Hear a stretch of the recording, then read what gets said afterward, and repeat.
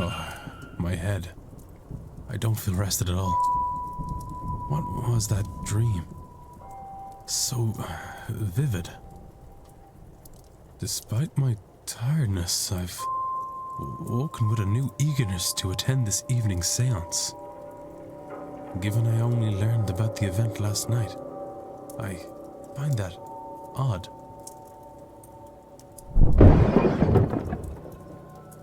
What on earth was that?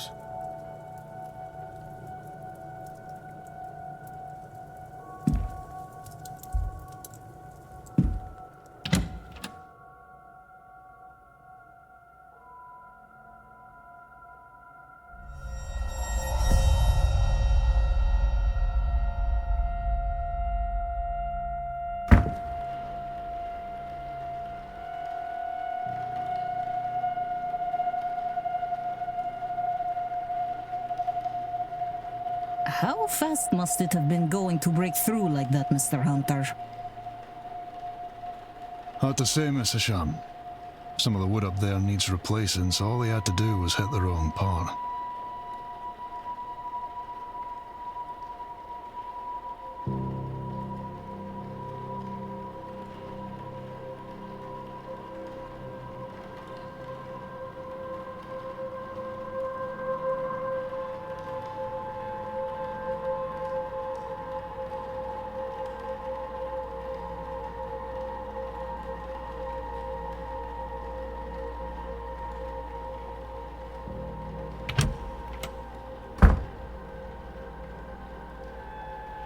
What is happening here, Mrs. Joyce? Myself and the Marquess were in a meeting with Miss Mantovani. Oh, sirs, it were a crow. Poor thing was dead on impact. But don't you worry, we'll get this cleaned up in no time.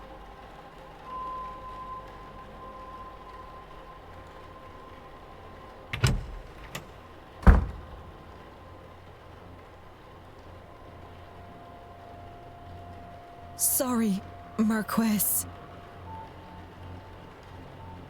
Miss Murphy? I was just coming to get you for young Master Walter. He won't eat alone. The food'll go cold for long. Well, then I shouldn't keep Walter waiting any longer. Come, I shall leave the rest of you to it, and trust everyone to have a good day.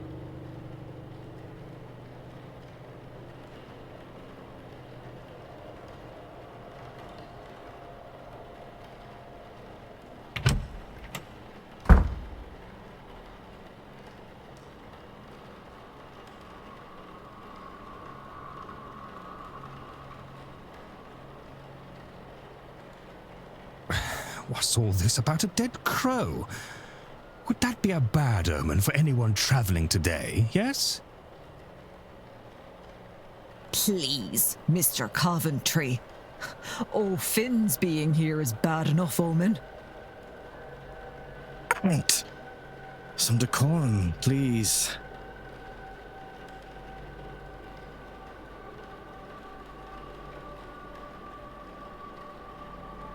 Ha!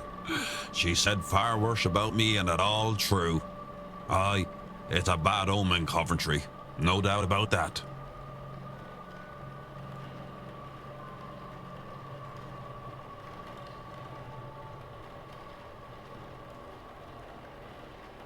A bad omen?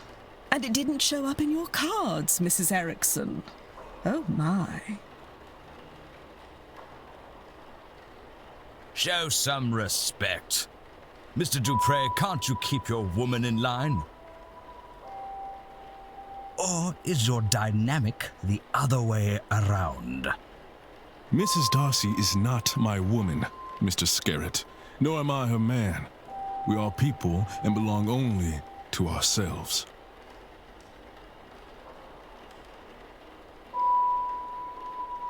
Actually, the cards are more of a tool, a guide. They reflect... Is there a need to prove yourself, Mrs. Erickson? Huh?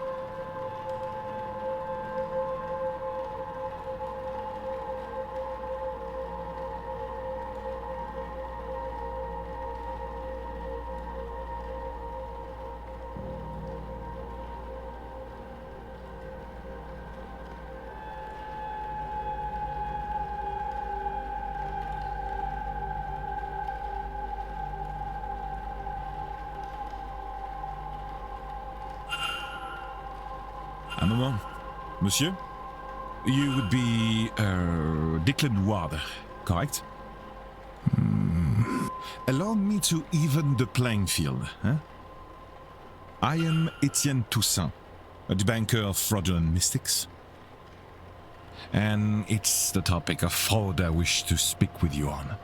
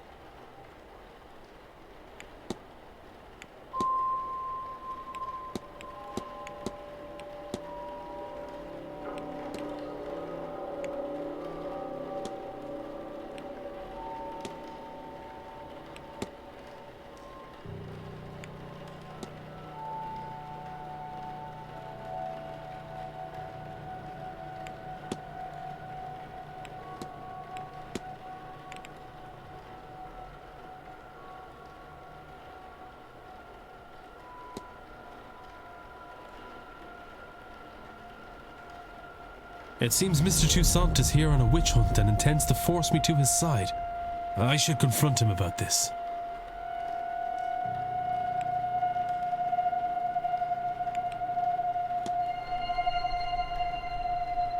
Quite right. Excellent. I had planned to do it myself, but once I saw you, I knew you would have to help, Detective. So, you do know who I am? Indeed. I am an investigator of my own sort, you see. It would be foolish of me enter a new country and not read the papers, n'est-ce pas? As for my own investigation, I have focused on Madame Hazel Erickson. I'll get to the heart of it. She's an out-and-out fraud. About this, I have no trace of a doubt. But my belief alone is not quite enough. I still lack evidence. Here, take this key. It will let you into room 19, Madame Erickson's room. There you can find something that proves the case. Of this, I'm sure.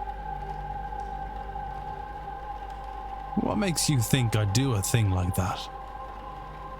That's your job, is it not? And you would want to keep your presence here quiet, no?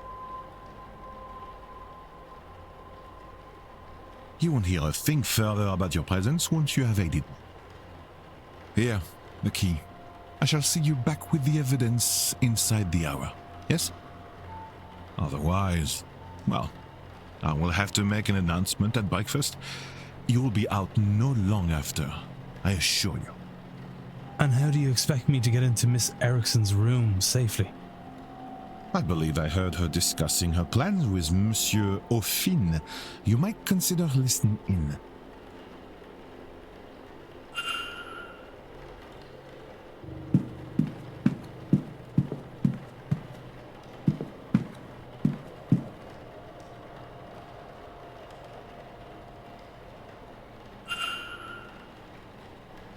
I'm sorry, sir, but do you have a pen I can borrow?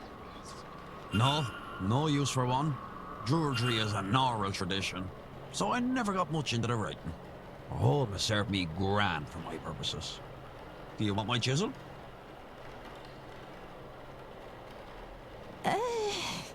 No. I was planning on taking some notes. I want to go downstairs and examine the energy left by that poor bird before breakfast. Why? I suspect there is something to be learned about our fortunes here. If only I could have gotten to it before it was cleaned up.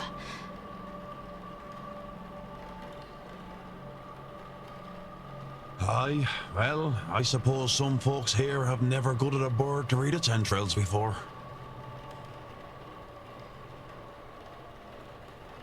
Is that some kind of Irish saying? No. Oh, well, you'll excuse me then.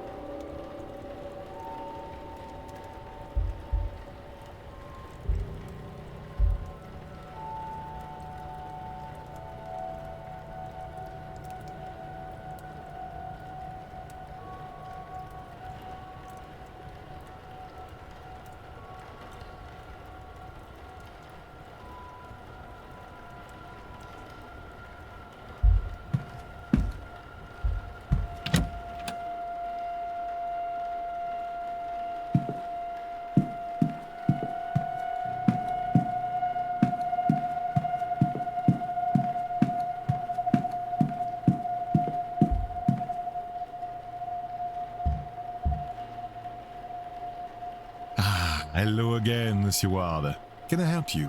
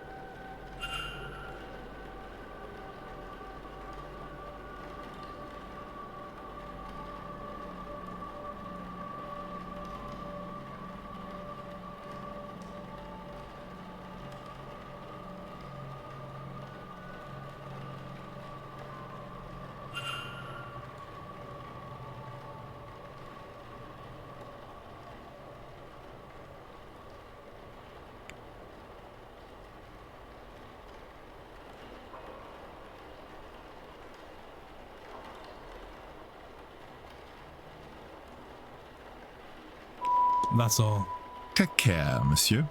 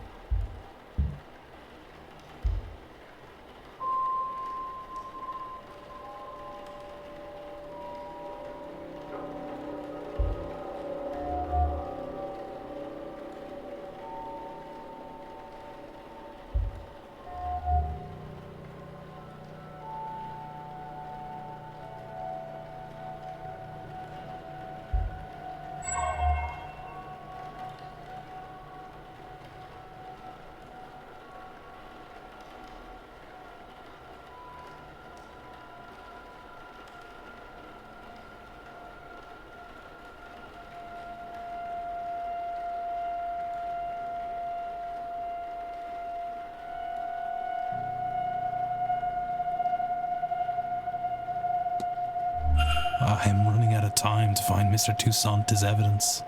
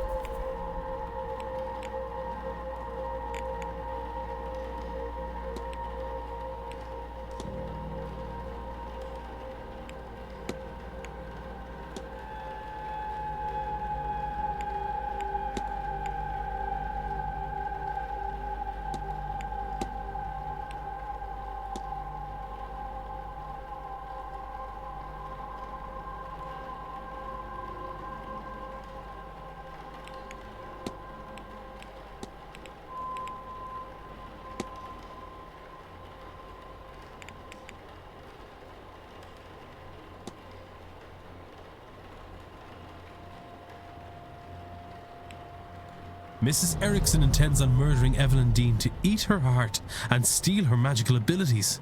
I must confront her before it's too late.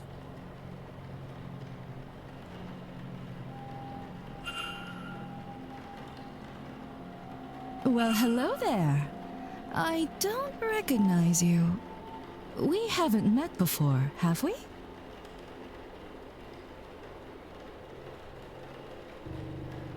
We haven't. I'm Declan Ward. Mrs. Erickson. Hazel, if ever we should get so friendly. I'm a medium by trade, so naturally I had to come to this gathering. I'm hoping to pick up some new skills before the end.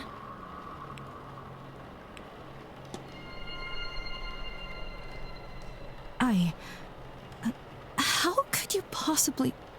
Can you, read minds? Or did you let yourself into my room to rifle through my belongings? Bad news for both of us, then. You can't say anything without giving yourself up as a thief. And who would believe you? Whatever it is, you're no mystic, so there's no way you can't understand. To know such secrets exist, such wonders to see. And to be kept from it by some abnormality. What's the reason? I've put the work in and nothing! Am I a soulless freak? Is that why? Am I to be punished in this life, and then again for eternity? Would you Well, I won't. I'll have my heart, my powers, my soul, and all you get by saying something is a nasty dealing with when I have them.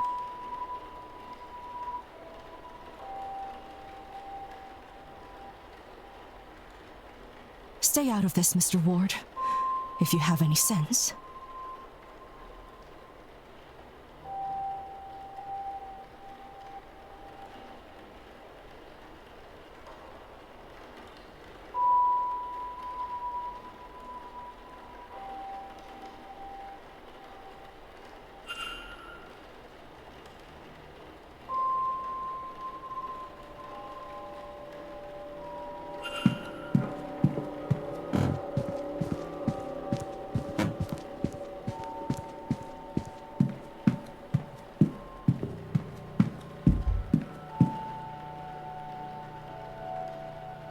Hello again, Monsieur Ward.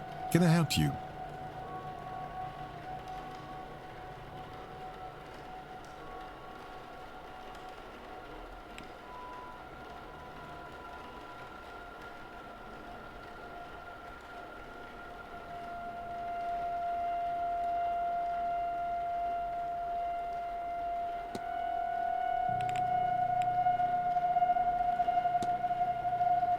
Mrs. Erickson has confessed to me. Quite a gruesome plan. She is indeed a fraud. She has no magical powers. She seems to be incapable of using magic, in fact. Something that plagues her, to the point where she will perform a ritual to steal the heart and magical prowess from another ear.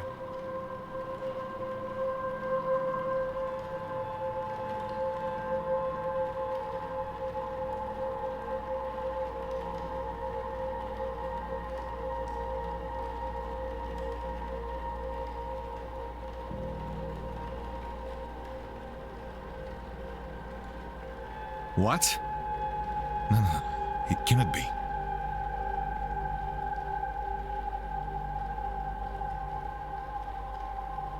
She is in dire need to feel magic. To have it, it seems. But also, she fears that the reason she cannot use magic is a flaw in her soul. She's blinded, of course, by our desires. Anyone who believes in a soul would also believe that there is no eternal bliss for them after murder. Especially in a manner so foul. What's more, now you and I know our plan. Here, take my notes. Let her know that if she does this, not only it will stain her in her God's eyes for eternity, but also we'll see her hanged and raised to this oblivion she fears so much.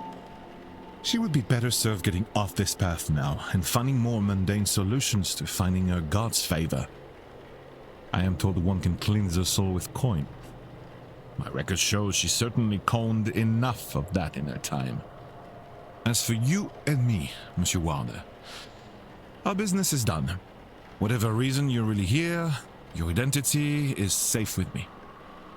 And as for this place, news of our plans has turned my stomach. I've had enough mysticism for this trip. I shall be sitting the séance out. Now, if you'll excuse me, I have notes to make in my quarters. Au revoir, monsieur.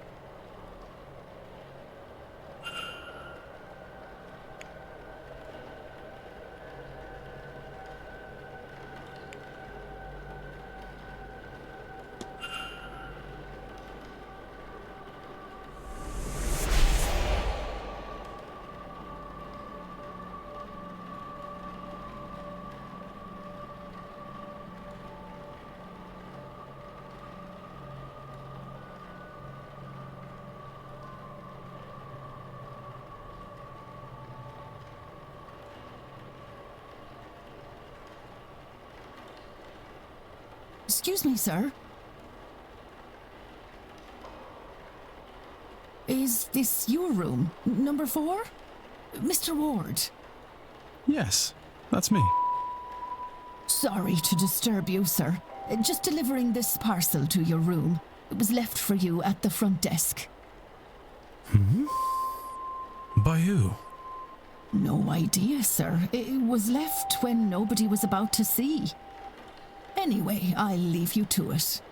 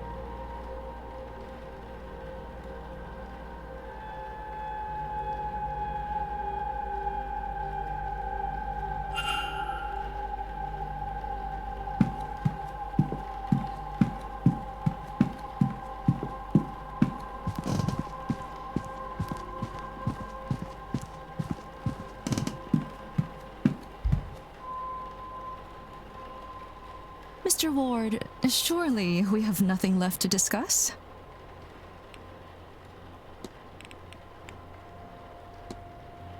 Mrs. Erickson, we need to talk.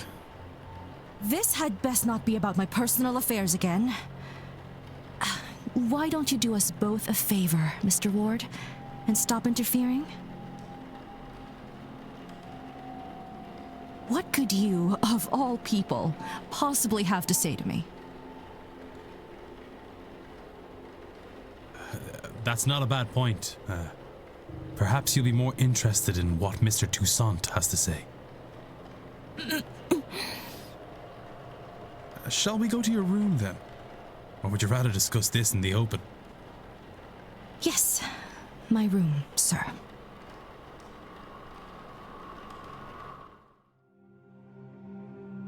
so you've read the notes and understand your situation.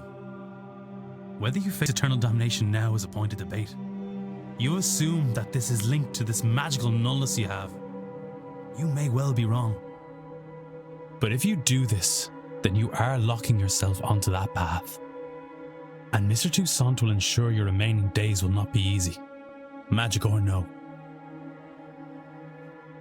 He's right. I'm a damned fool. I wanted so much to be special, to have what the others have. But now you have taken that hope from me. Maybe you will have saved my soul. But even now, I think I'd pay that price for a taste of that. If he wasn't going to rob my chance to use and appreciate it, I would curse you both if I didn't know there would be no venom in my bite. But he wins. I forsake this ritual. And I forsake this seance. I have no want to see others enjoying what I will never have. I hope they see their ghost and more. So much more.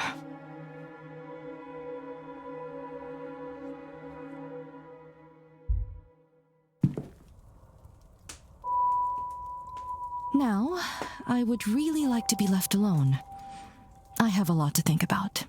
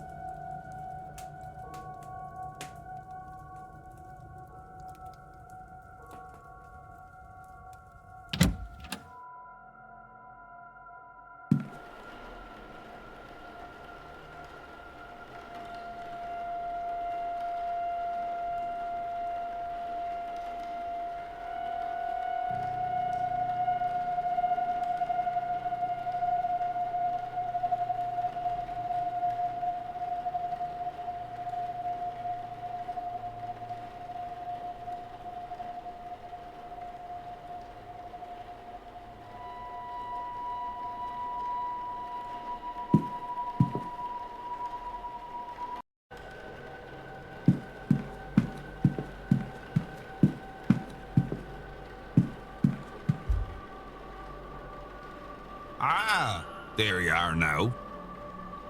Oh, I'm sorry, sir, but, do I know you? No, I never said such. Just plainly, there you are, and you are. You have me there, sir. Sir, I'm no knight. I'm done enough in, and you can call me such. I'm a proud traveller protector of these lands. Noted. I am Declan Ward. Also, not a knight. Good to meet you, lad. I take it that you've come for the seance. Ah, yes and no. I'm here because of the seance, but not for it. I have no urge to speak to the dead. I doubt they have much comfort to offer up. What interests me is those people who want to speak to the dead, how they intend to do it, and more, what they will be doing afterwards to clean up their mess. These rich people, they think because they force themselves on these lands they can do what they want to them? It won't stand. The land won't let it, and neither will I.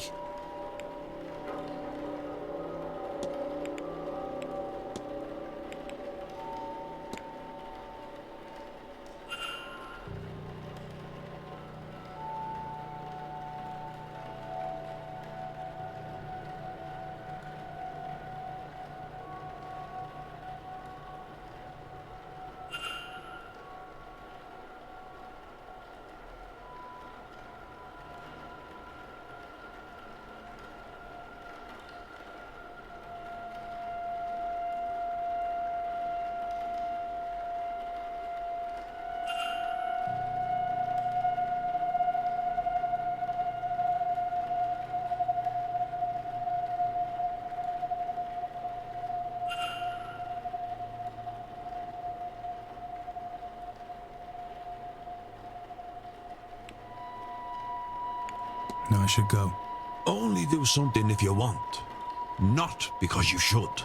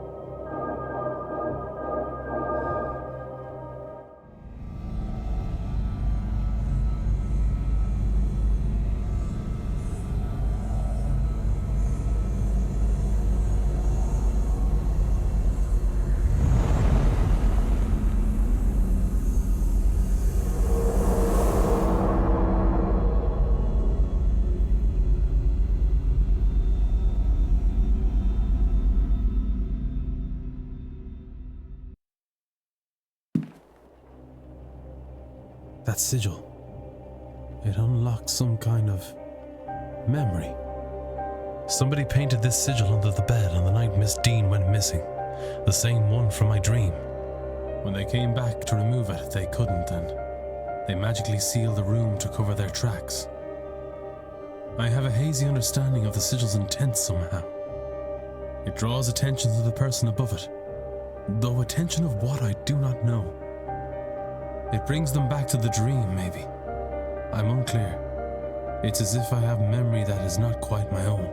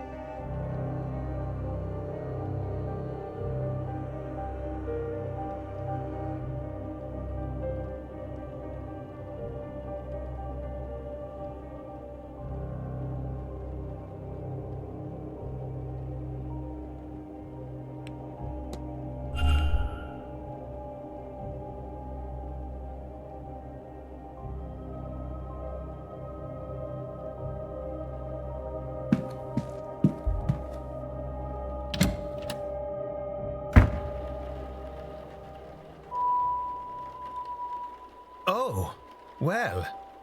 Hello there. I don't believe... Hold on. Isn't that... Yes, that's Evelyn.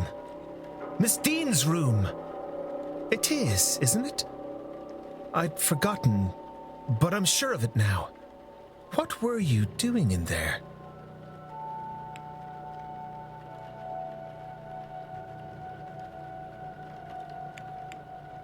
I'm looking into where Miss Deane has gone. Someone has reason to believe she's gone missing. She's gone? I thought I hadn't seen her. But I suppose I was hoping I'd just missed her. I mean, I saw her late on Tuesday night.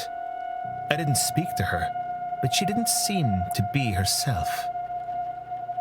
She looked like she might have spent some significant time at the bar. She went towards the east tower behind you. I considered following her to see if she was all right, but... Well, even drunk, she was faster than me with this blasted stick. Anyway, I'm not one to go chasing a woman. So... But if you believe something to have happened to her then... Well... As I mentioned, she was out of it when I saw her. I'd say she was at the bar, and that is likely true.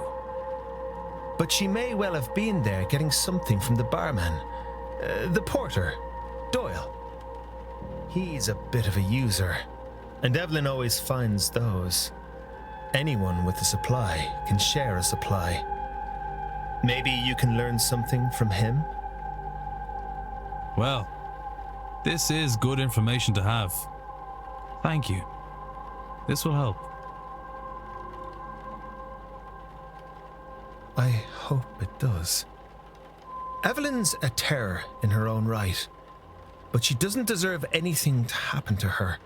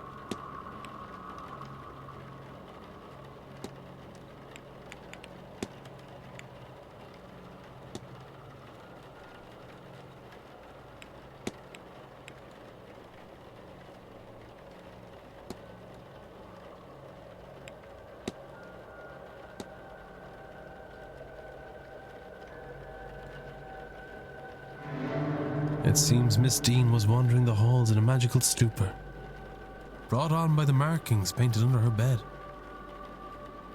What does this tell me about the culprit?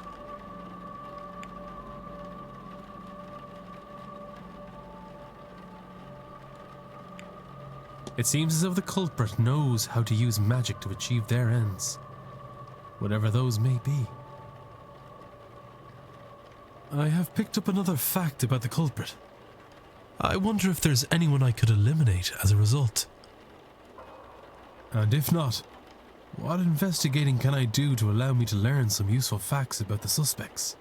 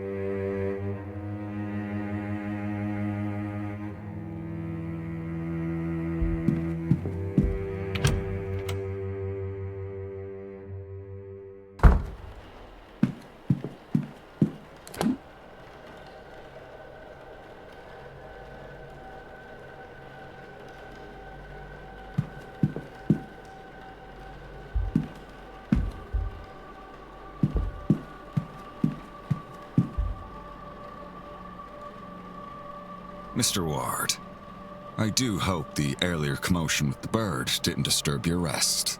There is breakfast in the dining hall from 9 a.m., located in the east corridor here, and your fellow guests will be giving talks throughout the day in the drawing room, located in the west corridor. Is there anything else I can help with?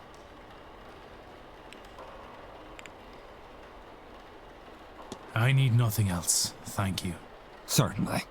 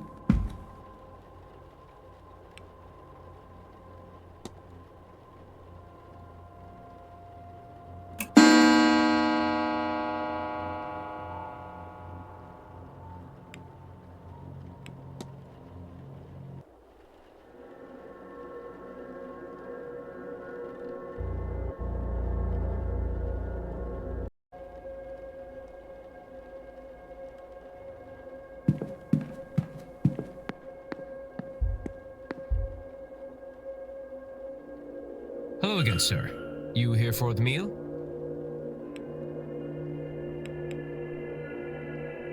Oh, sorry, sir. My name's Doyle. Seamus Doyle.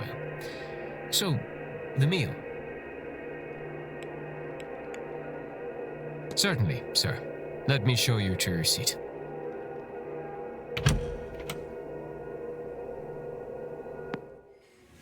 If you're looking for a seat, you're welcome to join us.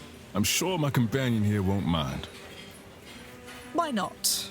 I'm being educated on the specifics of tomorrow evening's séance, and why, apparently, is so impressive.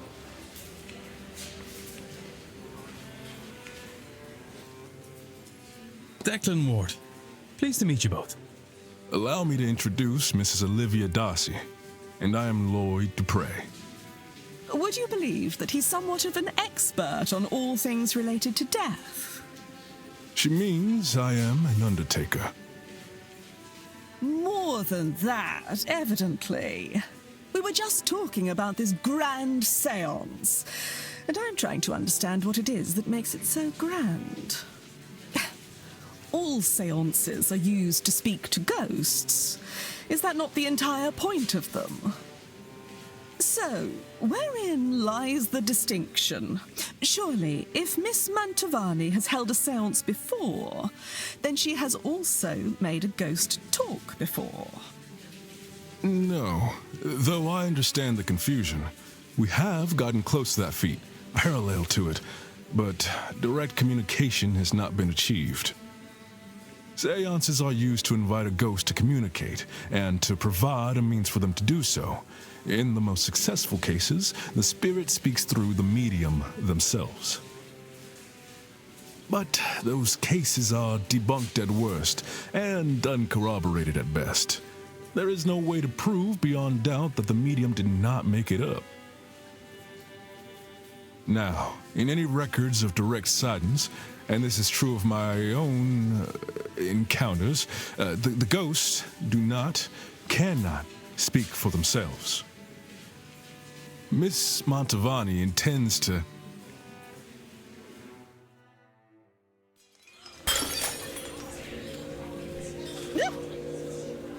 Oh dear, I've made a right hames of this.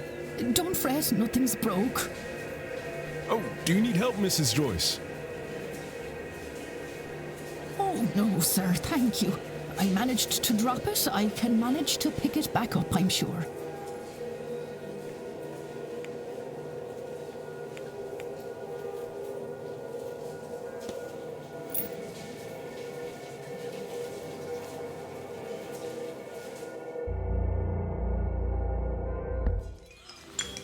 What a ruckus. That poor woman. Anyway, where was I? Yes. The hope is that Miss Mantovani, with the right time, place, and people around her, will cut out the middleman, or middlewoman in this case, and have the spirit speak for itself. Is that really possible? Tomorrow night, the veil between worlds will be at its thinnest, and it's especially thin here, in this part of the country. Then, the hotel. It's not without its storied history. Plenty of uncrossed souls in these walls. That, of course, is where the danger lies. Danger? Spirits aren't to be trifled with. That gets forgotten sometimes.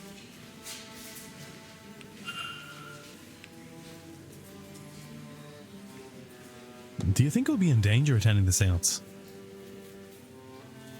I am putting my trust in Miss Mantovani. I don't believe she'll lead us wrong. We'll be fine, I think, so long as no one disturbs her workings. Perhaps I'll stand farther back from the proceedings than I initially planned. But I don't think I'm done with my questions, Mr. Dupre. I want to know more about your practice. After breakfast, would you join me for some air out front? It would be my pleasure. But I could have sworn I'd left my key here. Maybe I dropped it. I'm sorry, Mr. Dupre. We will have to postpone that conversation. Once we're finished here, I'll need to go to reception and ask whether anyone has turned in my key. Of course, madam. I'll be in the courtyard, should you find time to join me.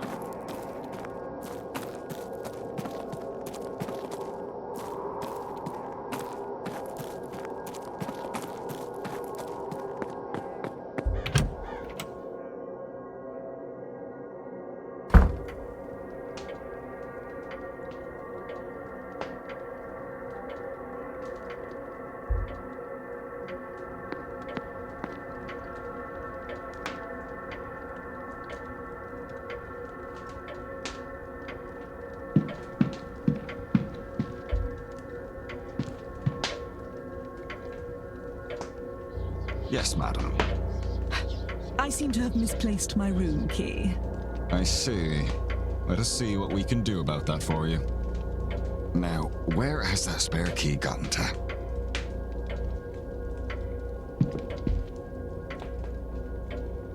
Mr. Ward, you've come back to me.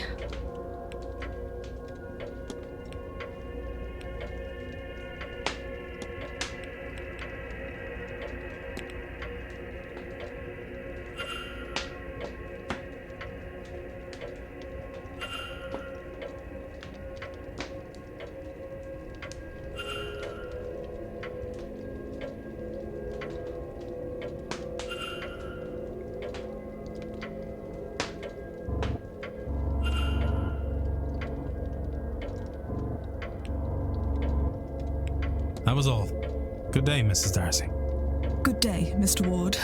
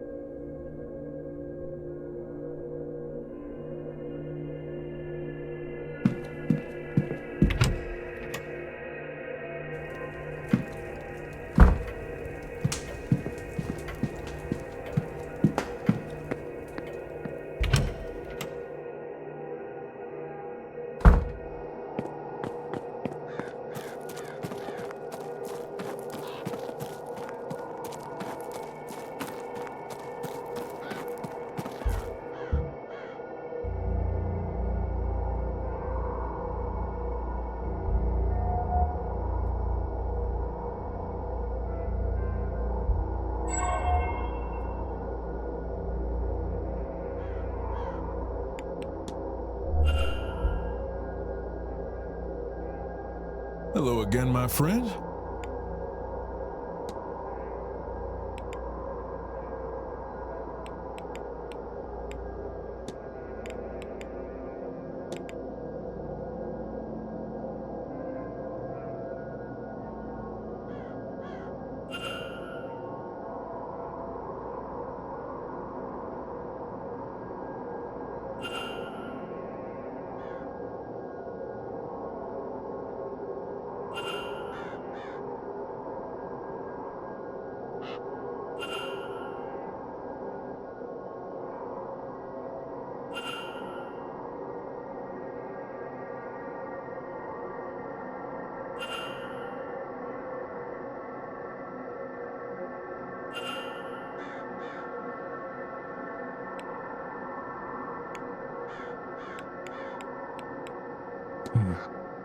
I've taken... Not at all, Mr. Ward. But I won't keep you.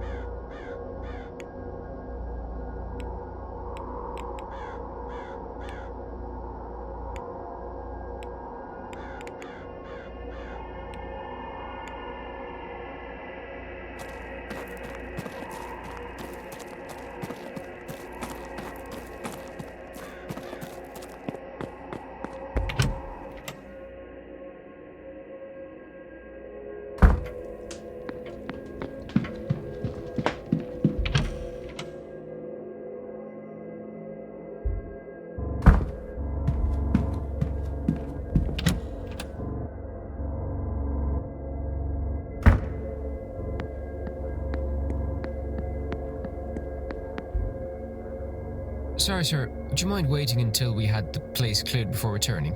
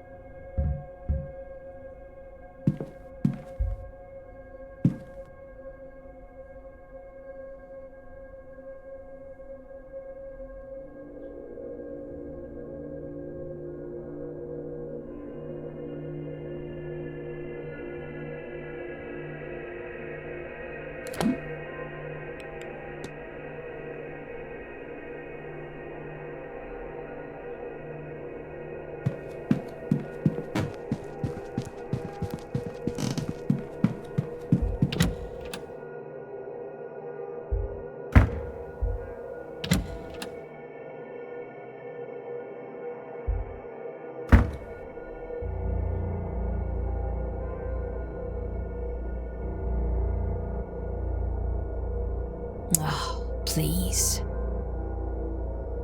You think this is the first time I have had scripture nailed to my door? And Leviticus 20:27? This is not even original. I think I know who did this. I will have to talk with her. But for now, I need a moment to sit.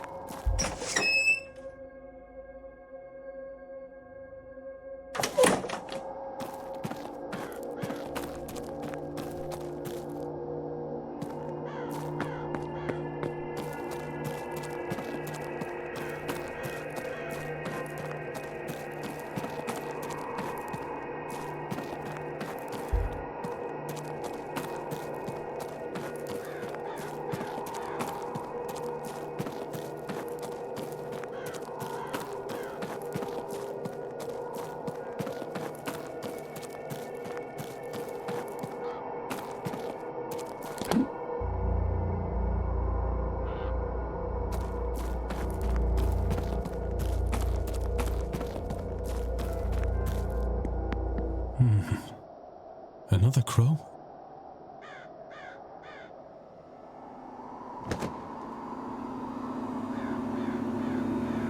Is that Master Walter watching the grounds from the Blake residence?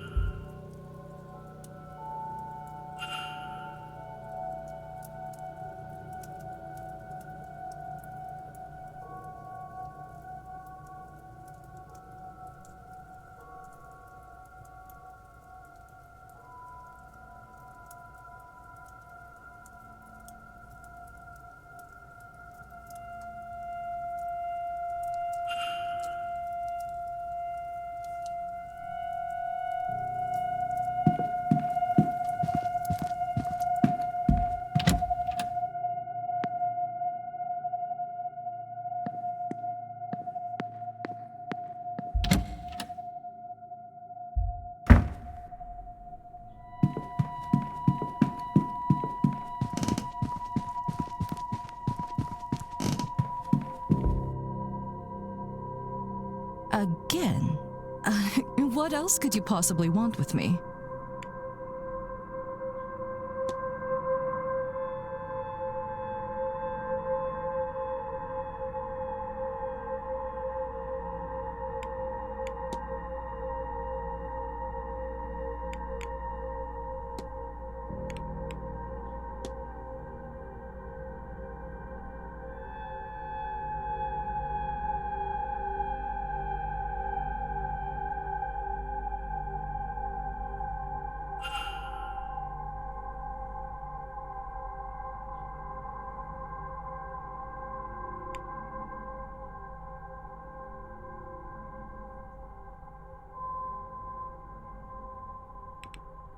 I won't bother you anymore.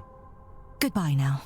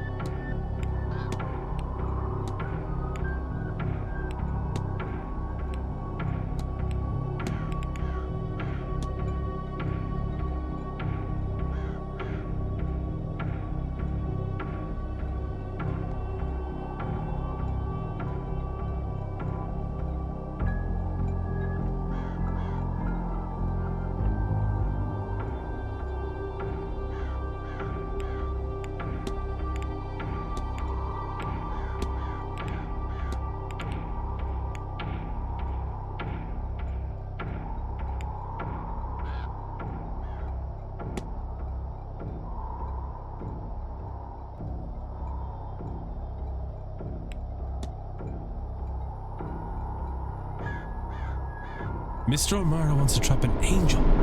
I should find and confront him about this.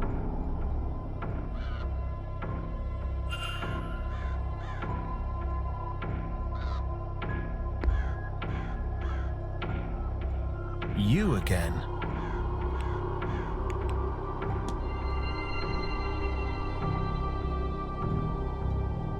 Am I so easily read?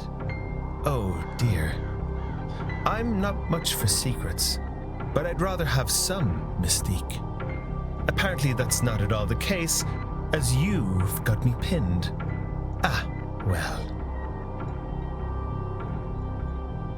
It's true, after all. There's an angel somewhere about me. I know it. But I can only ever see it when I am, well, close to death. If only I could speak with it. Find out what it is at once. But I never get more than a few moments. A few words. But I can't continue on like this. I'm not entirely heartless. If something more permanent were to happen to me, my poor mother. So, whatever it is behind that veil of life, yes, I intend to seize the thing, to take a hold of it and get my answer. For better or worse.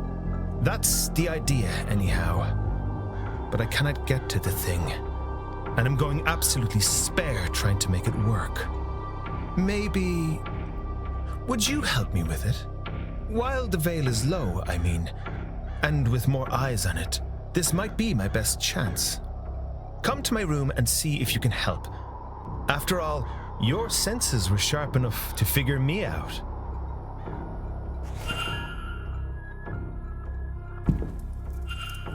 Here, this is a Babel stone. It's used to translate Enochian, the language of angels. Do you think you can figure out how it works? It's a matter of translation, I think, for a name. The notes are here in my trunk.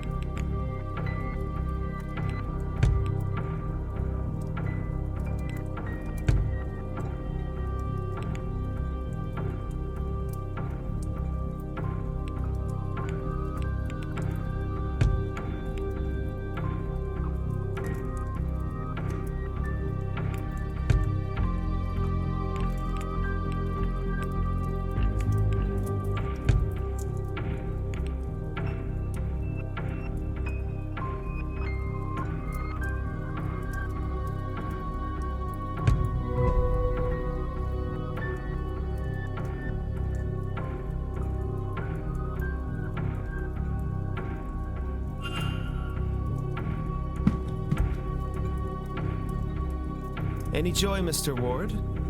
The notes for the Babel stone are just here in my trunk.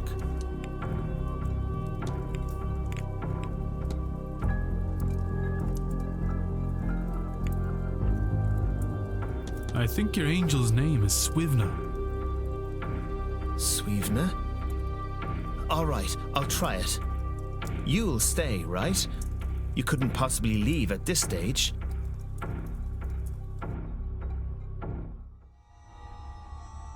Okay, so we've drawn the trap. Now, I just say the thing's name. Swivna, come to me, O angel of mine. Ah! It worked!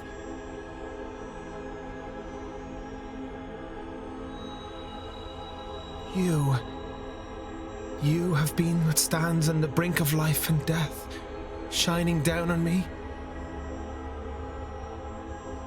You are the thing that I've seen, the light. You have been what I couldn't reach. But now, I can see you. I can see you.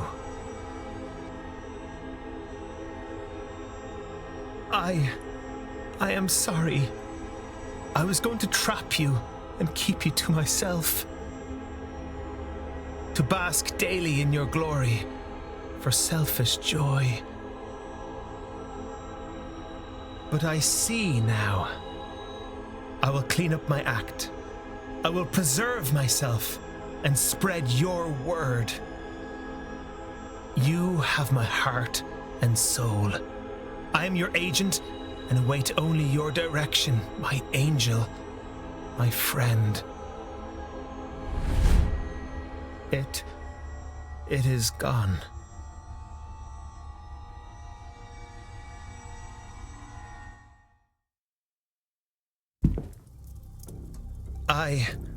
I really thank you, Mr. Ward, from the bottom of my heart. I knew I could only carry on as I was for a short while longer, but I could not stop myself. I needed to see, to know, and you have helped me truly open my eyes. It's hard to explain such a revelation in oneself. I'm a different man to the one I was even 30 minutes ago, that much I know. But who I am now, that's yet unknown to me. I don't know whatever journey I've just started, but for the first time in a while, I'm thrilled by the very prospect of it. I believe Swevna, wants me to attend the séance still. Swevna wants to witness it. Maybe through me? I don't know. However this works, I get the impression that something will happen there. I feel as if I will be safe. So I guess this is a warning for you and the others? But now, I need to sit down. Would you kindly see yourself out, Mr. Ward? And again, thank you.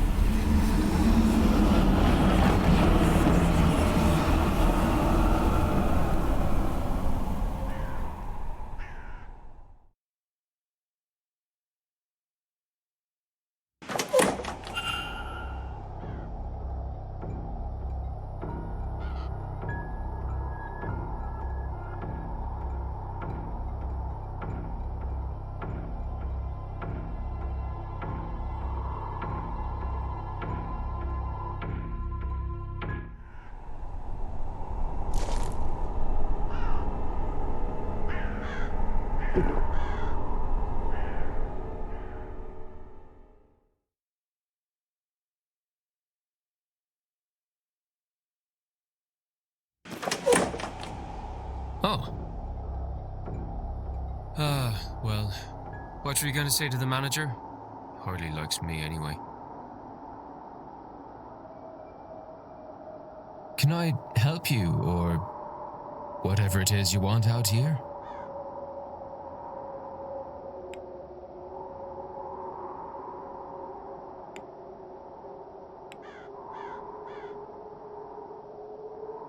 I'm less likely to be bothered when I'm on my break. Not completely safe, though, apparently. Well, from the likes of you. Other people seem to forget that anyone could be in here at all. When they take their arguments outside, forget they might be heard. Have you heard anything interesting? Tell me what you heard, and I promise this encounter stays between us. Fine. Deane. Evelyn Deane. Her. Last Tuesday, work was quiet, so I slipped out here. I overheard her having a fight about something.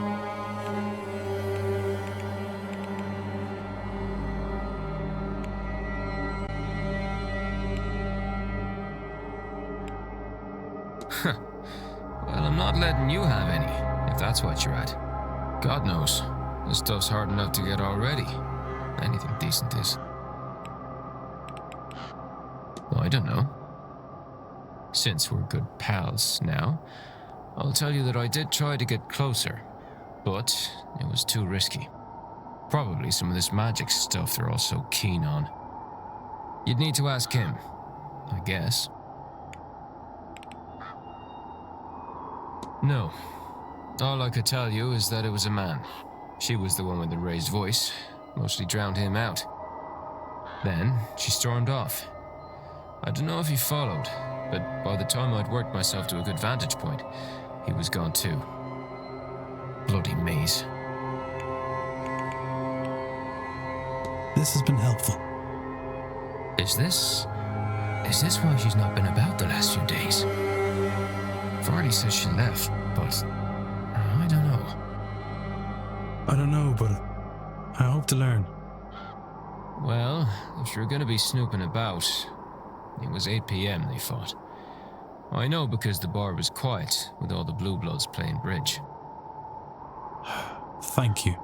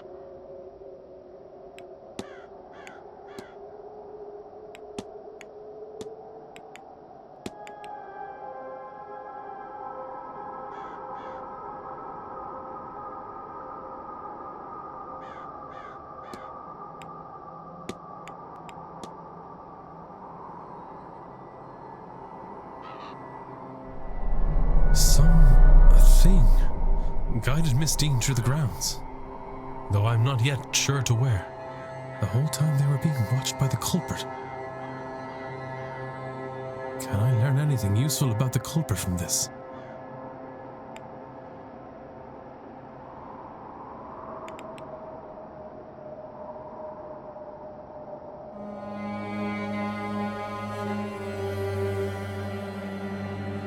The extra prints in the hedge maze must belong to the culprit. So now I know they wear a medium-sized boot. I have picked up another fact about the culprit. I wonder if there's anyone I could eliminate as a result. And if not, what investigating can I do to allow me to learn some useful facts about the suspects?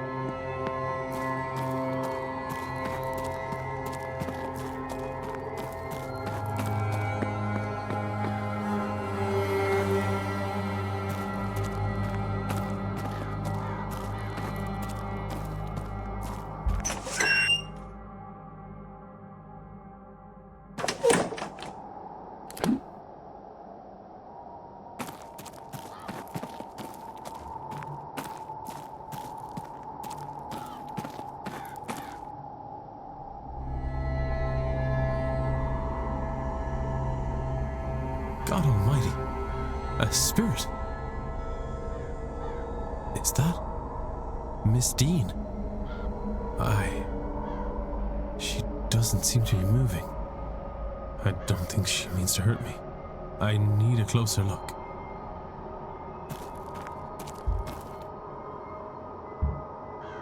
I found this. Does it help?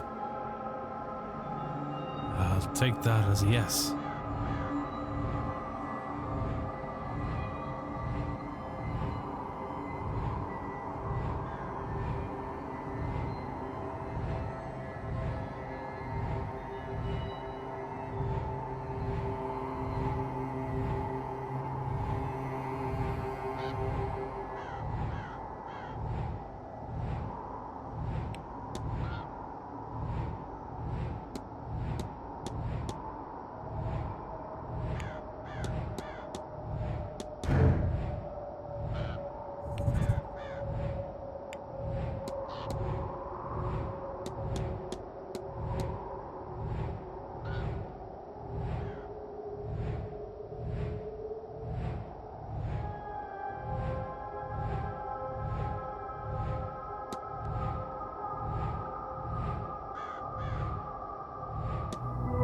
Ashes to ashes. Is that it, miss? It must be. Ashes to ashes. Do you mean your urn? Or less?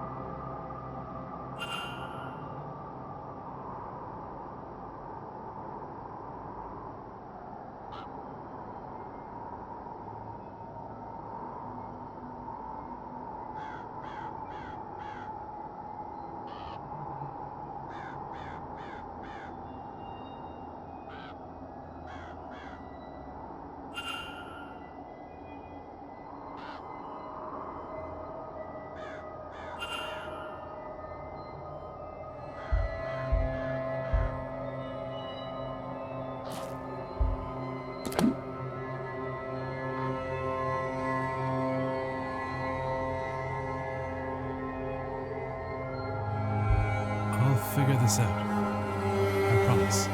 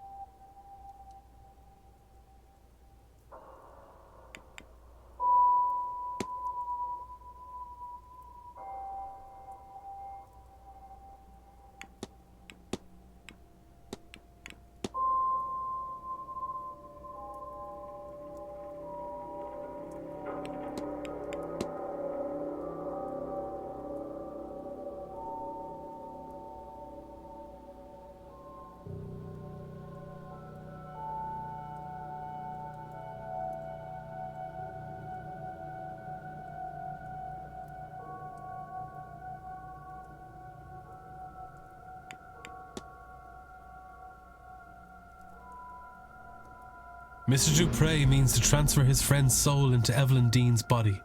I should find and confront him about this.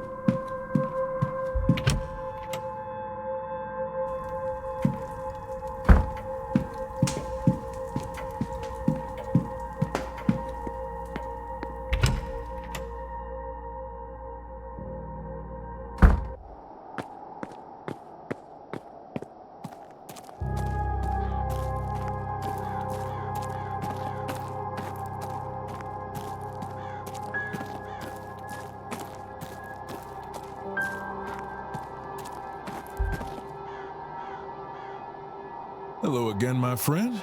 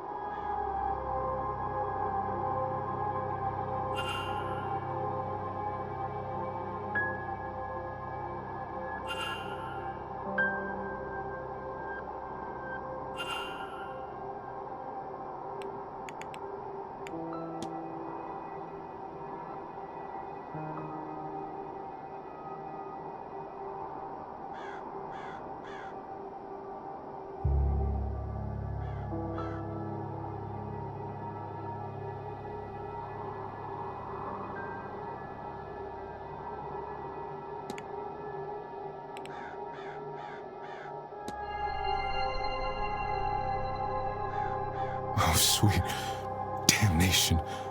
Maman, how could I keep the company of such dark thoughts? I didn't do it. I could never. It goes against everything that we...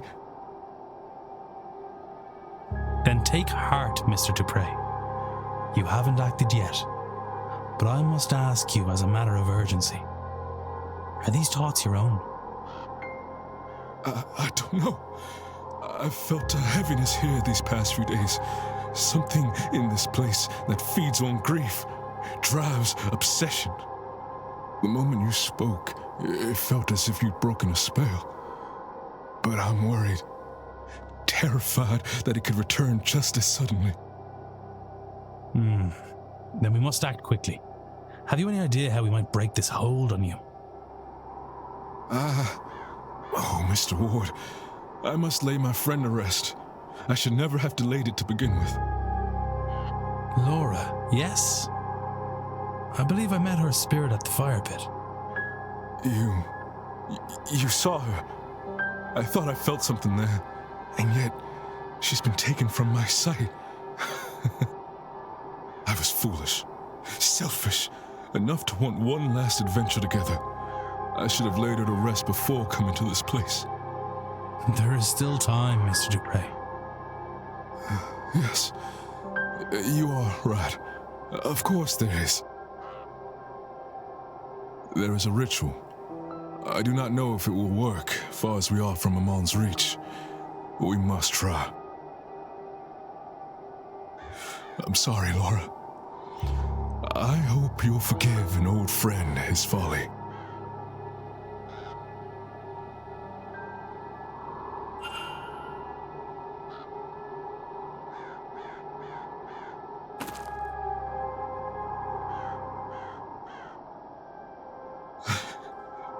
Hello, old friend. I can't see you, but I know you are here. I'm a fool for trusting only my treacherous eyes. Perhaps my time here has somehow cut me off from you. Am I so corrupted that you're lost from my sight forever? I can feel you laughing at me. This is serious, Laura. I could have... Yes, all right. I just thought we'd do one last mad thing together. It was blockheaded. I know.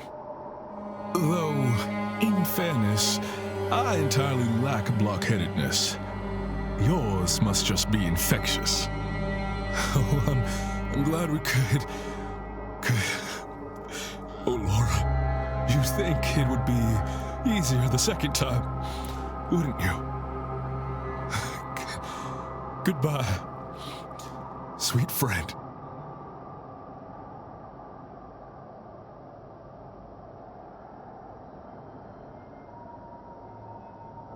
Is it? I don't think it's working. I can still feel her here with us. You are right. She has not gone. I am sorry, Mr. Dupre. She's trapped, Mr. Ward.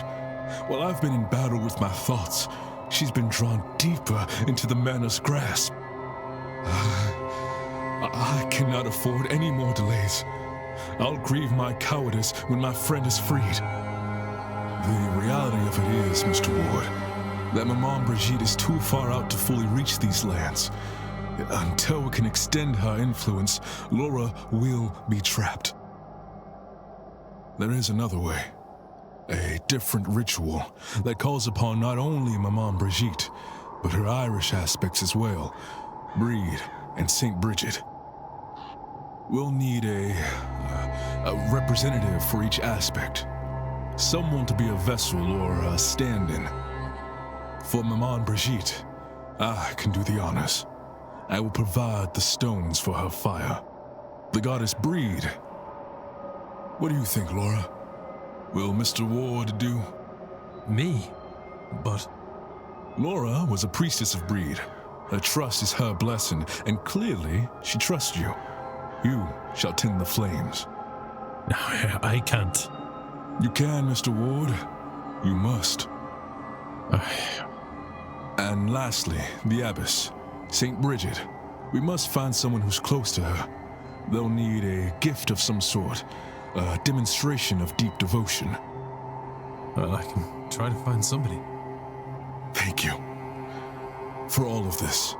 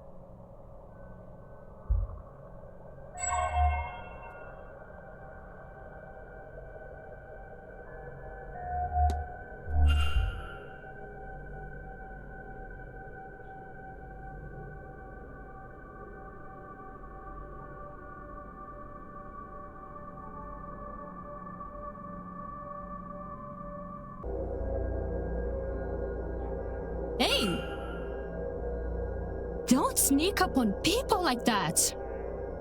If you were the porter with my telegram, sure. But no, just some guy getting too close. Who are you, anyway? Sorry to alarm you, miss. I'm Declan Ward. I'm a late arrival. Oh, the guy Quinn called out this morning. That must have felt good, yes? I am Inês Barbosa. This place is boring and cold, but the boat over from Brazil was worse, so I won't complain.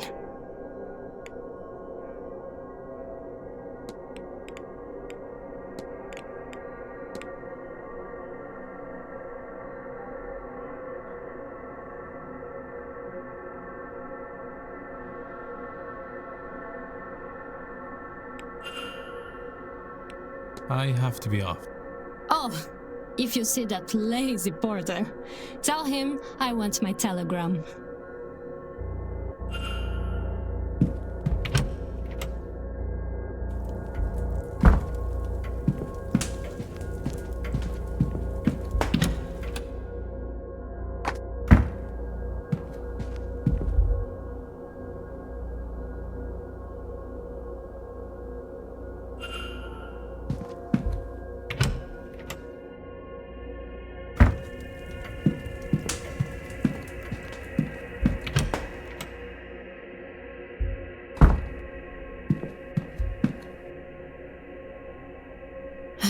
More questions?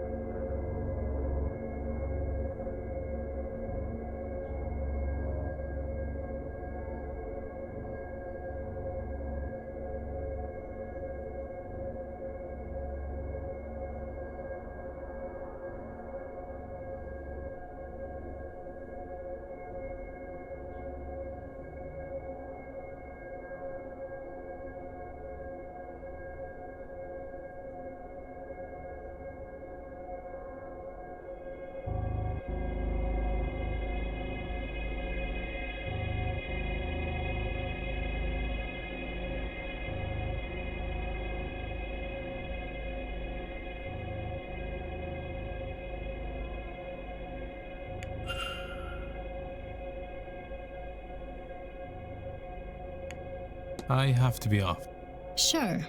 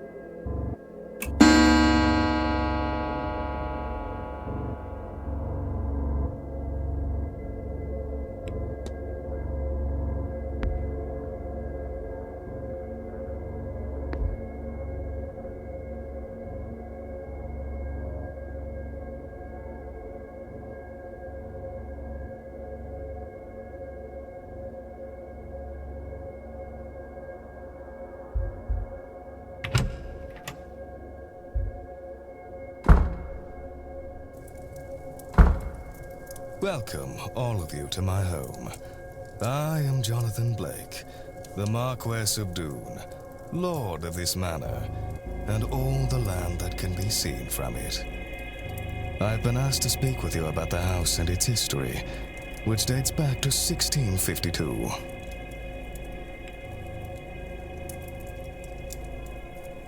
My ancestor, Edward Blake, was granted this land in the winter of 1651. The following summer, work began on the castle that, in turn, became this manor. The building has been expanded many times over since then, and you would be hard-pressed to tell the original building and the additions apart. But the main compound is roughly expanded to 5 times its original size. This is not counting the basement, which was added in the late 1700s. Of course, the Great Famine was hard on much of Ireland, and we were no exception. Those were hard years on the land and our family. My father sold much of the estate and made some daring investments across Europe. They did not pay off. And so, when I was of age and title, I turned the manor into a hotel. What remains of the land is still farmed or forested, of course. You, sir, a question. Thank you, Marquess. Not to turn things gruesome, but is it true, what they say about the walled-up rooms? Spending too much time digging around in our library, eh, Mr. Scarrett? Certainly, it is rumored that Percival Blake bricked away 2 young lovers for angering him. Sat across from one another so they could hear each other's final days. That said, no such chambers were found, nor records of work being done that matched the timing. It is true that a young couple did indeed vanish with no record, but that wasn't uncommon for that era. Over the years, some staff, and yes, even guests, have reported hearing sobs from a young woman in the east of the manor, but given the lack of evidence, these are likely flights of fancy. As such, we continue to display a portrait of Percival Blake. That said, I did have it moved from the main halls on the staff's request. Now it is in one of the towers, though I can't recall which. Thank you, Marquis. Any more tragic deaths to share? All death is tragic, Mrs. Darcy. I'm not sure this place has any more tragedy than any other family in this land. Then why all the ghost stories? I don't think we all gathered here for no reason.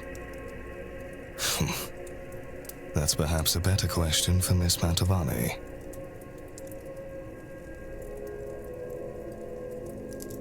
No more questions? Okay, let us conclude then. Thank you all for your time. I shall take my leave, but I hope you enjoy the rest of your stay here at Blake Manor.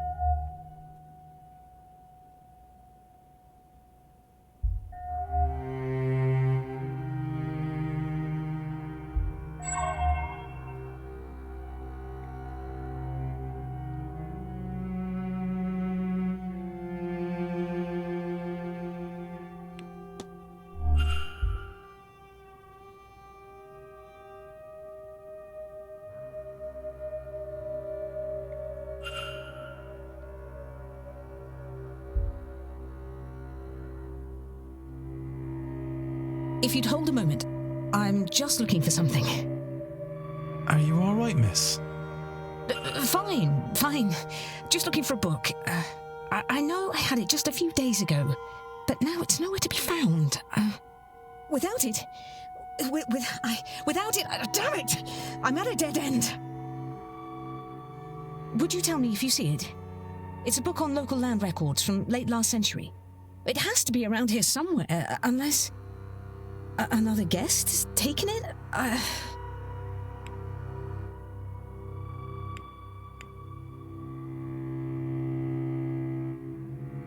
Actually, I believe I might have the records you're looking for.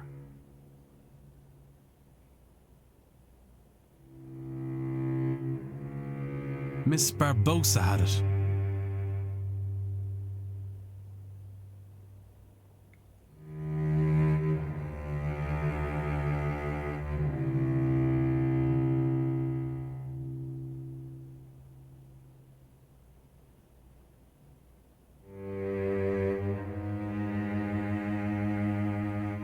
Rest assured, miss, we haven't met. My name's Declan Ward. I've only arrived recently.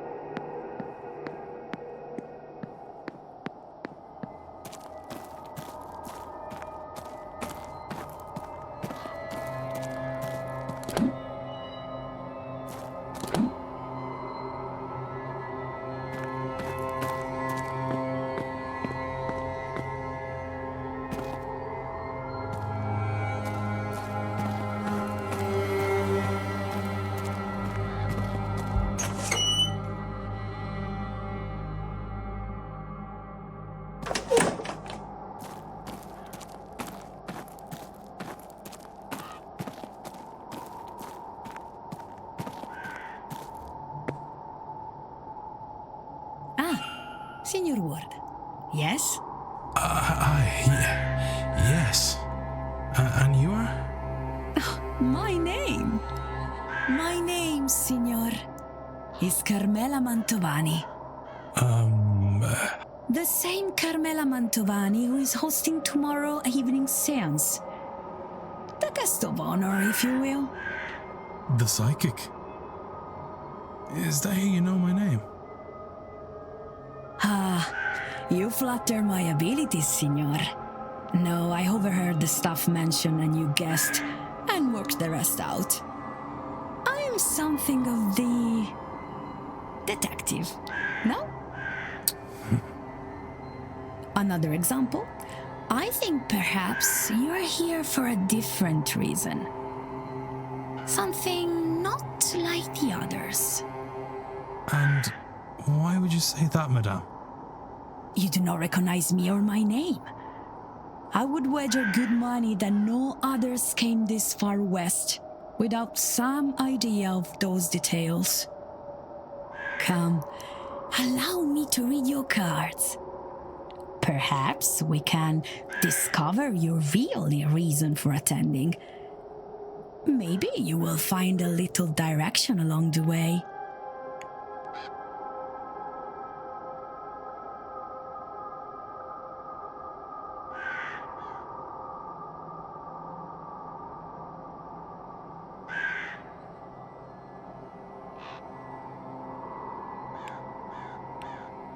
After that display, how can I refuse?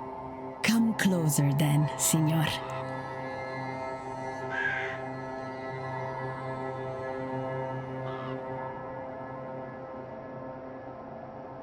A 3-card spread, Signor.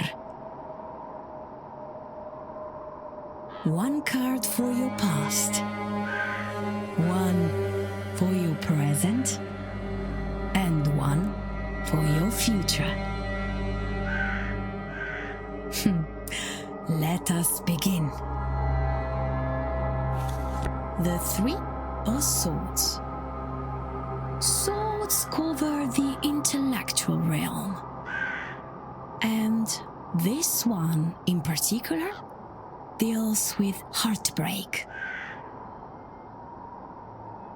Love, perhaps, but also grief, sorrow, perhaps even betrayal. Surely your cards can tell you which. They're pieces of paper, Signor. They can't answer anything. They put you in front of questions that you may choose to ask yourself. Or not. If these cards are to mean anything, only you will know it. The Tower. Major Arcana. These cards deal with big, life-changing affairs. As you can see, lightning, fire, destruction, and chaos are the purview of this card. That sounds bad. What is bad? This card would suggest that you are, or soon will be, in the middle of something significant and unavoidable. Bad is not the right word, but neither is it good.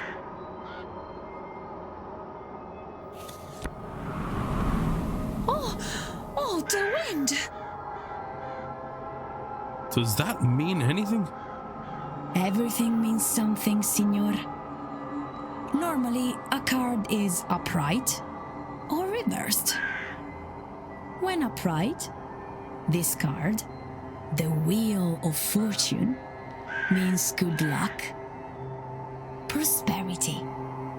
Reversed, it means, as you may suspect, bad luck and the misfortune. On its side, I believe it means both are possible. I think your future, perhaps all of our futures, are very much in your hands. I However you resolve your tower, this here and now, your own reason for attending, it seems likely to affect us all. You see, I was not wrong. There is more for you here than a mere séance. Indeed. Though I am unsure what all this means. It means, Signor, tread carefully, but act decisively. So much hangs in the balance. And now, perhaps a more traditional conversation, see? What should we discuss, Signor Ward?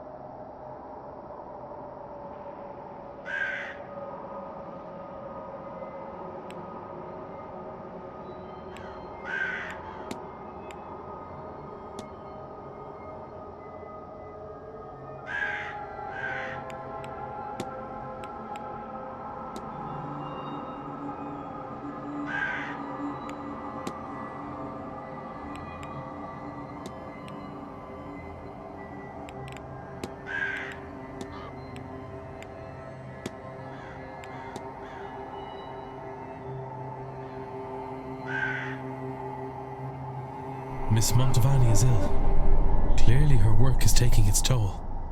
Another séance might be too much for her body to handle. I should find and confront her about this.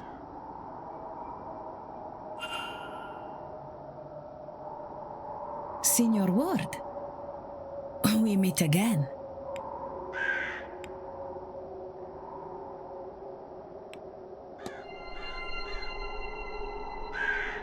It is not just those of us speaking to ghosts who are uncovering secrets, is it, Signor? I have had time to consider, to decide. This is not where I wanted to spend my last days. But at last this way, my death will have used the last I have spent on this Grand Séance. It will be something to be remembered. And this contract will serve my family well. It is not perfect, but few things are. Signor Ward, I have a favor I must ask of you.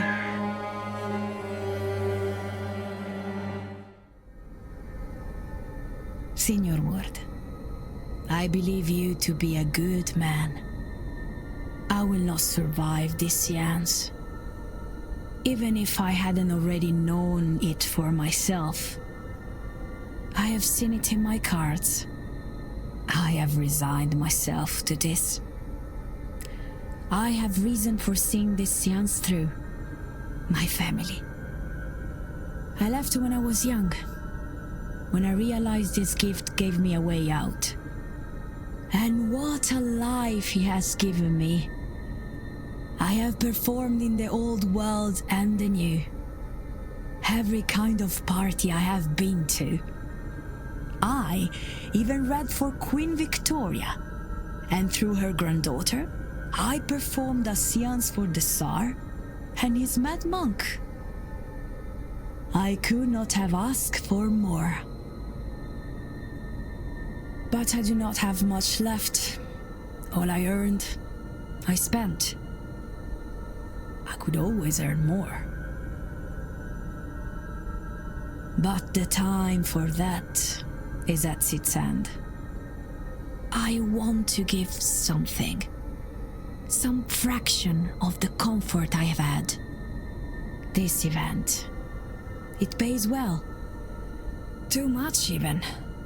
But at a time when I needed much. But now I fear I will be gone before I can get this money to them.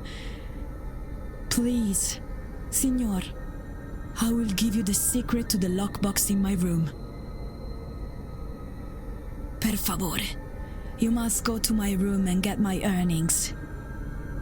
Take this symbol. It will open my lockbox. A key to my room. I suspect you already have. When the séance is done, please, ensure my family gets the full amount. And let them know I am sorry that I left, but that I love them always. Of course. Grazie. Now, go.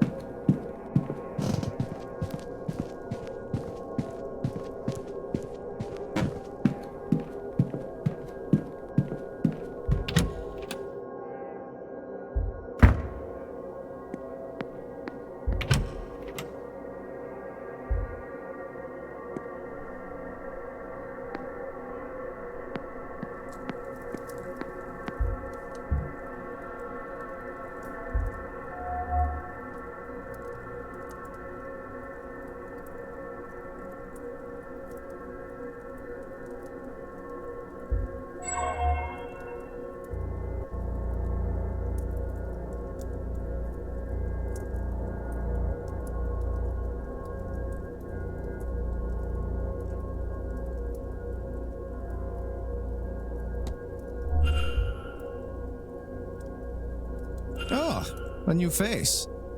You're a little late, but you haven't missed the main event at least. Who might you be? My name is Declan Ward. Pleased to meet you, Mr. Doctor, as it happens. Dr. Rory Callahan. Very pleased to meet you too. And yes, before you ask, I am related to Thea Callahan, her nephew and apprentice. But I've taken what she's taught me and improved it through the application of science. And this weekend, I will prove the value of my approach, once and for all.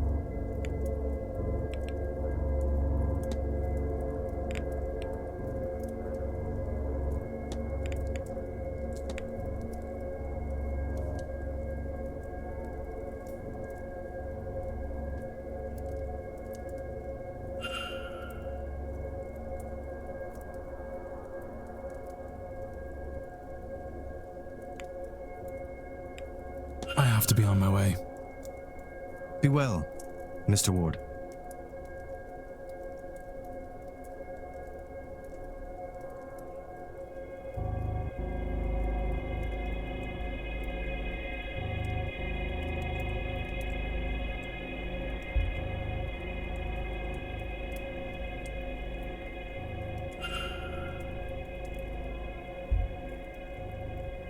Mr. Ward, what can I do for you?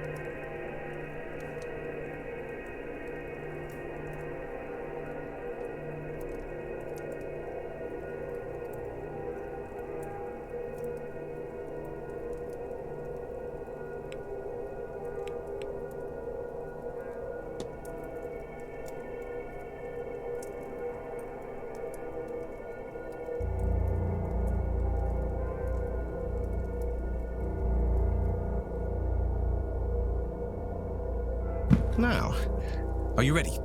Comfortable? Yes, I think I am. Then sit still and look at the camera.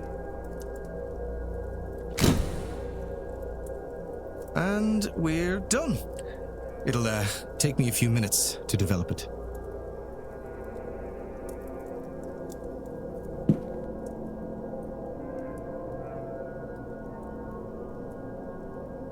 Please, Doctor.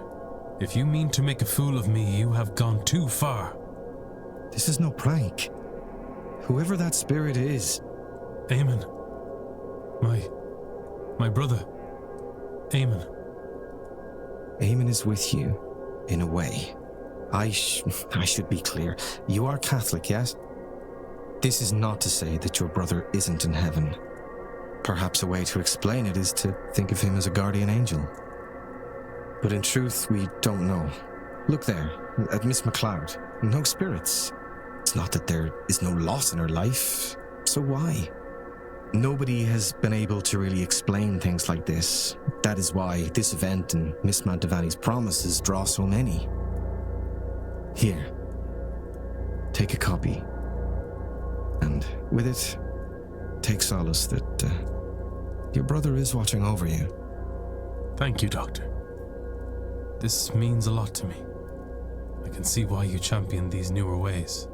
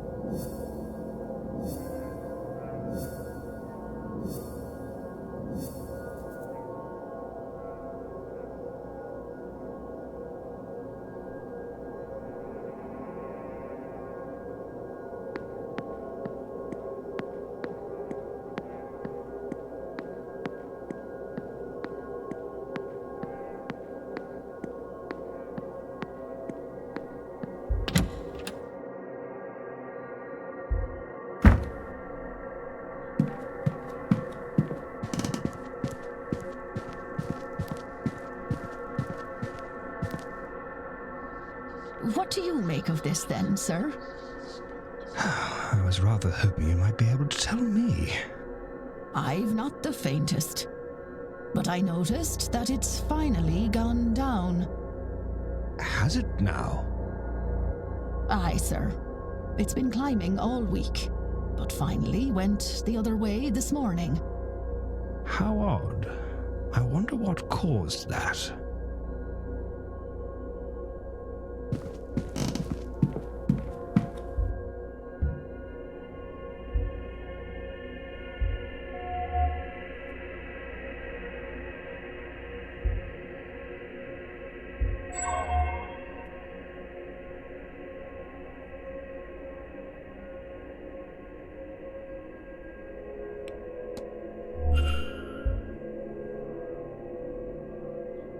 Hello, Declan Ward, miss.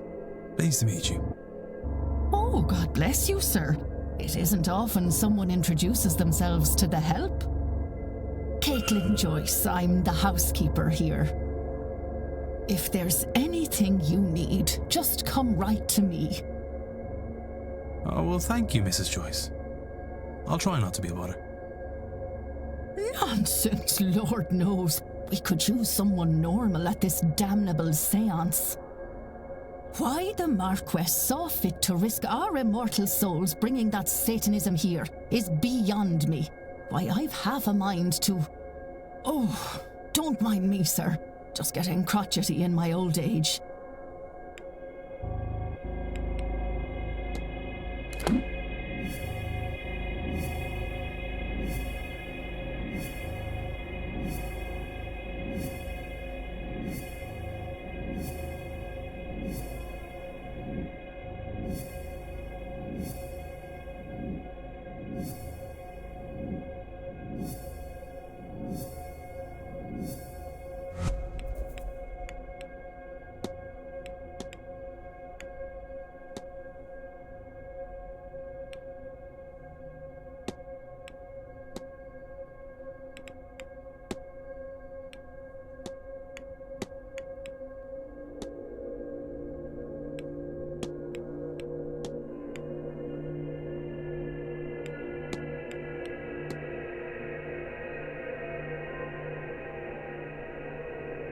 Mrs. Joyce intends to stone Miss Montevani to death.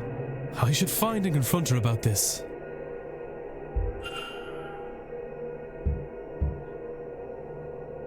Good day. Hello, sir. Anything I can do for you?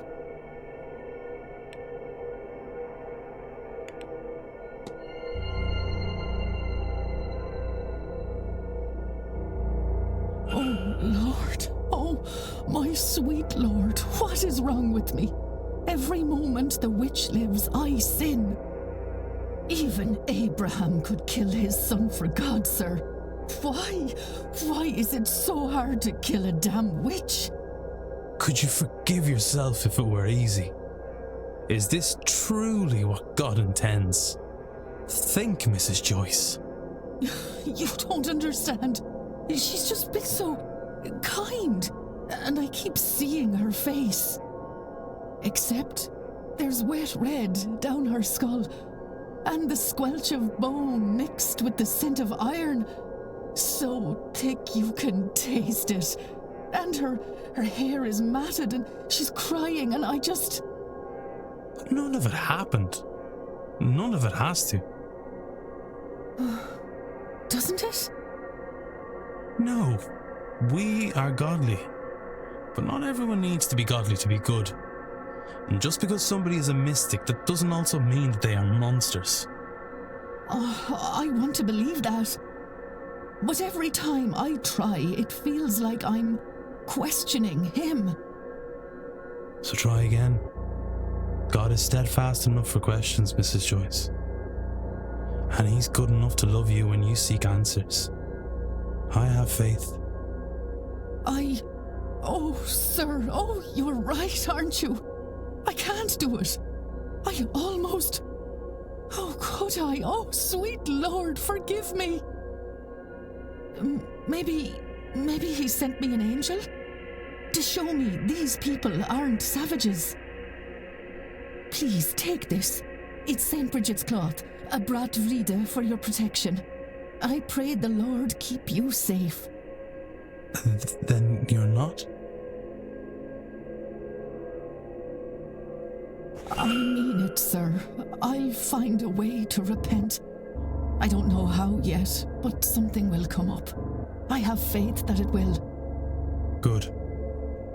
I know this is a lot. I'll be back to check on you, Mrs. Joyce. Good day. Hello, sir. Anything I can do for you?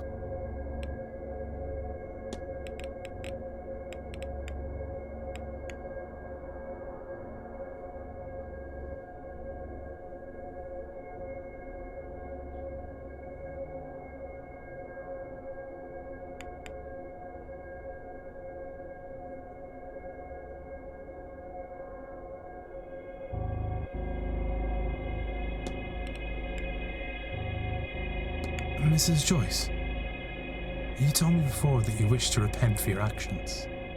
Is that still true? Oh, yes, Mr. Ward, it is. In that case, Mr. Dupre is in desperate need of your help.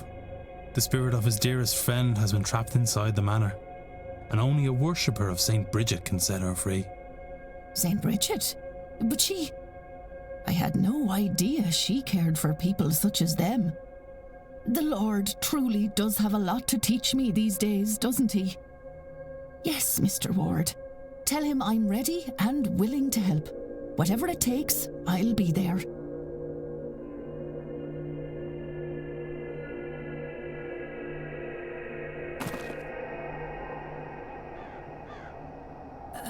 Hello, sir. Hello, Mrs. Joyce. Do you know... I cannot find the right words to say. Oh, thank the Lord, sir. Me too. I suppose. Thank you, Mrs. Joyce. I can't imagine this is easy for you. What can I do to make this less frightening? Sir, you are in mourning. I should be the one to ask that question. And yet you're asking me, who treated all of you like... Oh, you're all so different to what I expected. let me try to be different too, sir, and tell me what to do. Simply be here, Mrs. Joyce. That is more than enough.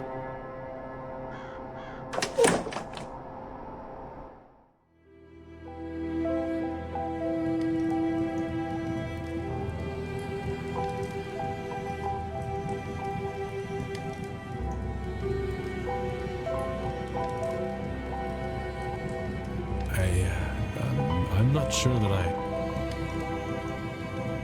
You fear the flame, don't you, Mr. Ward?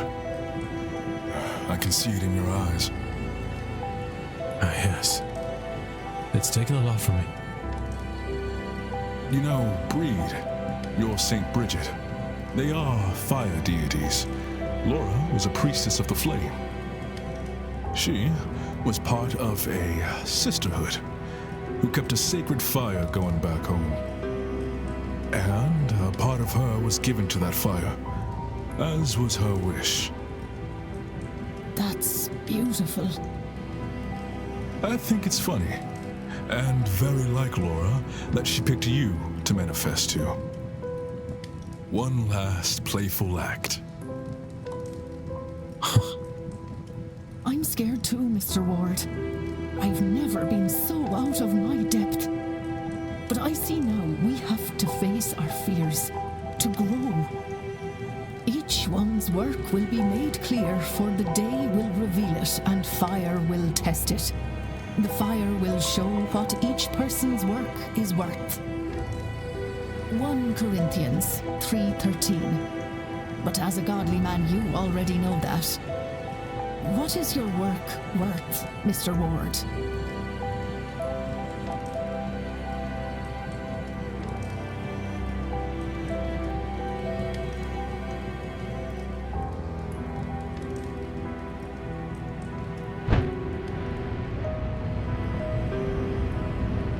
Well, it's about that time, Laura. I won't say goodbye again. I've already done it twice. Instead, perhaps we could say, see you soon, old friend.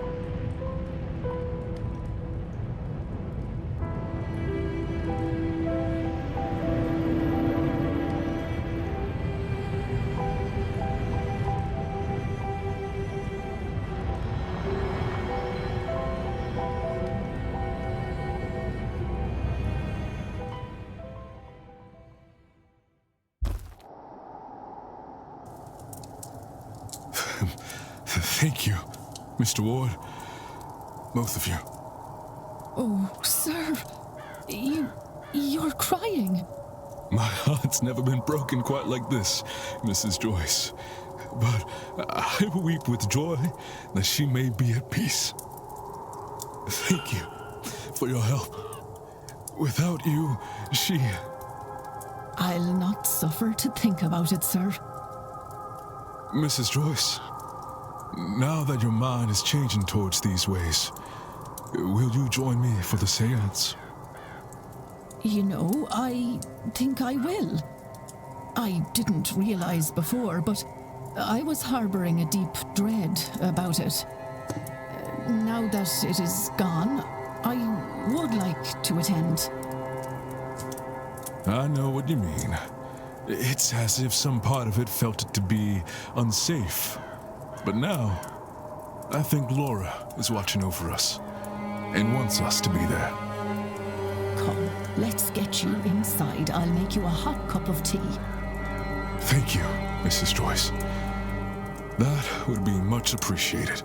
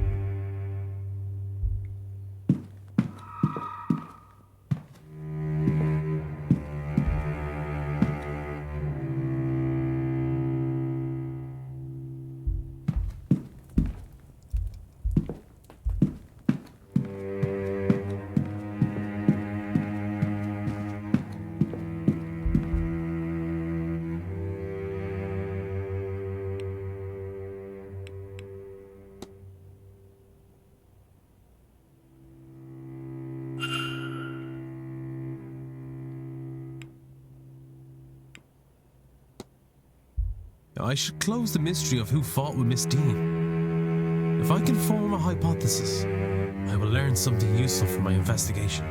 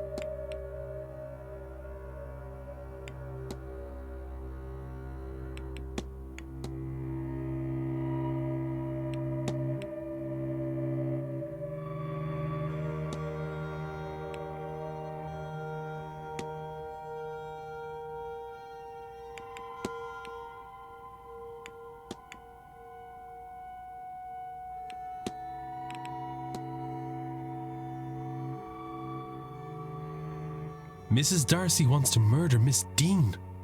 I should find and confront her about this.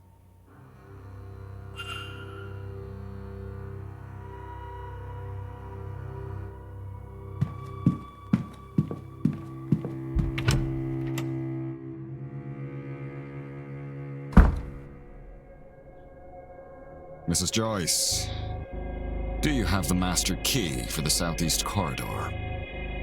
Oh no, Mr. Varley. I only had the atrium master key with me today. I can fetch it for you. It's only on the room cart in the supply closet. Thank you. Now, one of the guests has lost her key, and I was hoping I could use this to get her back in. Might Mr. Hunter have it? No, I was just out in the stables. He has the northwest corridor locked away in his safe there. I don't suppose Mr. Doyle had it. Mr. Doyle's key privileges have been revoked. Oh, I forgot he locked the southwest key in the basement storage. Has he not gotten that out yet? No, he claims he can't find a way through, but I'm telling you what I told Mr. Hunter. Do not do it for him. And that is not all. The fool also lost the northeast corridor master and one of the unassigned rooms. What? What in the heavens was he doing in there? I do not know, but I doubt it was cleaning. When you have time, perhaps you would see if you can find it, and clean up anything he's done. Oh, Mr. Farley, I've had it up to here with that boy. I'll get to it as soon as I'm done with my morning chores. I appreciate that. I would also appreciate some decorum with Miss Mantovani.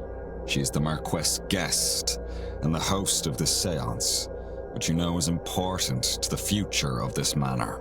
Once this whole business is done, she and the rest of the guests will be moving on. It is only a few days' decency, Mrs. Joyce.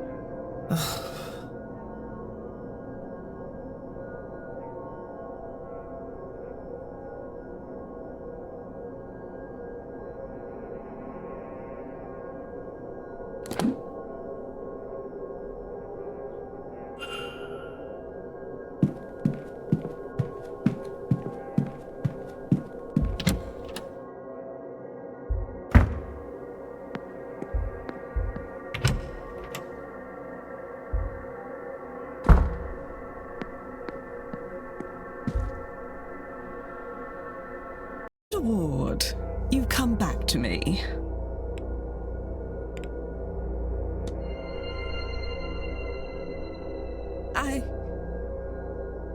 What a dark horse you are, Mr. Ward. But for what purpose? Why go to all this trouble? Would you mock me? Or do you mean something worthwhile by it? I confess. I killed my husband. I did. It seemed to me there was nothing else I could do. Everything he put me through, I saw nothing but red until he was cold in the ground. And then I thought, it wasn't only him who wronged me. There was the woman, too, who had caught his attention. She must have known. Our Evelyn Deane. So yes, I came here under his name, intent on finding her. To this forsaken backwater on the west coast of nowhere. But since I've been here, I didn't really believe in ghosts and magic before all this, you know. But I'll tell you this, I do now. My husband is haunting me. I don't want vengeance, but I do want to be rid of him. And maybe he'll be content if he has her for company. If that is what it takes. Well, there's no need to resort to such things, Mrs. Darcy. Let me see if I can do something about your husband. Chance would be a damn fine thing.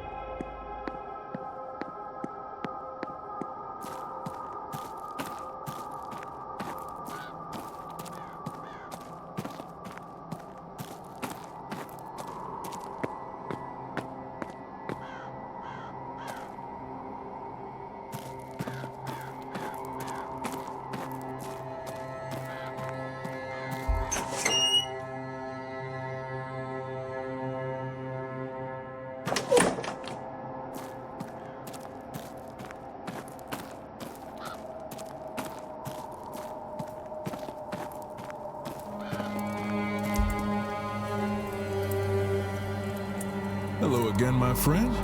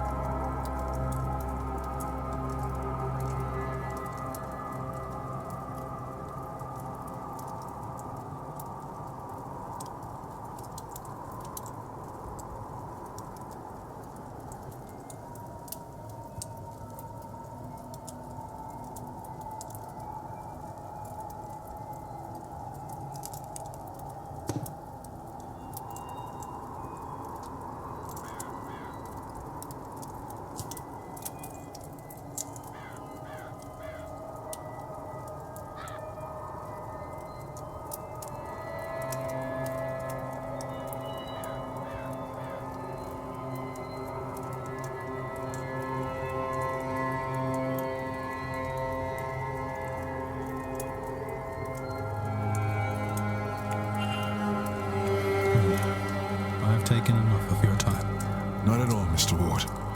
But I won't keep you.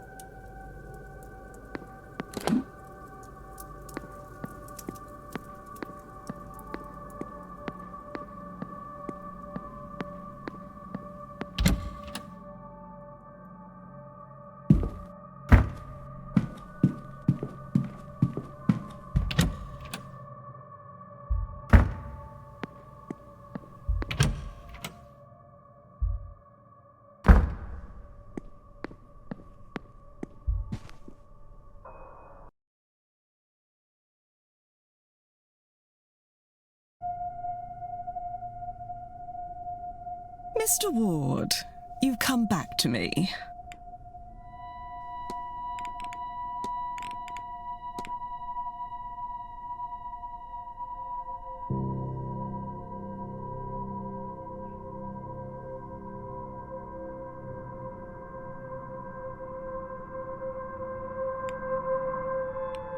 That was all. Good day, Mrs. Darcy. Good day, Mr. Ward.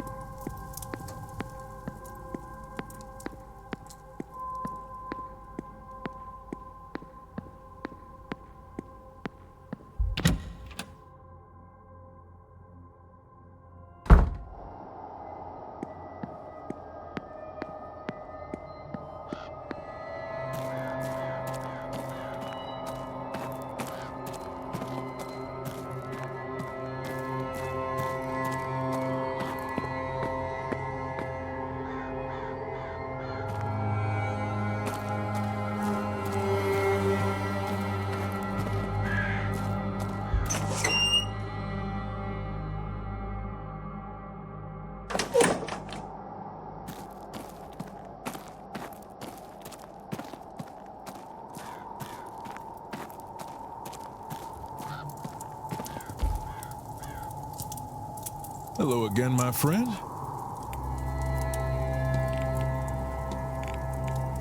Mr. Dupre, would this work for Mrs. Darcy's needs? Let me see. You know, I think it will. Come, let us first find Mrs. Darcy, and then a secluded area to perform the rite.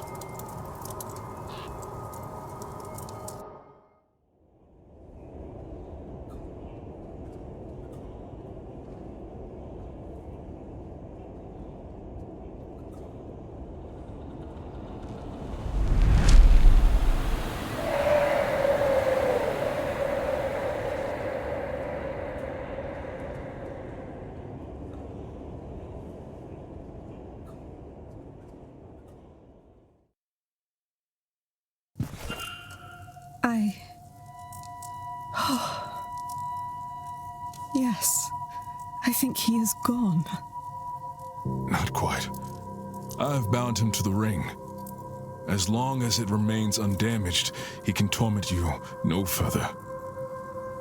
Well then, on my journey home, I shall lodge this into a clay sod and drop it off the side of the ferry. Thank you, gentlemen, both. I harbour no regret for what I did to that man. But I am glad he did not convince me to harm that stupid, selfish woman. Before coming here, I did not think this mystical business had anything to it. I wish I was still so naive. Seeing my husband's ghost was more than I wanted. I need not see another. I shall not be attending the séance. Now, if you will excuse me, Yes, I need to lie down for a while.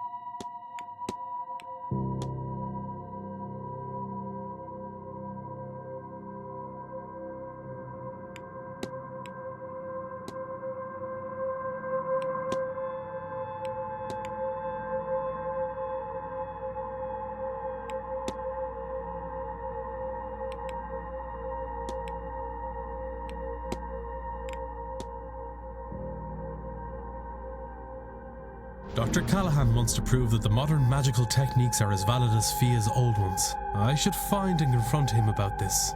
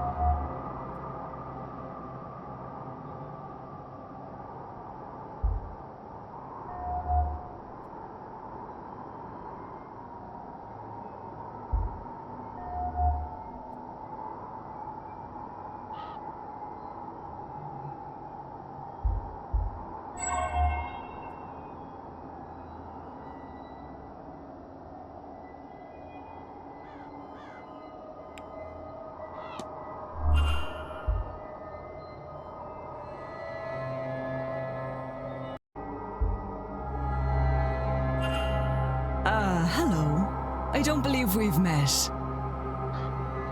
We have not. I'm Declan Ward. I arrived just yesterday, from Dublin. And yourself, ma'am?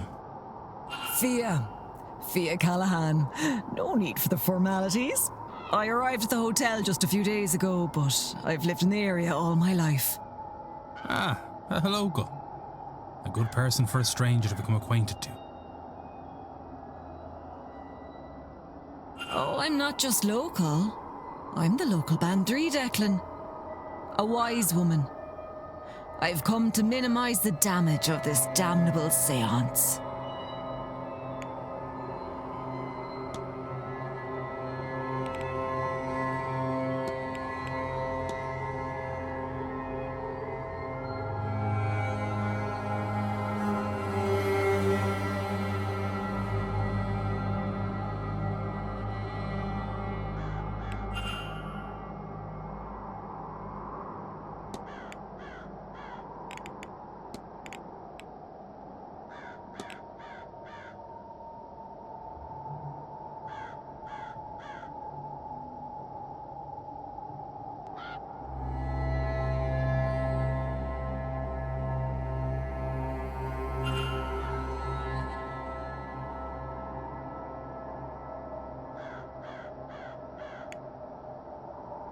I'll let you. You take care now, Declan. And don't forget to get a bite to eat into you. It's going to be a long day.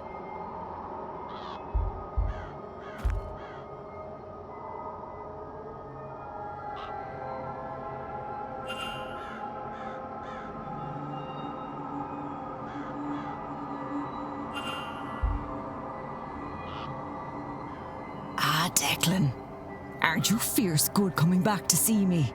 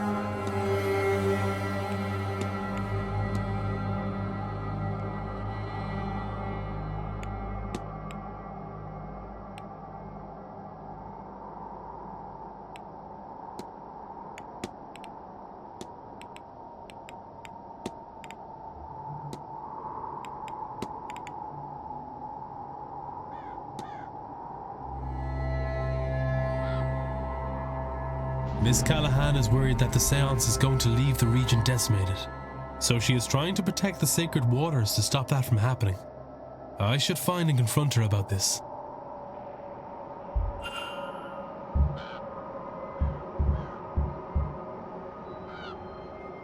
Ah, Declan. Aren't you fierce good coming back to see me? Well, you're not wrong. I'd do anything to keep this land safe. This lot shouldn't be doing their seance, but I doubt I can stop them. Best I can do is protect the land against them. Charms and spells should do it. And yet they aren't enough. I can't figure it out. I'm getting glimpses of the future here, and it's all death. Not a tree or creature in sight, and none of my old tricks are shifting that. I'm at my wits' end, Declan Ward. Ward. Ha! Now that's a sign and a half. I don't follow. A ward is a type of protection. I reckon the universe is telling me something.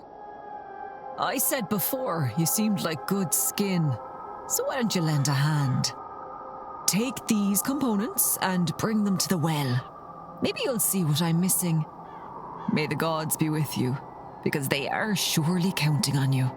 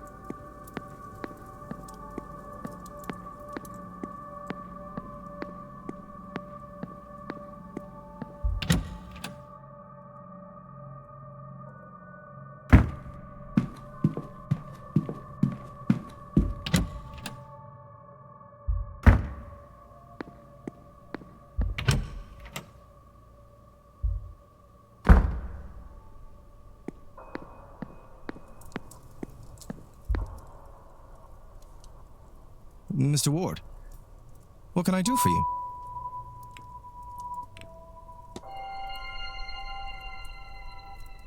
A thing that I would say really shouldn't need proving. It probably seems ridiculous to you, Mr. Ward, being so focused on getting her to recognize me. No. My older brother, he always overshadowed me. I began to take risks at work. It was an effort to be seen, and in the end, it cost me dearly. It cost him dearly. I understand very well, Doctor. Then maybe you can help. Has to be a way to prove to Fia that I'm not a child anymore. I've learned her ways, and I'm not as good at them as she is, yes, but I've gained new knowledge she doesn't have. I've forged my own path, and I am her peer. If not now, then when? Take my research. Maybe she'll listen to you. Maybe there's another way to convince her. I no longer see a way forward, but I haven't entirely given up hope.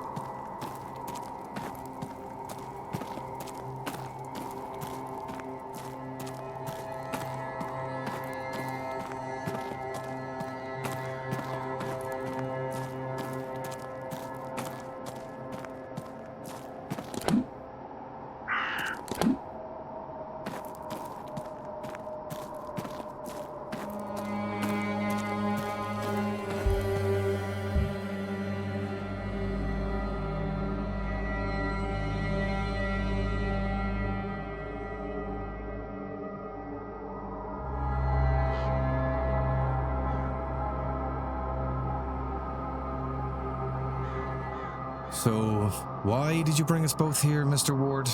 I have work to attend to. Your ritual isn't working because you are divided. Times are changing, Miss Callahan. The land is changing. And to protect them, you might need to be open to change too. Rubbish! Go on then. Let's get this over with.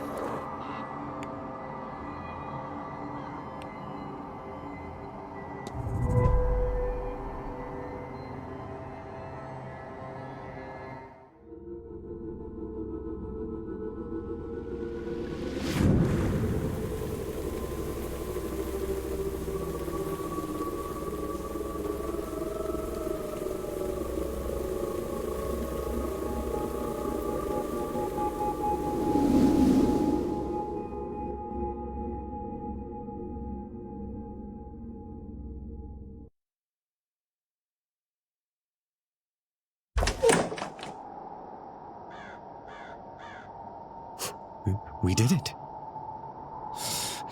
We did it. You're right. We did. I'm sorry, Rory. I've been too hard on your ways. Too hard on you. I wanted the old way to be the only way. Maybe because I am the old way. Maybe I'm not ready to hand over the role yet. But now I know that when I do, you're ready for it. Thank you, Fia. That means a lot. Now, what was that green glow? I'm not sure. But I feel the better for it. Reinvigorated. Whatever that lot have planned for this seance, I feel ready for them. I feel like we're ready for them. You'll join me, won't you? I'd be honored to, Aunt.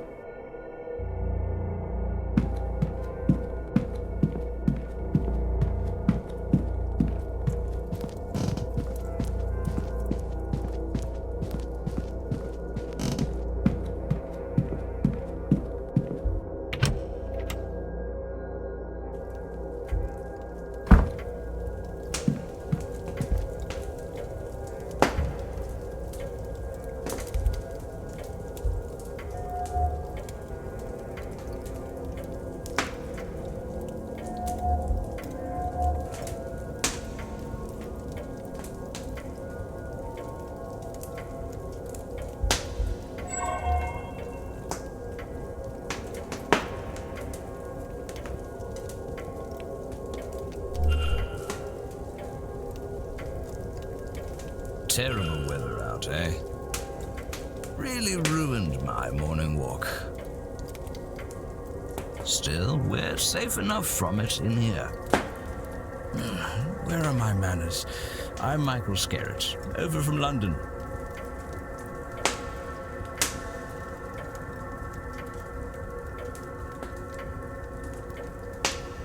And you mark my words, young man, that's a name everyone will remember by the end of this event. Declan Ward, the pleasure is mine.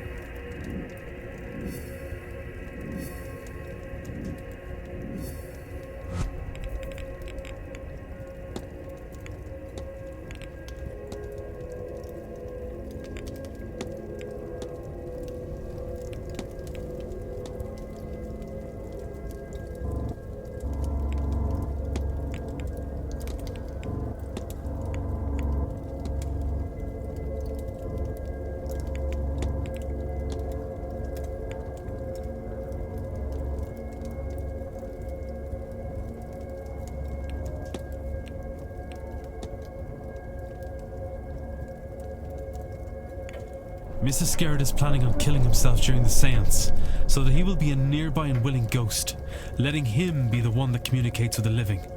He thinks doing this will make him famous in death. I need to find and confront him about this. We meet again, Mr. Ward.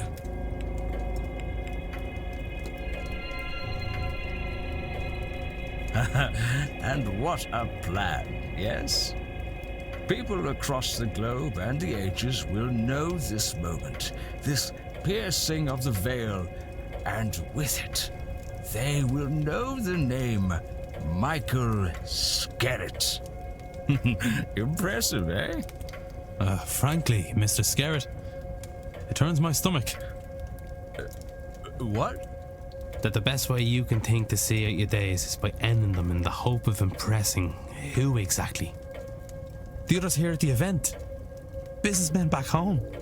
Or historians in the future? Such a pointless sacrifice. And you don't even know if it will work. I believe it will work. Miss Mantovani can pull it off. Perhaps she can. And she'll get all the accolades for it too. You know Louis Pasteur for his vaccines, or Joseph Lister for his antiseptic sprays. But not the people these were tested on. Even if this works, a substantial if, given the undertaking and the volume of ghosts already present in this god-forsaken manor, then it will be Miss Mantovani who is remembered. You will be a footnote, subject number 1, as she continues to perform the ritual, unlocking more secrets from beyond the grave, and have no doubt she will do it again, perhaps immediately. You'll be newly dead, unable to answer a single question beyond, has this worked? You'll be tossed back so they can catch a bigger fish. Some legacy. No, that's not fair. I would have given everything, the ultimate sacrifice. They have to remember me, love me. There is nothing about this that anyone will love. Anyone who does dig into your story will only unearth your lifetime of failures. And what would you have me do, Mr. Ward? You seem to have all of the answers. Yes, I am old. Yes, I have no legacy to speak of. How would you see me change that path, if not at the seance? You answer me that, and I shall stand down. You have my word.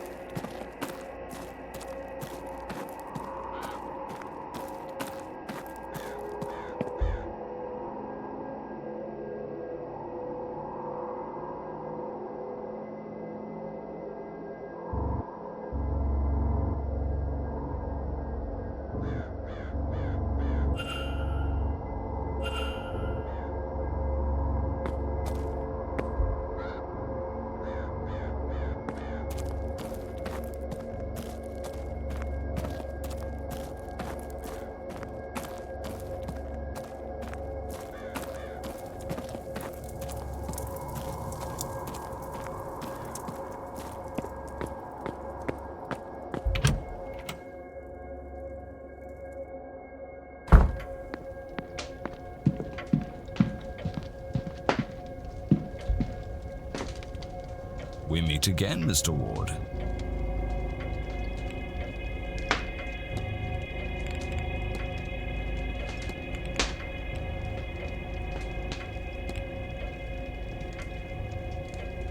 If this is another dressing down, then I'd prefer it be less public.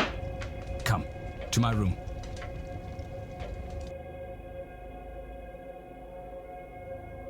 I know about the tarot reading that you received, and I know how you interpreted it.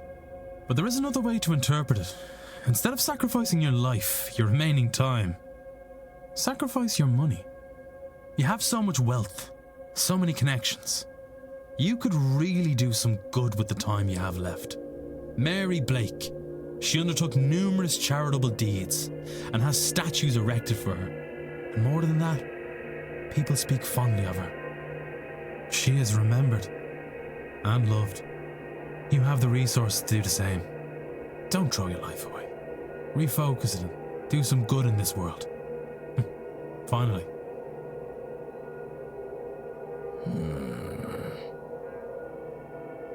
Marchioness Blake's good reputation did reach as far as London, and was mourned even there as a result. You make a compelling case, Mr. Ward, but would people not see it as disingenuous? Genuine or not, you can make a much needed difference. And that will be celebrated. You will be celebrated.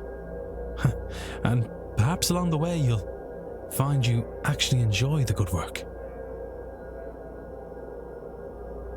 I suppose there has been a gap to be filled since her passing. Perhaps I can do something to help there. It is a better bet than death. All right, so I gave you my word, and I stand by it now. When I return home, I will reach out to any foundations that suffered from the Marchioness's death and loss of funding. This could bloody well work, you know. Good chap.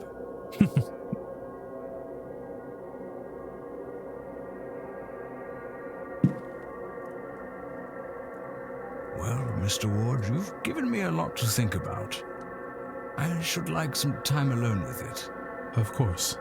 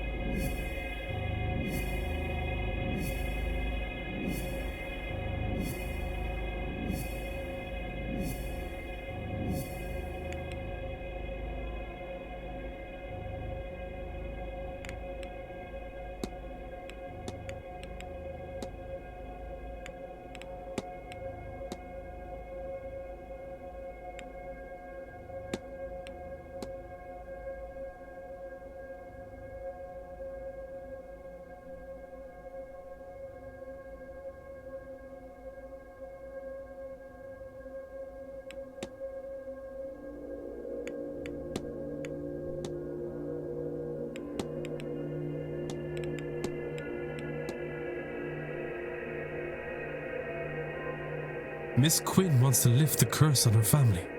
I should find and confront her about this.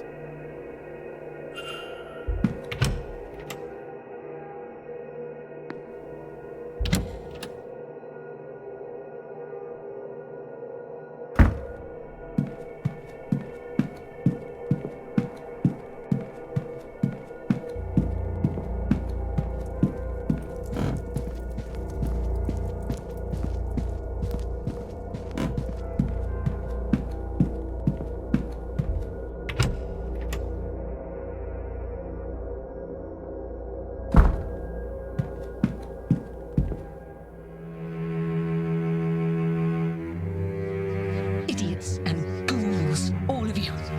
What did you think would happen? That nobody would mind? That they were not entirely as capable of vengeance as you? And for what? For 16 funerals in 30 years? But at least the caskets were nice. And you never even saw the ruin you caused. It's just me in this godforsaken library. Bastards! What damnable stock we are! Hello, Mr. Ward. How's the day treating you?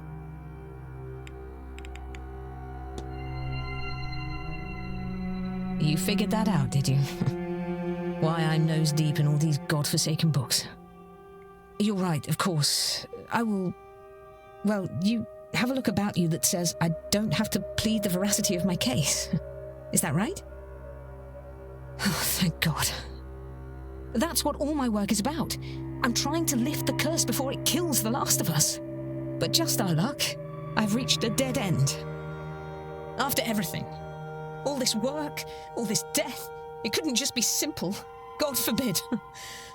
God forbid I actually manage it. I have it, you know. The name of the woman who cursed my family. Biddy Eve O'Connor.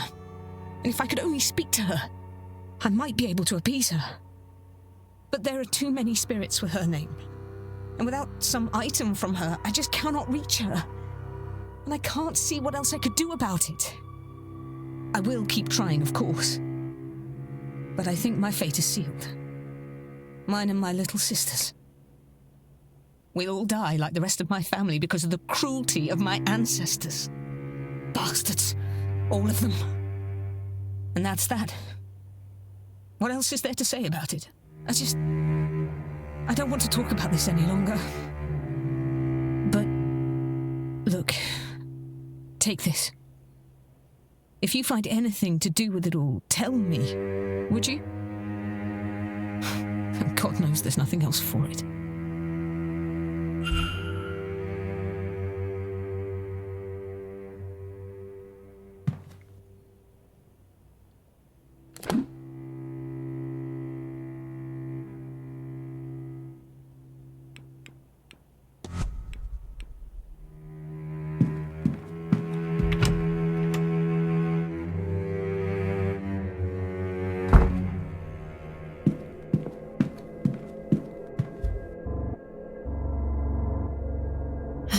More questions?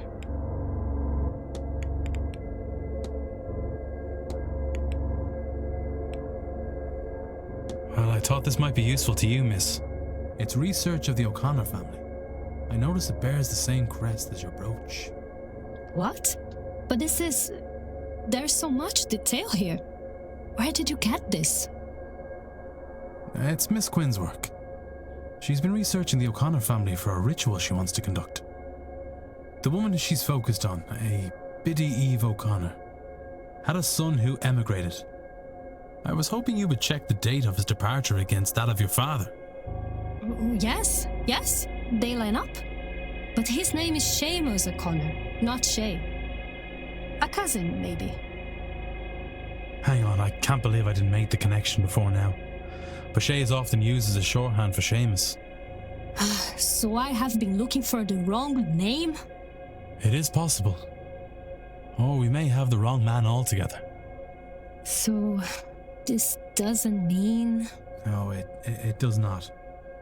But Miss Quinn says her ritual is a matter of life and death, and that she requires an item from that family, which, it turns out, may be your family. My hope is that the brooch came from her mother.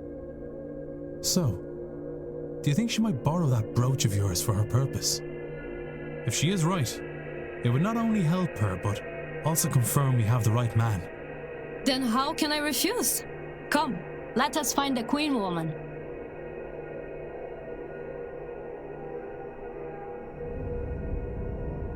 Thank you, Miss Barbosa.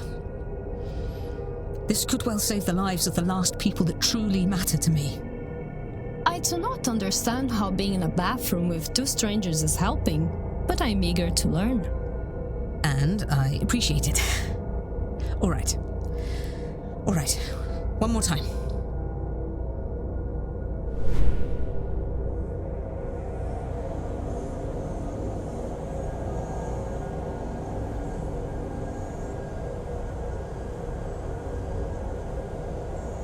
Hear me, Biddy Eve O'Connor. I call you from beyond the grave. Hear me, child of the family you damned. Hear me, so that we may bury all this grief. Santo Cristo, fantasma. Are you Biddy Eve O'Connor? The same Biddy Eve O'Connor that cursed Fionn Quinn and his descendants? Good. My name is Quarantine Quinn. I am of the third generation of the Quinn family since Fionn Quinn, and now one of the three of us that remain. It is myself and my two sisters. The people that wronged you, and they did wrong you, I will not deny it. They're long since dead by your curse. My ancestors sinned against you, but we did not. For the sake of my life, for my dear sisters' lives, I implore you to release us from your curse. Would you consider this? Now the man who hurt you so is dead. Excellent. All right. Let me think. Do you require your bones to be laid to rest?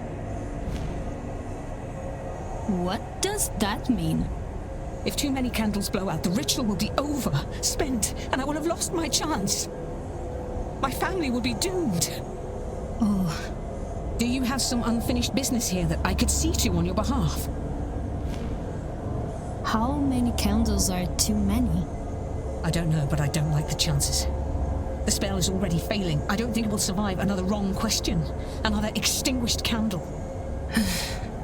What did your ancestors do to deserve all this? They betrayed their fellow Catholics to the crown, and then they took the land. Oh, maybe, Biddy O'Connor, you would have me relinquish my claim on that land, the money from it. Why didn't I see it? Miss Barbosa, Inez, would you accept the Quinn lands and the money we made from it? What? It was ill-got. It shouldn't be ours.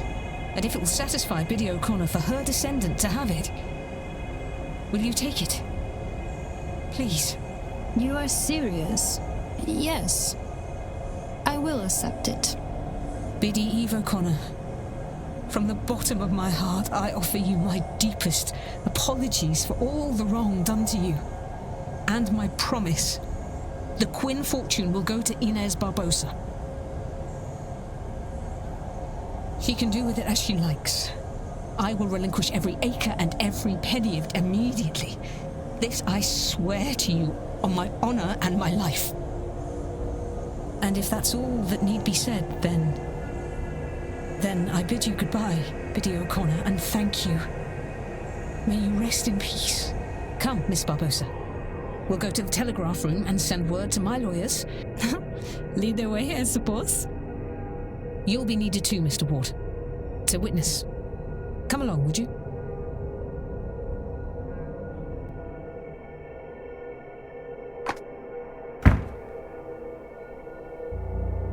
I know this is a seance, but I did not expect to see a ghost quite so close. And for her to be my grandmother. Yes, I am sure it is a lot to take in. But look, that hardly matters now. I'm going to write to my solicitor and have him prepare everything for you. All we will need then is to get the deeds to you. Now, you sign here to prove you accepted them. Then you here, Mr. Ward, as witness. So you are serious?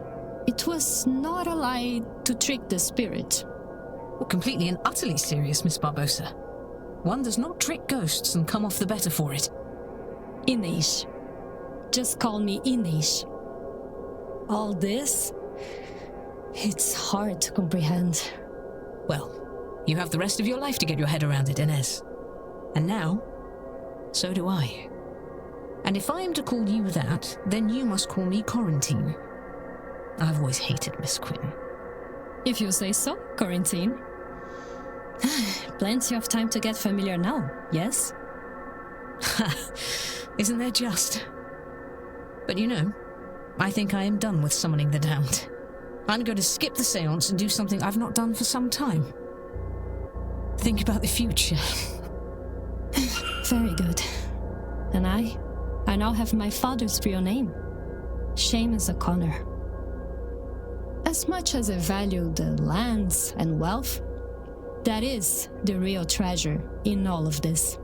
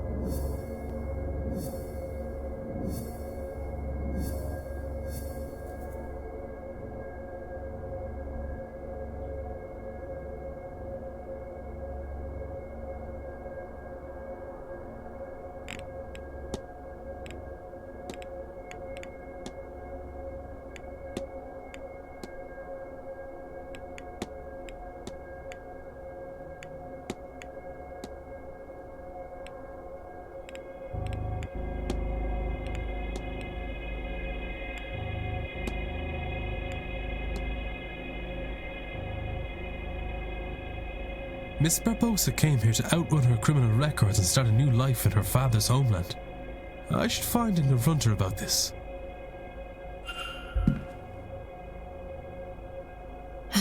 More questions?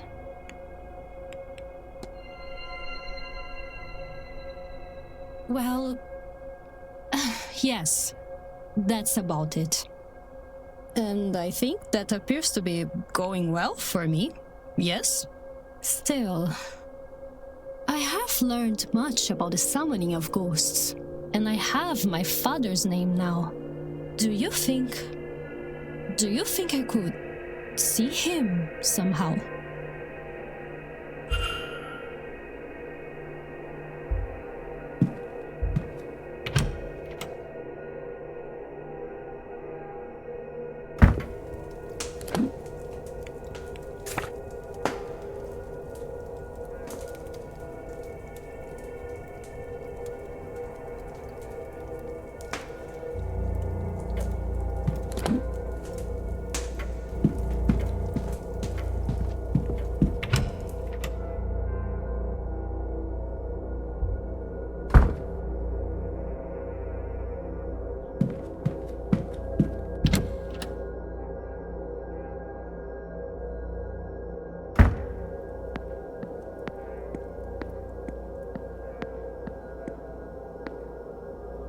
Focus, child!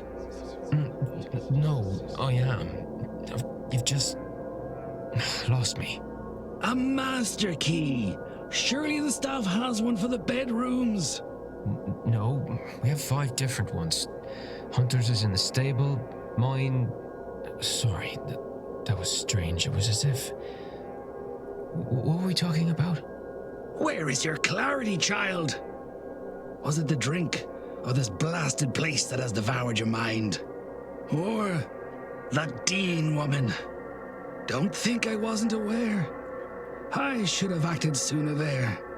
She has jeopardized things too much already. I'm sorry, Father. I don't...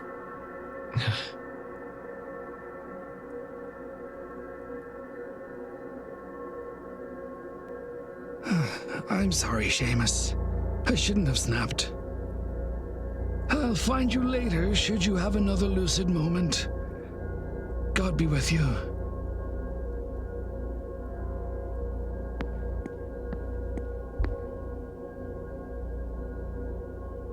Hello again, sir. You here? Certainly, sir. Let me show you to your seat.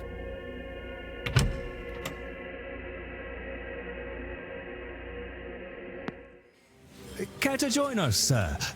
If you don't mind me speaking for you both, of course. No, it's all right. Maybe he knows something about Miss Hisham's friend. Please. Declan Ward. Thank you for letting me join. Yeah, okay. Now, Miss Hisham, who is your friend? Miss Deane. Evelyn Deane. Have you met her?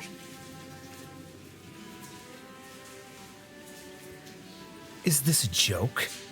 Did Miss Deane put you up to this? I don't. Mr. O'Mara, please.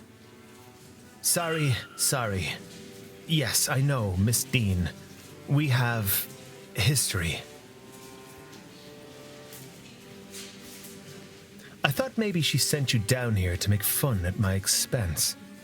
It would be the sort of thing she would find amusing. What about her, Miss Hisham? Thank you. I was meant to meet her yesterday. Or the day before. It's cloudy, but I haven't seen her. And I asked the staff, and after blank stares, I was told she had left. She left? That doesn't seem correct. Why would she go? She lives for this stuff. A family matter, maybe. Do you know her, sir? As much as I know any of you three, I'm afraid. We talked at the afternoon tea on Tuesday, which turned into afternoon drinks, which turned into my needing a slow start on Wednesday. Tuesday, you say? You, Mr. Ward. Do you know her?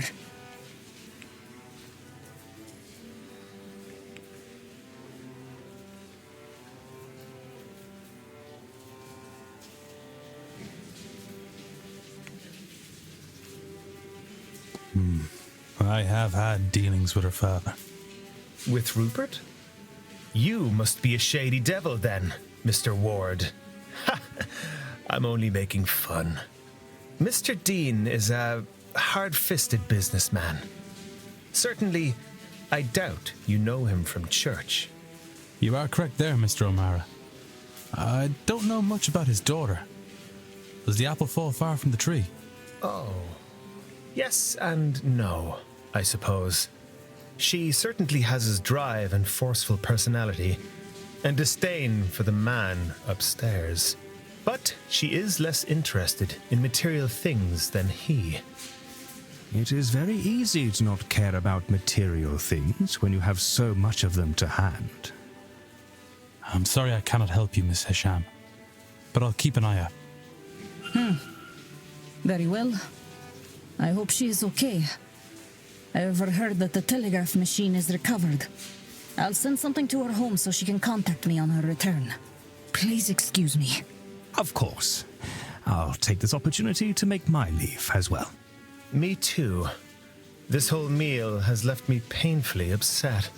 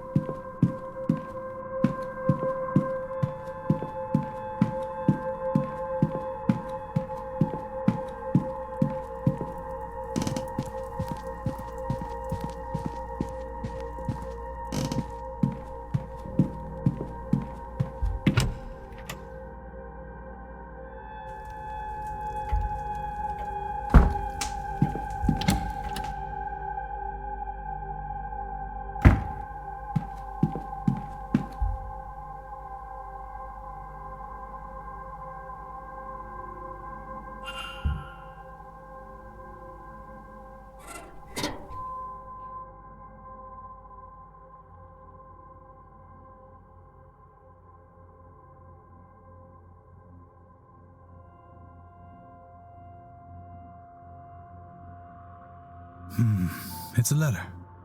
Crumpled, but readable. To Miss Evelyn Deane. We have never met, but I know who you are. What you are.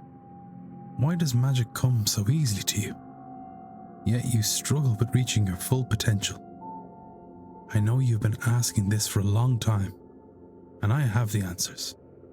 There's a séance being held on October 31st at Blake Manor in Connemara. Believe me when I say it will change your life forever. There you can unlock your true potential, your true destiny. Power is for the deserving, Evelyn.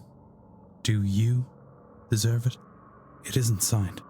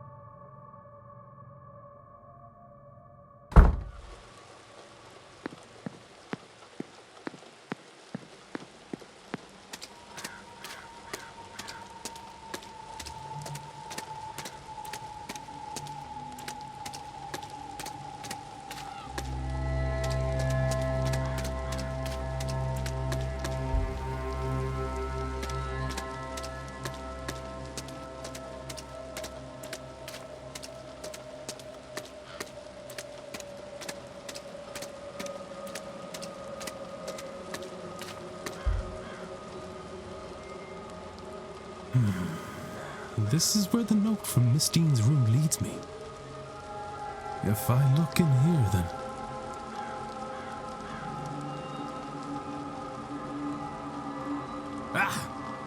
Found it.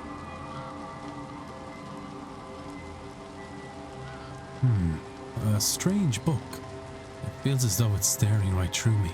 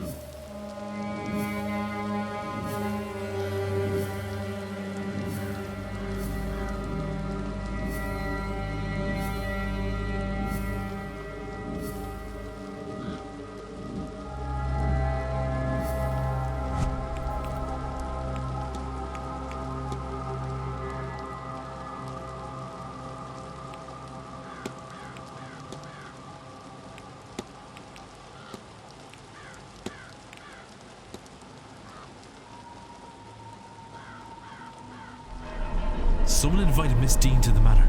Someone who knew about her Milesian lineage. They also seem to believe that she is a wellspring of magical potential. I've known people who are happy to exploit the skills of others. Did Miss Deane's mysterious correspondent really help her from the goodness of their heart? Or rather, what were they getting out of it for themselves? Can I learn anything about the culprit from this?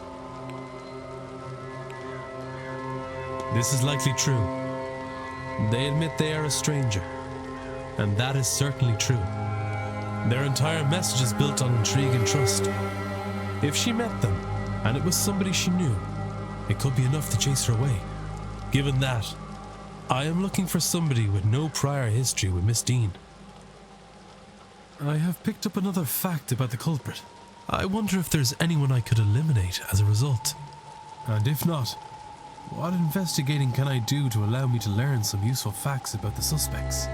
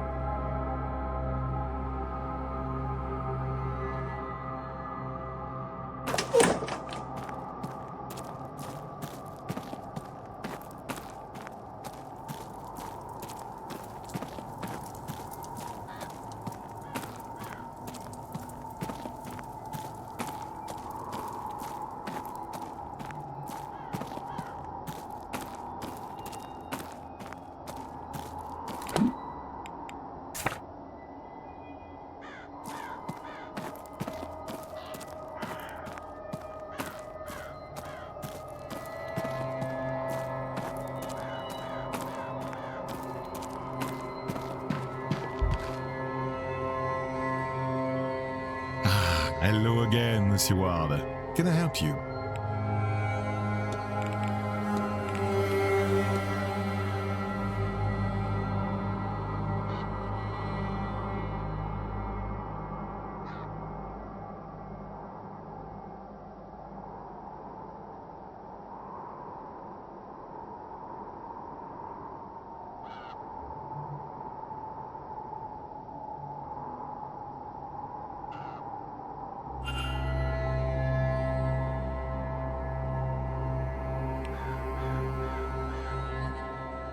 That's all. Take care, monsieur.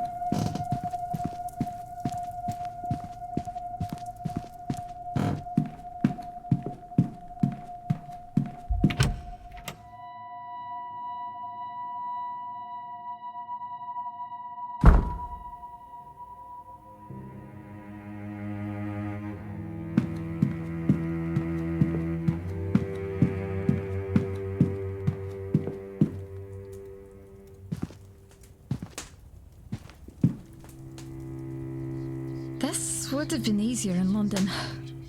Or if I'd wanted to be very proper about it, home. I do think my parents would have rather had it that way, certainly. Are you sure this is the right solution, though? Shouldn't you wait to see how things play out? There is still the social season. Well, that's not for another half year. And some of those young men are positively frightened of me.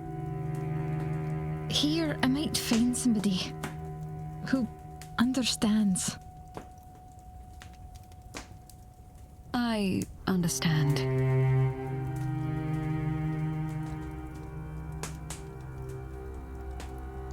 And I don't think there's time to wait.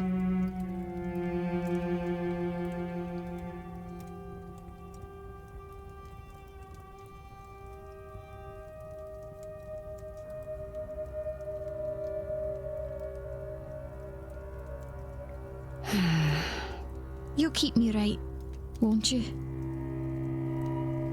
Don't I always? Besides, I'm telling you, you needn't worry so terribly. I'm sure things will be back to rights soon enough, one way or another. And I am usually right about these things. You know that.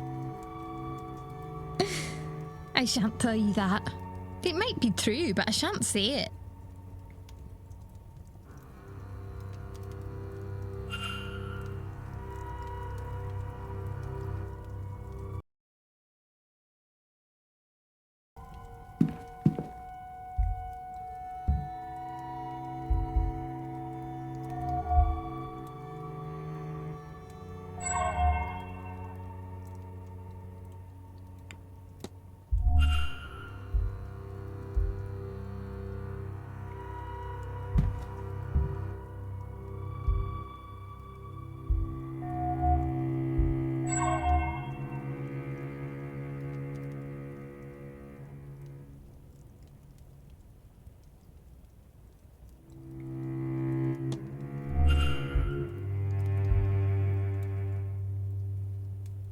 I don't think we've met. Who might you be? My name's Declan Ward. Miss, Ah, the man from this morning. The man from room number 4. I am Mrs. Victoria Lau. How do you do? Mrs. Lau. A pleasure.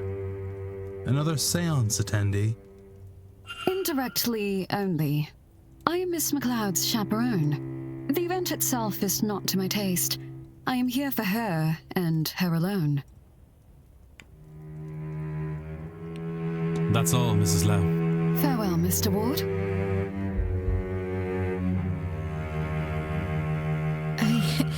I don't believe we know each other, do we? Have you just arrived? Only recently.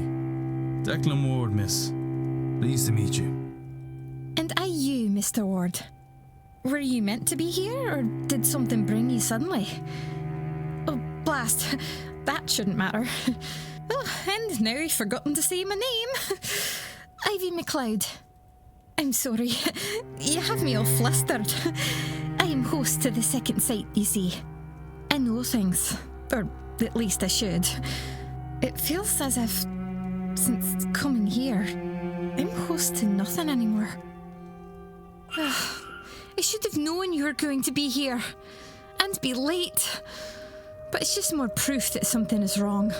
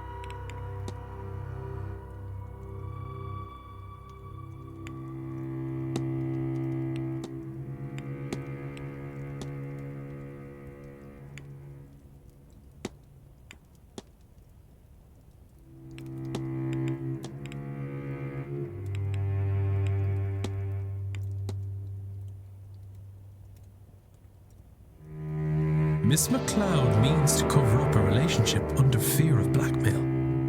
I should find and confront her about this. Hello, Mr. Ward. How are you?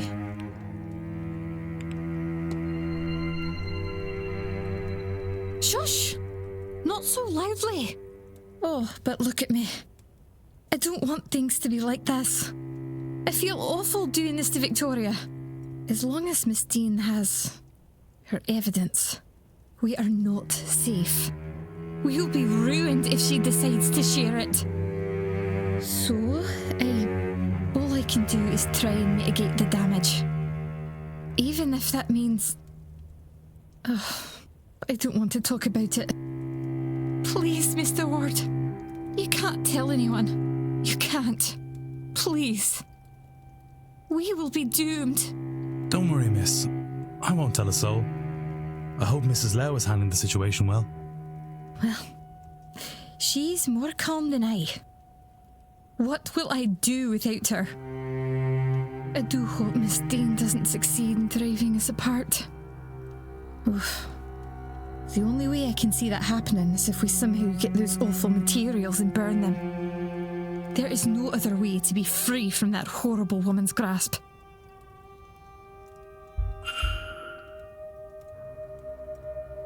Hello? What brings you back?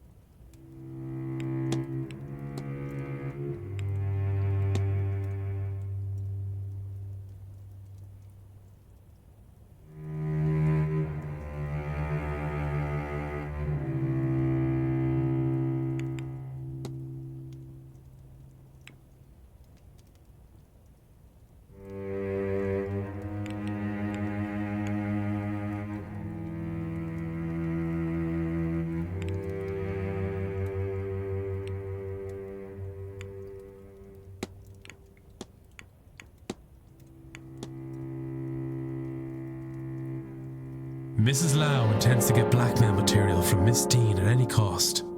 I should find and confront her about this. Hello? What brings you back?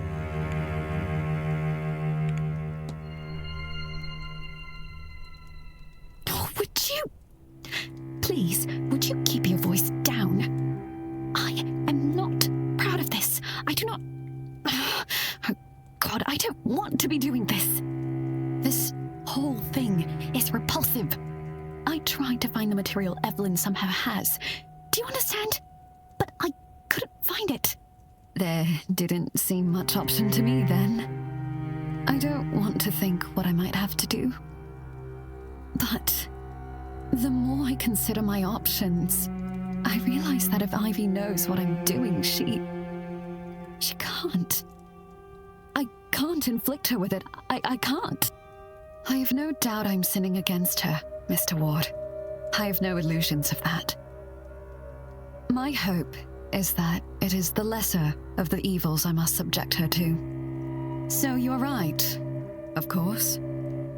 I have seen you asking questions. Your business is other people's business, I gather. In cases like this, sometimes I wish it wasn't. You think I don't hear myself? How horrendous this all is? I do not want to be here, Mr. Ward, considering these things. I am doing what I think is best for Ivy. As for Miss Deane, You know I've not yet met with her, don't you? I meant to, but she never showed. Despite what I think I might have to do, I haven't hurt her.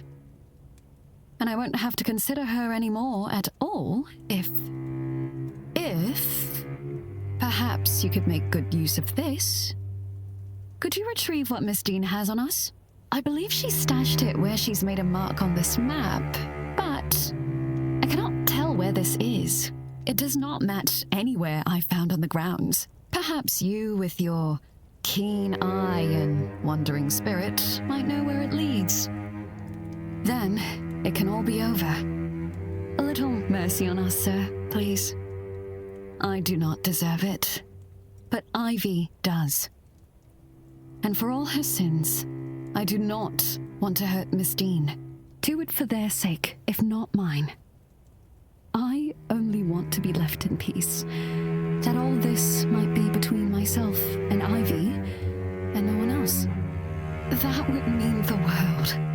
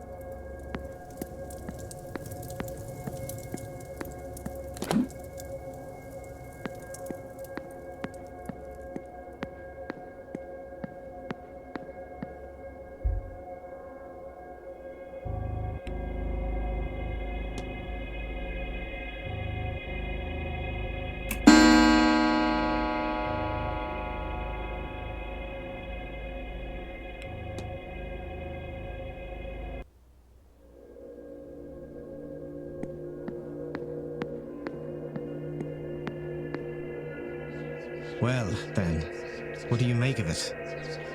And don't just say you don't like it. But I don't. Really, what's more to be said about it? They're kicking up dust they don't even notice and leaving us to clean up. Still, it's not malicious, Antine. This is... You and I both know there's no better place for a séance like this than here. Better they not hold the blasted séance at all. What's it all for in the end? For the spectacle? Oh, you're much too forgiving, Rory.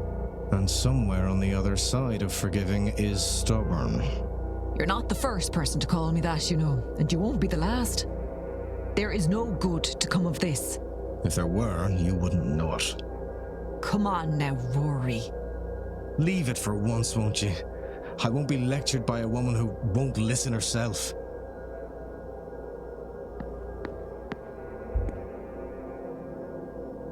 Mr. Ward, what can I do for you?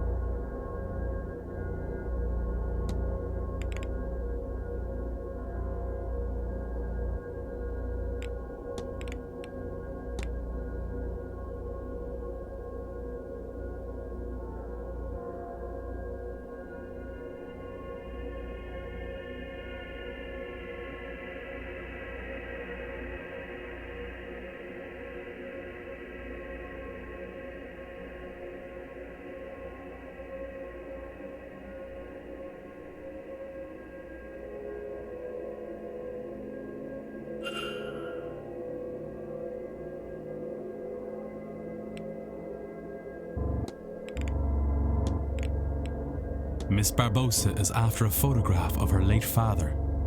Do you know how I might be able to get something like that? You're looking for spirit photography there, and it just so happens I might well be able to help you. I will need her father's name to summon him for the photograph. I have it already. His name was Seamus Shea O'Connor. Seamus O'Connor? All right then. Why don't we find Miss Barbosa and go get set up?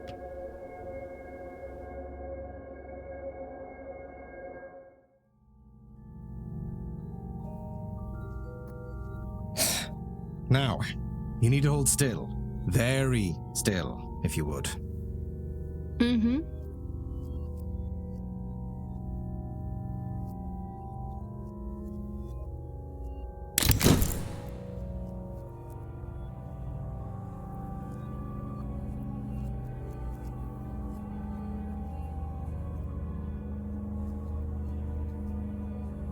I think it turned out quite well. How do you like it? I love it. It's generally understood that the clearer an image one attains, and the closer the spirit is to the subject, the more present they are. Which is to say, your father seems to be watching over you. Oh, thank you for this. Really. You're most welcome, Miss Barbosa. Sincerely.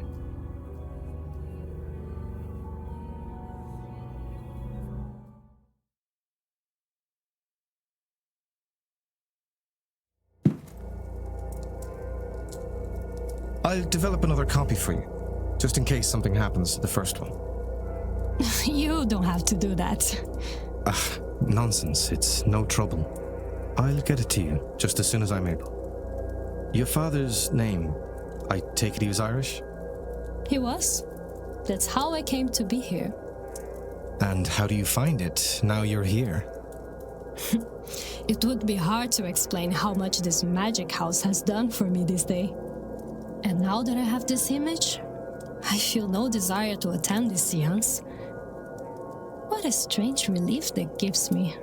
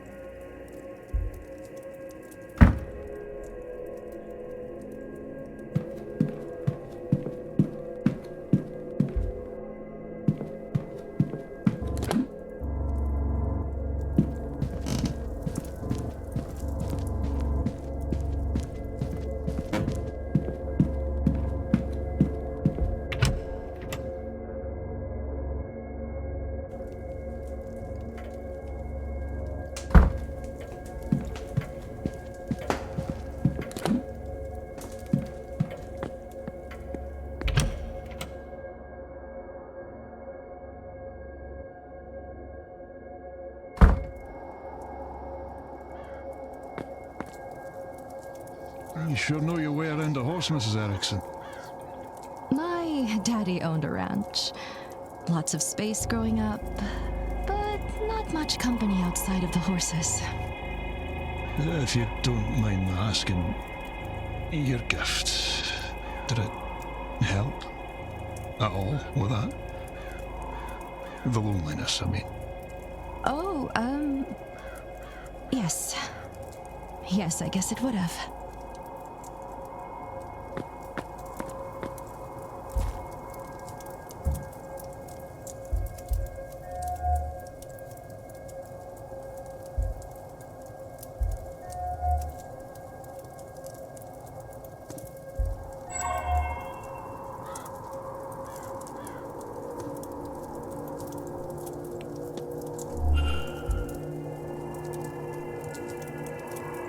Well, a new guest.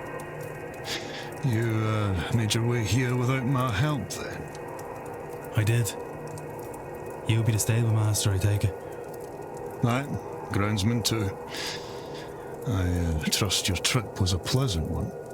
I've had worse. The roads out here are more robust than back east. Pleased to meet you. What should I call you? Ah, no, a conversationalist. I wasn't expecting that. If I'm spoken to as late as about that damn seance. Hunter, sir. Dara Hunter. I'm pleased to meet you too, though I didn't get your name. It's Declan Ward. You're against the seance, then? No, not really. I just worry about her getting hurt. Them, you, the guests, I mean. Anyway, Mr. Ward, what can I do for you?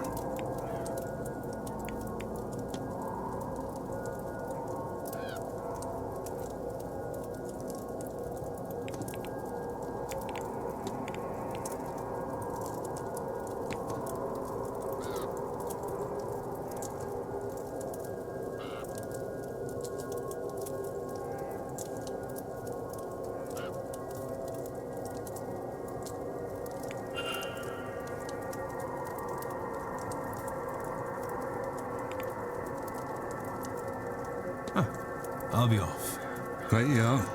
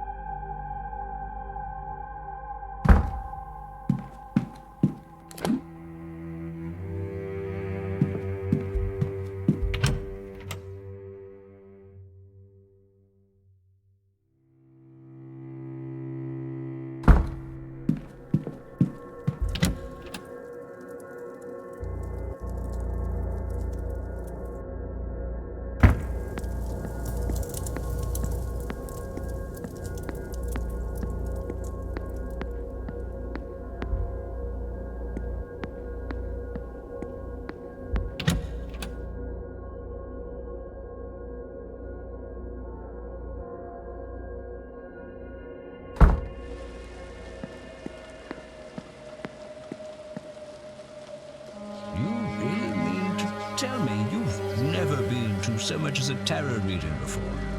Awfully common, of course, tarot. A seance or other ritual is preferable. But I really would have thought you'd have some experience. No, I confess, I'm a novice to the whole thing. But this seance sounded so fascinating. When I heard of it, I couldn't bring myself not to come along. No one could fault you for your lack of ambition. Ambition? If you like. Mere curiosity, really. Who isn't a little interested in whatever comes next? Especially at our age. Well, quite.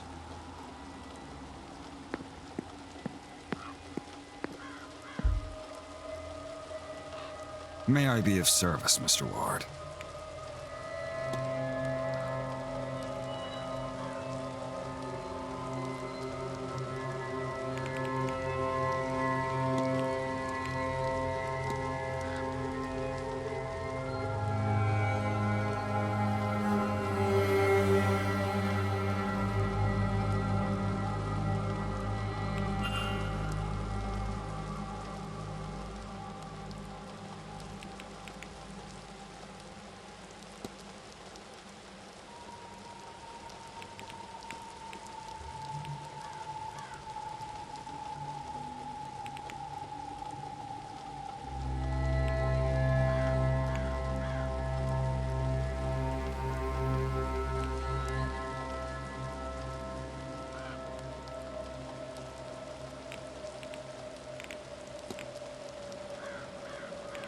I need nothing else, thank you.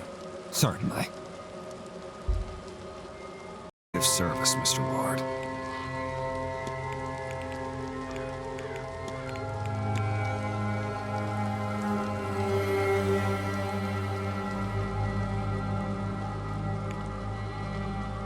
I need nothing else, thank you. Certainly.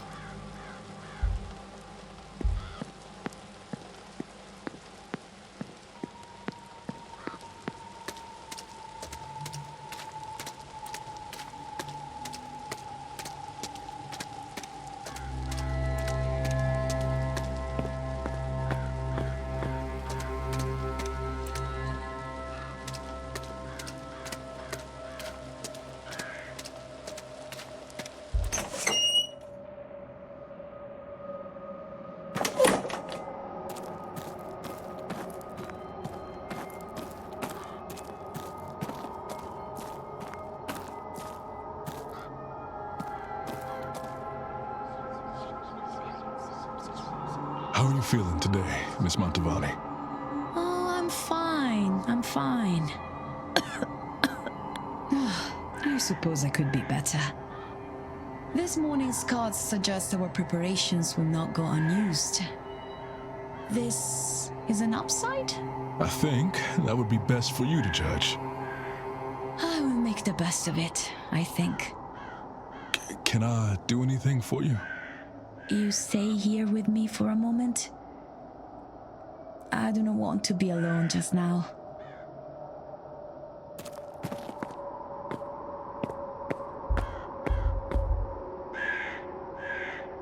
Signor Ward, we meet again.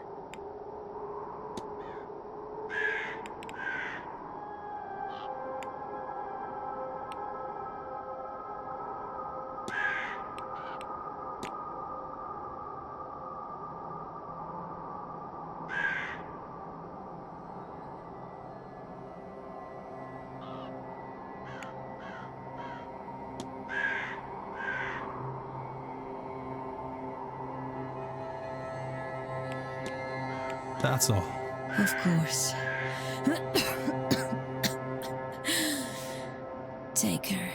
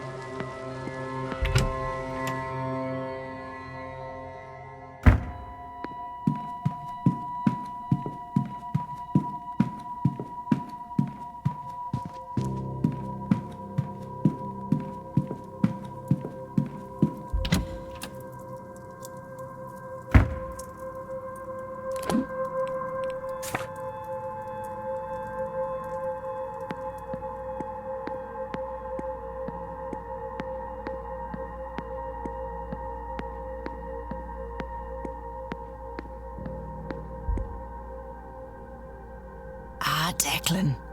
Aren't you fierce good coming back to see me?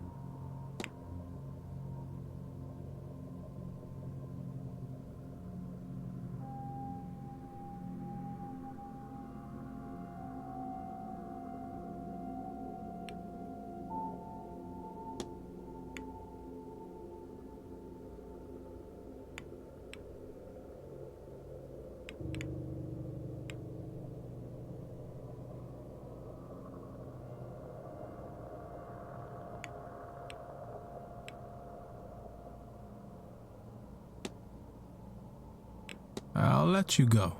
You take care now, Declan. And don't forget to get a bite to eat into you. It's going to be a long day.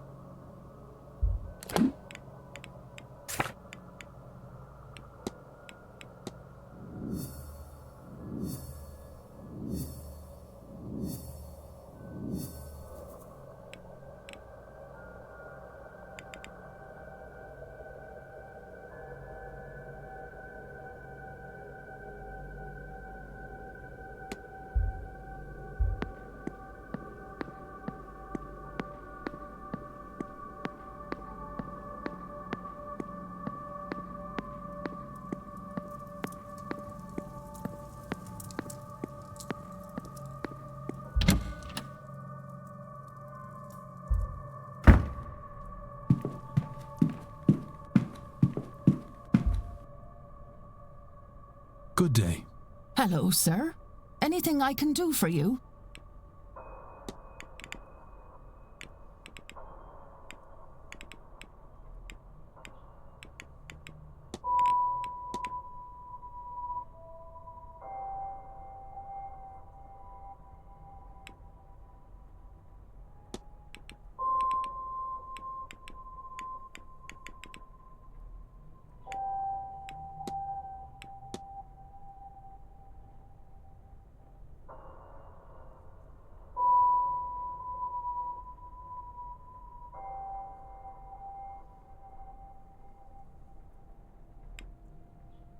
I'll be off, Mrs. Joyce.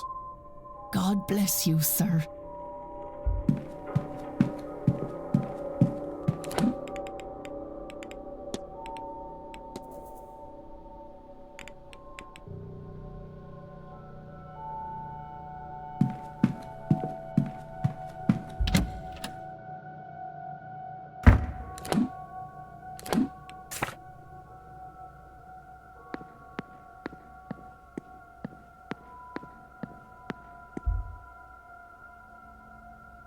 I'm Declan Ward, miss.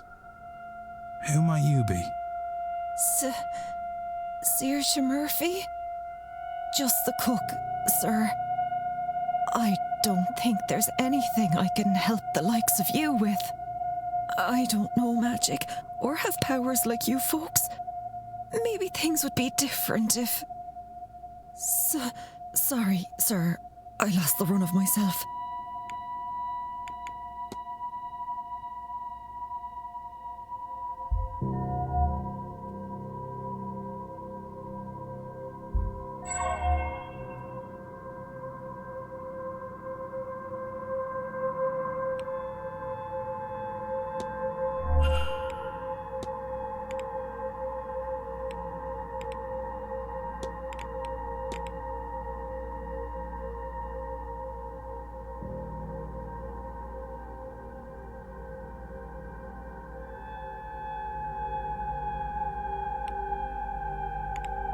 I'll leave you be.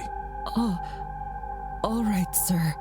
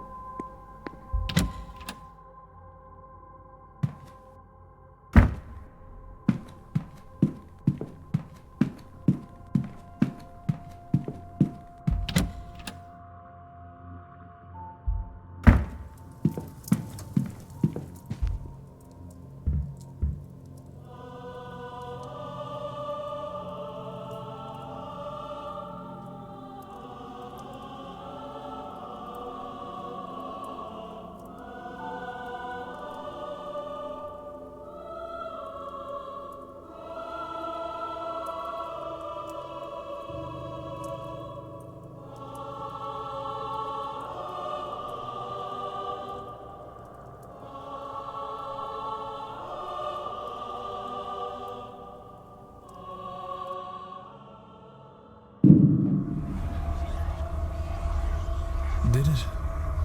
Am I back in the dream?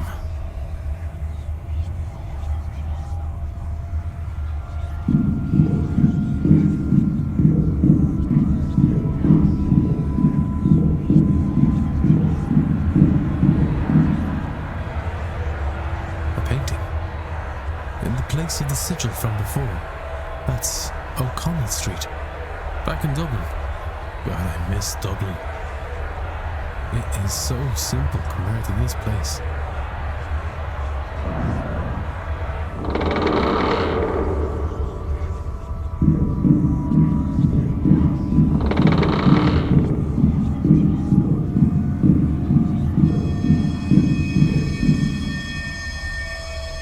The fireman. Why is there a picture of my club here? I wonder if I can find it. It can't be far. Perhaps beyond this.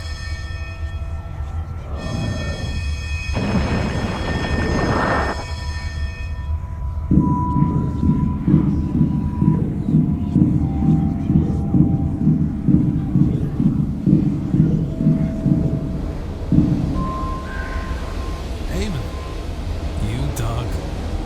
Pull up a stool and I'll already, No. This isn't right. This isn't him. He's gone. Miss Deane?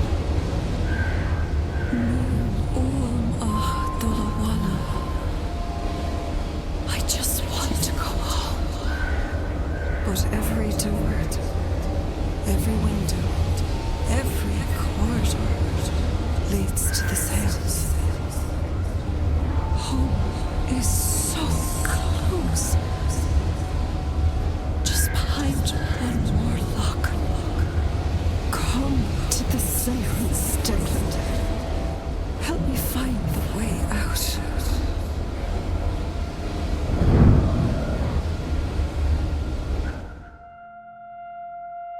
Miss Deane! She's gone.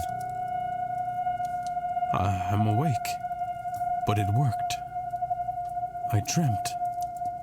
It was the same as before, but it was as if I was seeing what was behind the dream. I saw my family, my home, Dublin. But why? I was trying to find these things. They felt so close, just behind the next obstacle. My brother, waiting for me at the bar. I might have wandered forever searching for them. Certainly it felt that way, had Miss Deane not shown up. Or the presence behind her.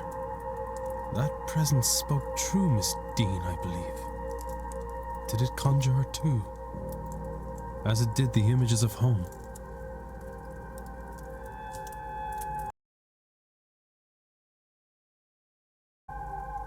Does it want me, or rather all of us, experiencing this dream to attend the séance? Or is that as far as it can get on its own journey out of this place?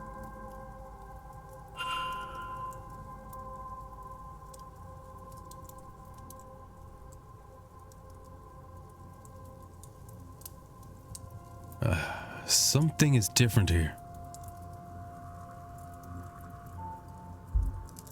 This is the fireman. The club I attend. This wasn't here before. That image, it was in the dream. Has the dream changed it here? Has it changed how I see this place? Am I only seeing this now because the lucid dreaming has opened my eyes to what is being shown to me? It's changing back. It hasn't altered reality. The dream lingered a while, like a slow waking. Bled into the here and now, if only for a while. Would a longer sleep have resulted in the change lasting longer? Or maybe staying here for more time? What else is the dream changing that I am not aware of? Eamon. It can't be. It has faded back to its original image. But for a brief moment, the image from my dream carried across to this place. Is this a painting of Dublin? Why is that all the way over here? It has faded back to its original image. But for a brief moment, the image from my dream carried across to this place.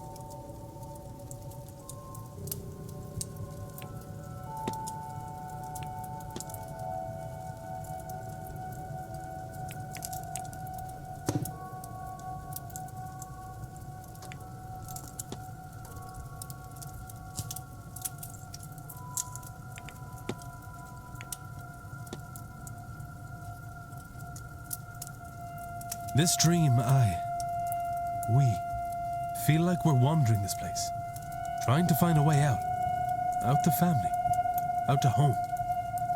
But we cannot. We can only get to the séance. It's blocking us. But it's not really us. There is something at the back of the dream. Its dream. That same entity. So we are in its dream, experiencing its desires, its fears. And when we wake, the dream bleeds into our world. For a while, at least. Perhaps longer the more it is experienced. I wasn't aware of the changes at first. I noticed them because I experienced the dream more lucidly than before, which would explain why none of the others have mentioned the bleed in their journals or conversations. Well, regardless, everything points to the séance. I believe this entity spoke to me. True Miss Deane. It wants us to gather at the séance and help free it. I had a bad feeling about that event before. But now, it's clear that I must stop as many people as possible from attending.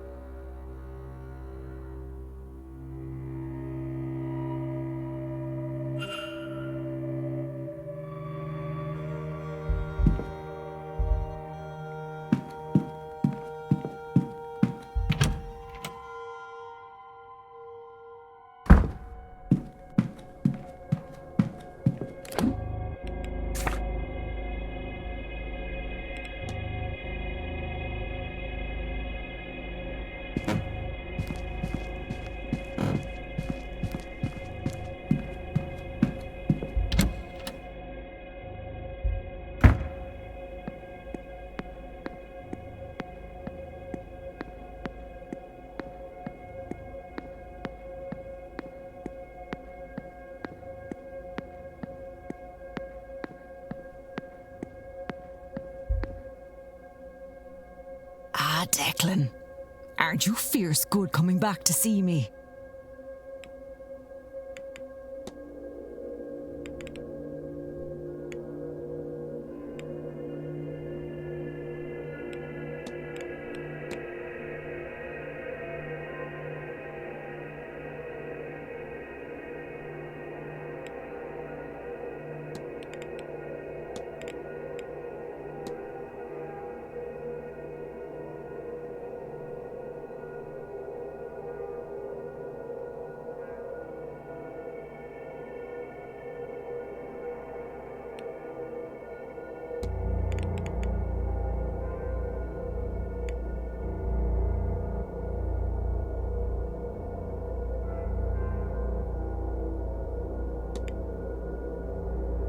I'll let you. You take care now, Declan. And don't forget to get a bite to eat into you. It's going to be a long day.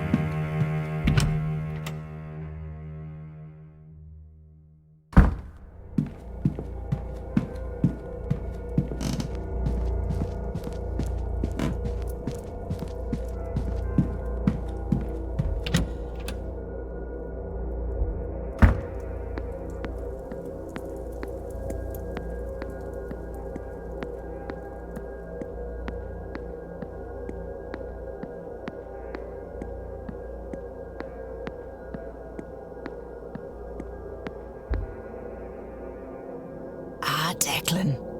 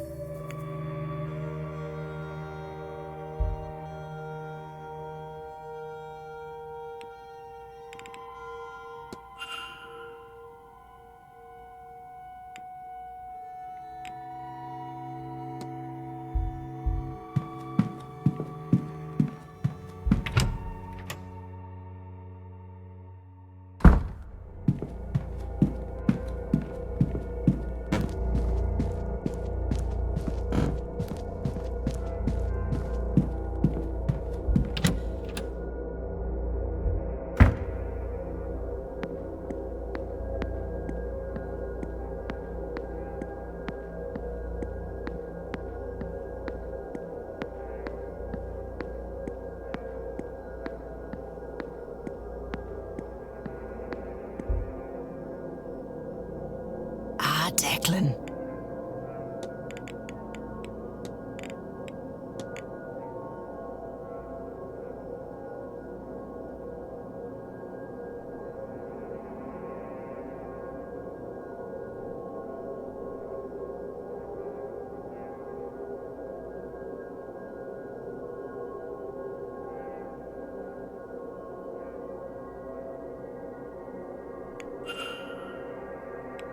I'll let you go. You take care now, Declan. And don't forget...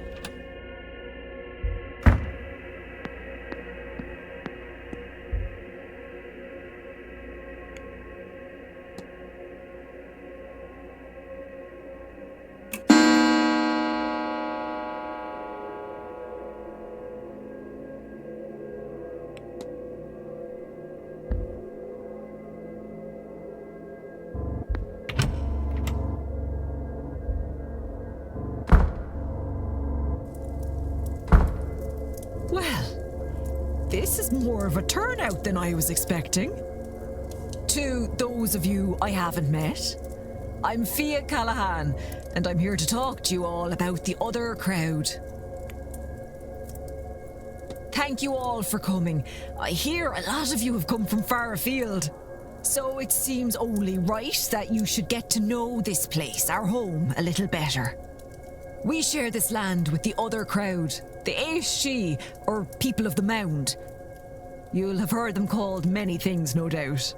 The good people, the weak folk, the fair folk. Some of you will know them by the F word, but we won't be saying that here.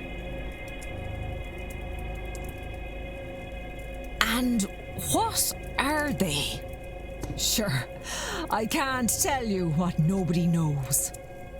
The church would tie themselves in knots, trying to bend the truths of the world to fit their narrative. They want you to believe, first of all, that the other crowd don't exist. Then, secondly, once you know they are real, the church wants you to think of them as angels, ones that never took a side in the battle of heaven. Cast down to earth, and not hell, for they're sitting on the fence. Now, I've never heard anything of this ilk from any reliable source, only holy salesmen.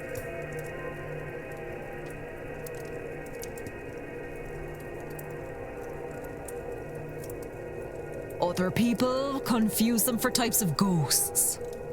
And given how similar the Banshee and Fargurtha are to ghosts, I can forgive that. But they are more than that. Some would say they are the land incarnate. Really, it's best to think of them as forces of nature.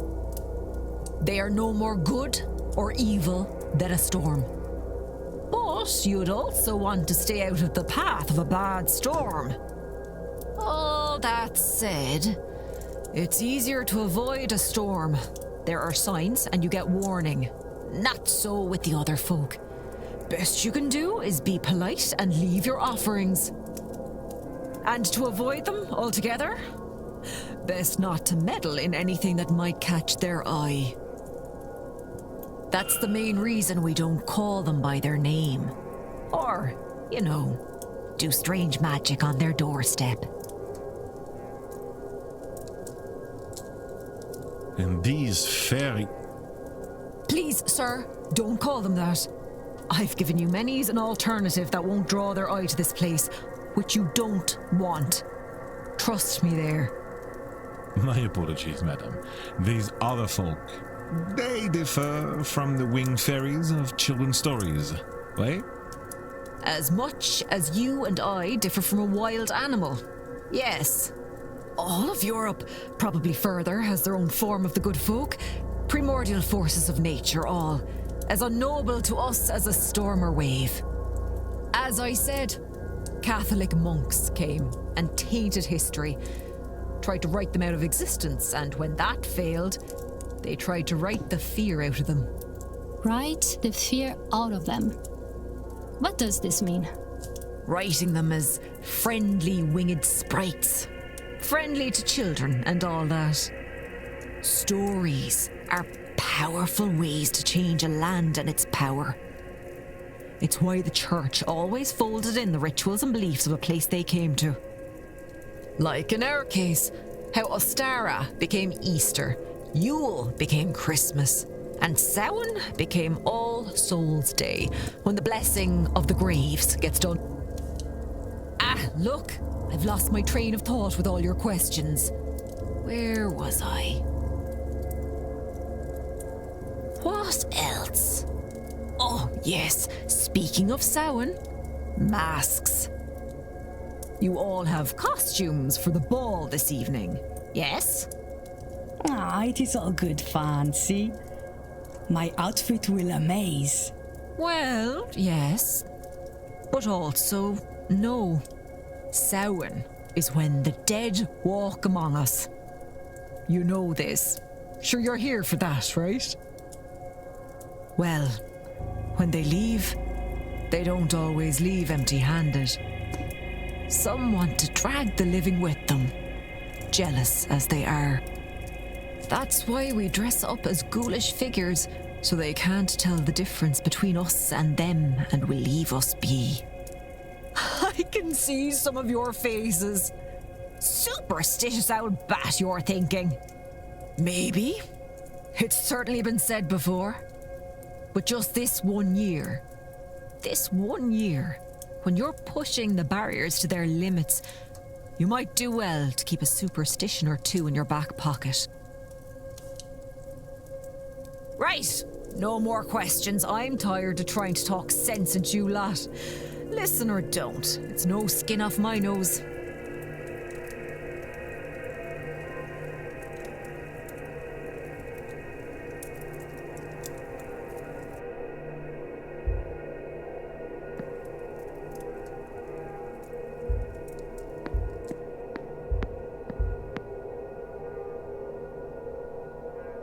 You again.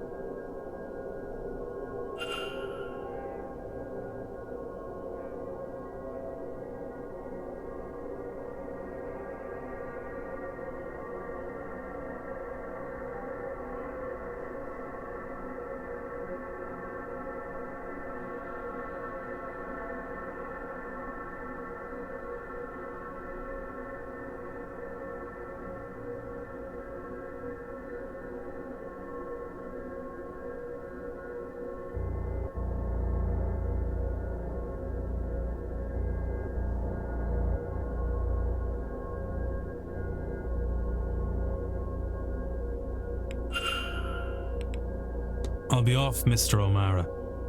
Don't let me keep you.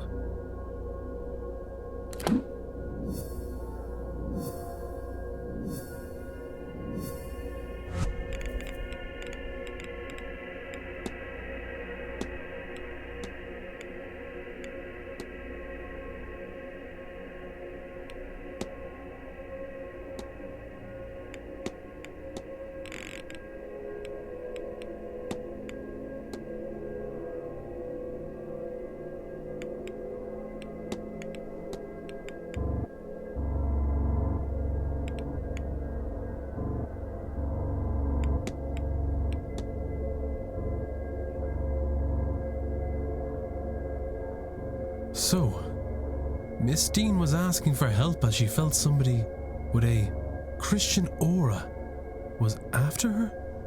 Mr. O'Mara refused her plea because she previously turned down a marriage proposal from him. He felt he had offered to protect her then, and she turned away from him. This was his form of poetic revenge. He says she stormed off then, and they only saw her once more, wandering the halls in her magical trance. What does this tell me about the culprit? Yes, Miss Deane seemed convinced whoever was threatening her was a Christian. Well, given the location, I'm sure most people are Catholic or Protestant, but there are likely some I can rule out based on this. What to do next? The ball is this evening at 9 p.m. and might provide a more relaxed place to talk with the guests. Until then, I should explore the grounds and perhaps see what else I can learn about the suspects, to help me eliminate some of them against the facts I now have on the culprit. I have picked up another fact about the culprit. I wonder if there's anyone I could eliminate as a result. And if not, what investigating can I do to allow me to learn some useful facts about the suspects?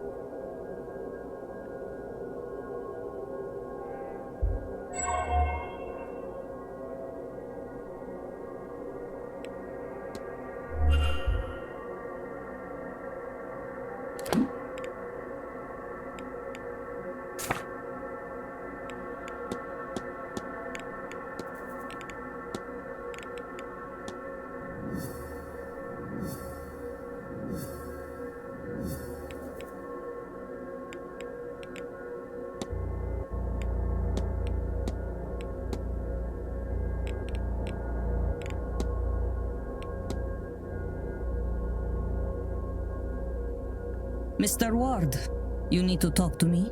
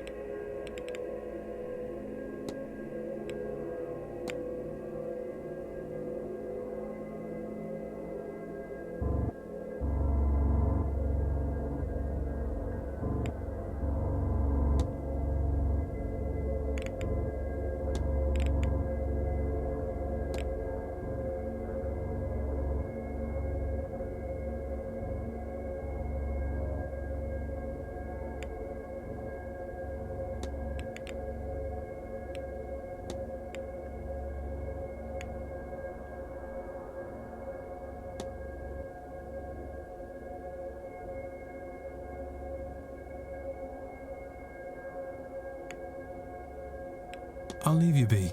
May Allah guide you.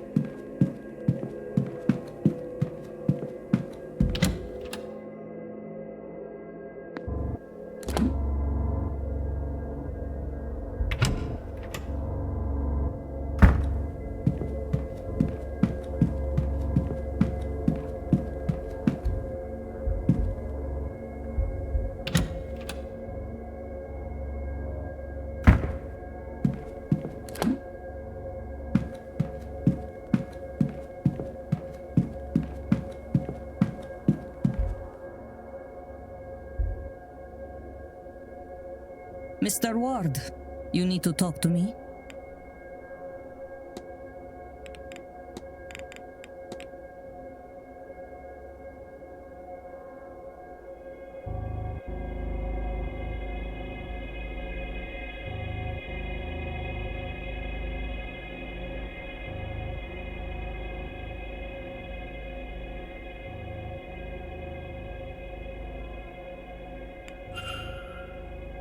I'll leave you be. May Allah guide you.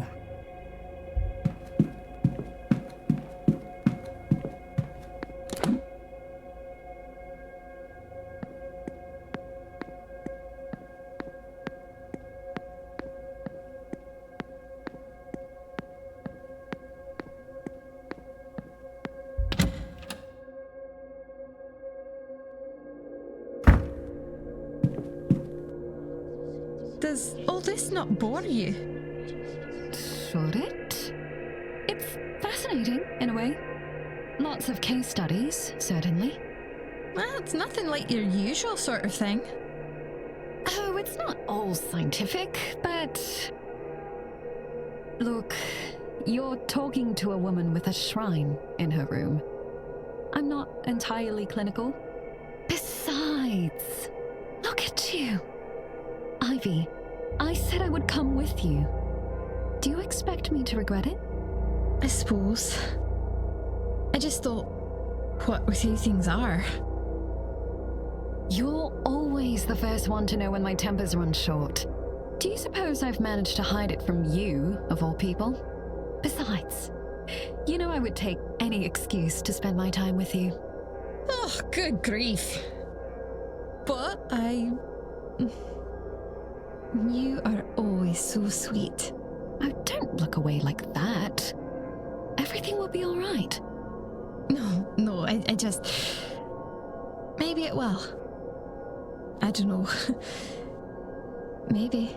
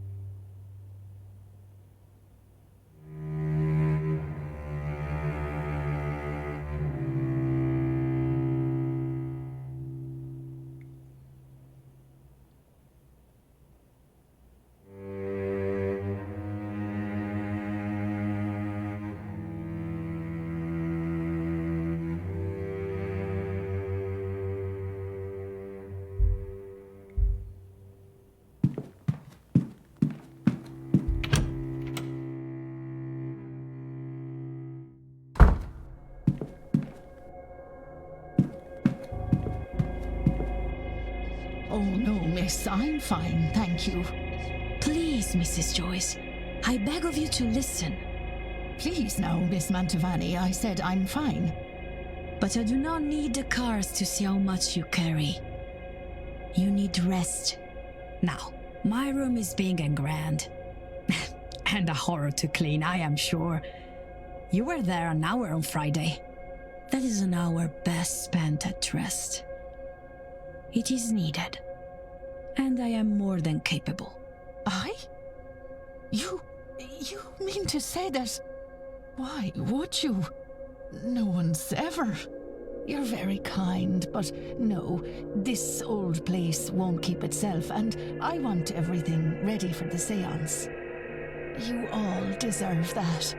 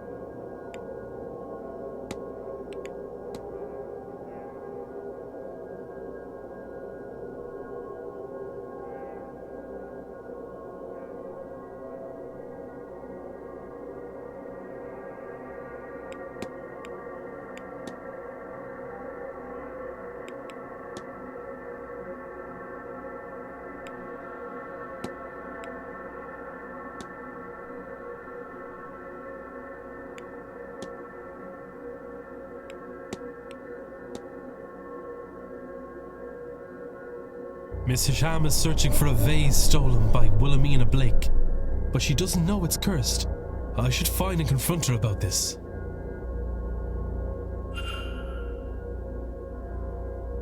Mr. Ward, you need to talk to me.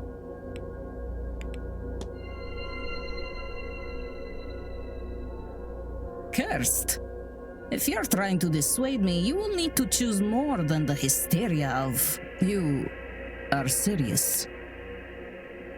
I'm afraid so. The thing hasn't left my mind since I first discovered its existence. Every moment I am awake, even when I am not, I think of that vase. If I'm very still, I feel it pulling me away from myself. And always, I hear a song in the back of my head I have never heard before. I wrote it down, though I do not know what for. Here. Do you see? I am not myself. And yet it seems so important. Not just obsession, then. I will not be subject to such a thing. Will you help me? Will you find and destroy it? Normally, I would not condone the destruction of something so ancient. But such a thing should never have survived this long. And take the music too, in case it helps you. If you find the artifact, Mr. Ward, you must break it. Leave nothing but powder and dust.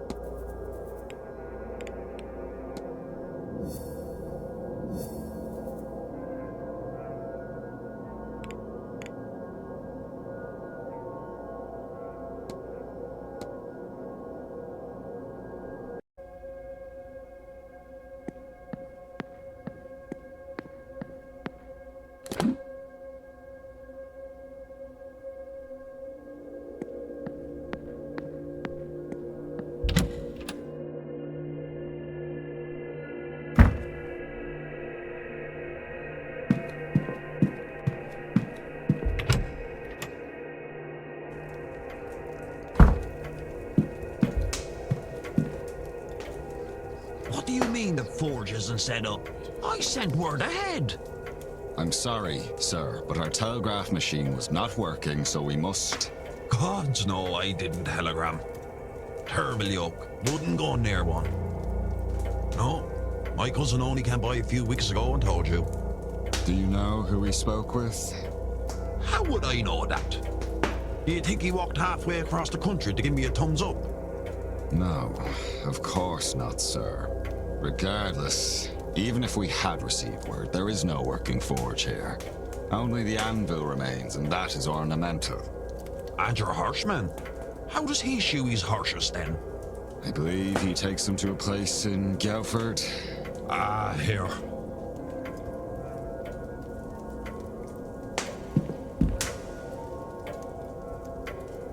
And you're back. What can I do you for?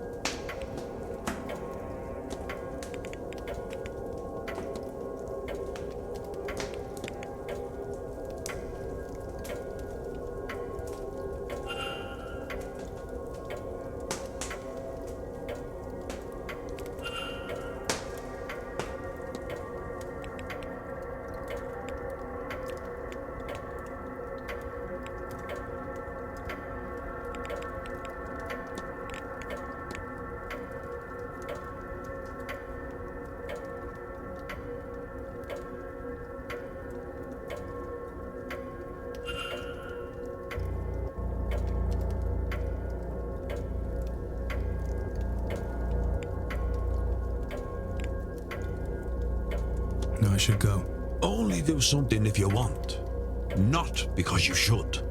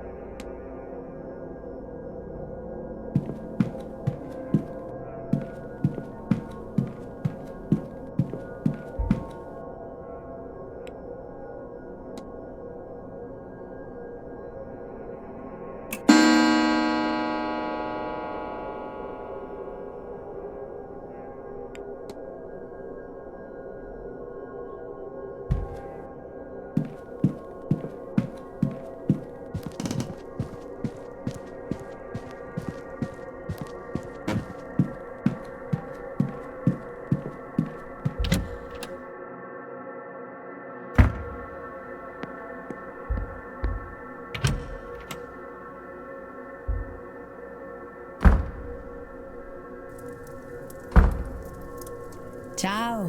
Ciao.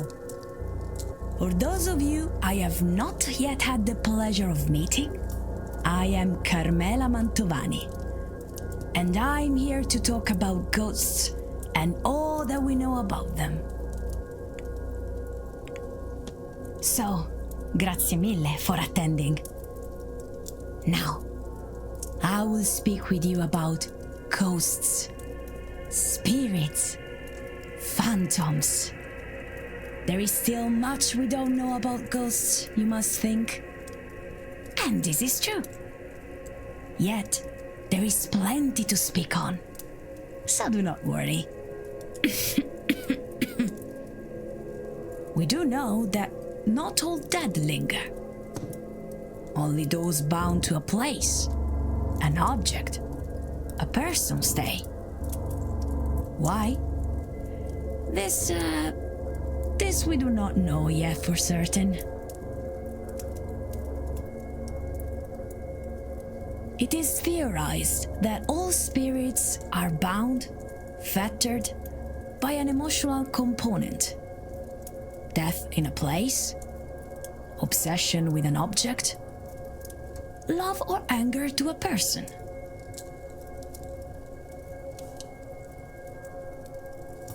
By their nature, they're hard to define. And yet, even in their elusiveness? Yeah, sì, questo funzionerà. We find them everywhere. By their many names, they are all across the world. There are many formations. Some echo the grief they left upon the world and are blind to the living. While others are vengeful and aggressive, haunting a person or place and causing everything from psychological to physical damage. Regardless, no single spectre has been able to directly communicate. But tomorrow night we intend to change this. So, what stops them from speaking? Is it a physical matter? No, it cannot be, as they interact with the world in other ways. Blowing papers off desks, snuffing candles, sometimes even striking people. Perhaps the limitation is in their lungs, then. Well, no. Many wail and moan after all. Could it be they have nothing to say? I do not think so. Many a mystic, myself included, believe that there is a chance this is wishful thinking on our parts. But I believe so many have felt this, that at least one person must be correct. Maybe they simply cannot speak for themselves? This we cannot rule out, and is to be my conclusion if our séance does not bear fruit. So, why do I have such hopes for this séance? This I have been doing for a long time. When you invite a ghost to speak with you, there are always limits. The strength of the spirit, the skill of the medium, the thickness of the veil. All of these things can make it difficult for a ghost to manifest. We see their forms on occasion. We feel the echoes of their emotion. But these things do not require expense. They sustain themselves, somehow. This we do not understand. It takes effort for a spirit to be more than echoes, to make a more conscious connection. Imparting? A warning.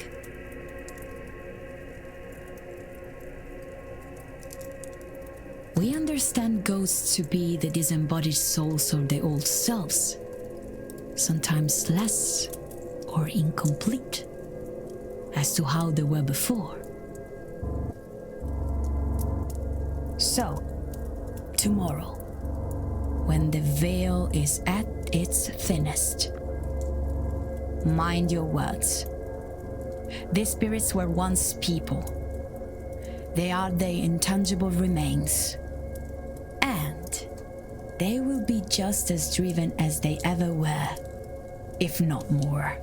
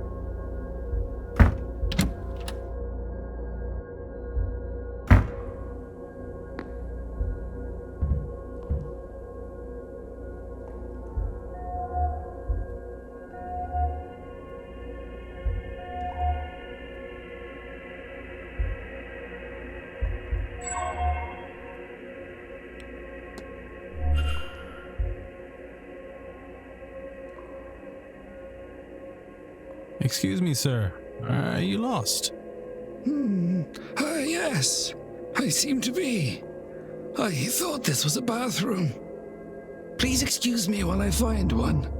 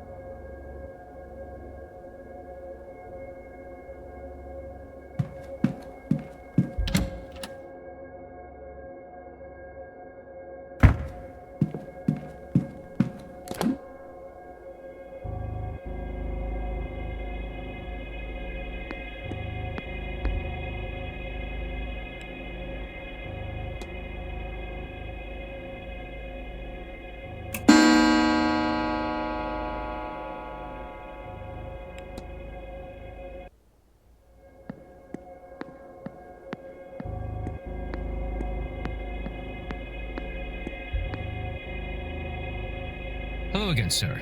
You here for the meal? Certainly, sir. Let me show you to your seat.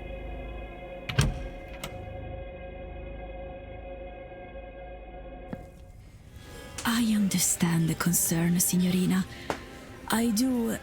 Oh, but Mr. Ward, would you like to join us? We were just talking about, well, whether this seance is such a good idea. You're welcome to join us if you'd like. I'd be delighted to. Is there doubt about the seance? See, Signorina Callaghan has concerns about it taking place. If you ask me, Mr. Ward, there's nothing good to come of this. Best to leave these lands be. They're unsettled enough already. I could say, amica mia, that it's only one spirit. One among many apprehended for less than an hour. Were it to cause much trouble, I would not do it. This is, of course, a lie. How can I say it is safe when it has not been done before? Of course I would risk this.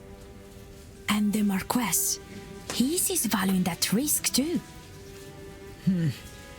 I'm not sure the Marquis knows what's good for him.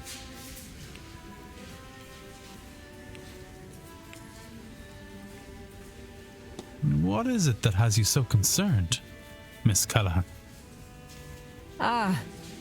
See, this was once sacred ground. There are portals, ways to the other world, underground, all over the country. But this place housed a significant one. I worry that when our medium here calls forth something from the other side, she'll call the wrong thing. You offend me. I'm a better medium than that. You'll call out in a place you don't know, where things you don't know walk. They are tricksters. They can call back in any way that pleases you. And right now, you seem most eager to succeed at any cost. Excuse my interrupting. A portal. Underground.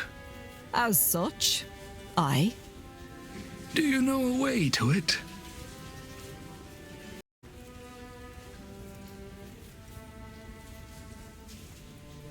Not that I'd tell a man of God, even if it wasn't. Hasn't your kind plundered our myths enough?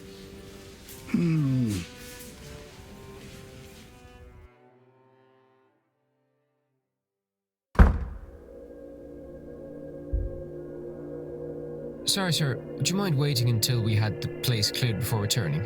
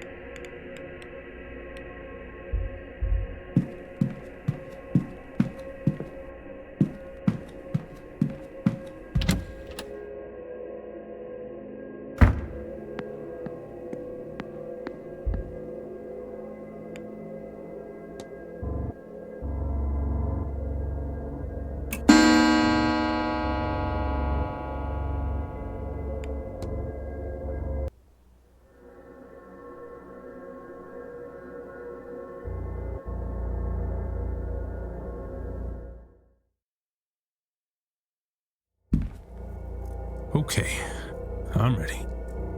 Well, how do I look? You clean up well, Declan. I'm starting to see why I was offered so much money to come here. There's something very wrong with Blake Manor, and it seems Miss Deane's disappearance is only a small part of it. Do I continue? So much of what I've seen today is far beyond what I've ever thought possible. Every minute I spend here among this devilry, I risk losing my grip on reality. If I haven't lost it already. I could just leave. After all, I've been paid a deposit that will keep me ticking over until the end of next year at least. I could just leave and save myself.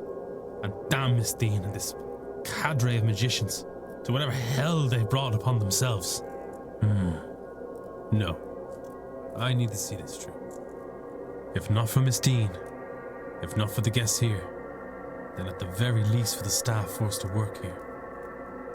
And anyone outside these grounds who could be harmed by whatever demonic work is in motion here. My soul is tarnished enough as it is. Helping these pagans will hardly change what's waiting for me in the next life. Whatever's coming next, I pray I have the strength to face it. Well, I'd better get going. At this rate, I fear I may be the last person to the ball.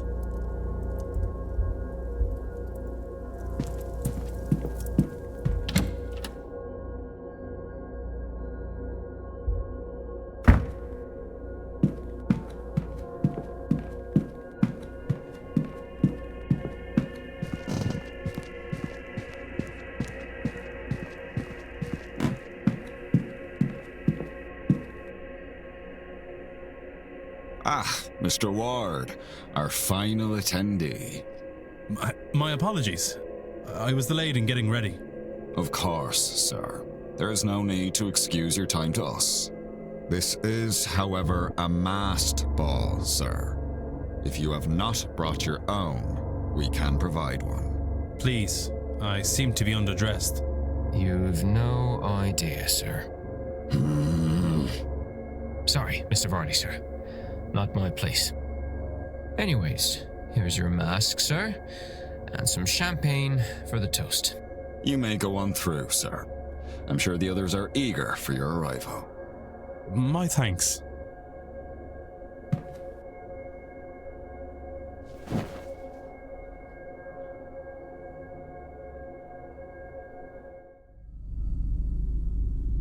Gentlemen, ladies, let me once again welcome you to Blake Manor. I am honored to have you at this event. It is one's duty to the household and family to look forward to the future, to make decisions that strengthen the land and line. But it is also important to take some time and look backwards, not through storytelling or nostalgia, but through the literal visitation of my forebears. None of which would be possible, of course, without the talents of the renowned Carmela Mantovani. Thank you, Marquis Blake. You are too generous, for I am but a humble guide. It is all of you shall do the work.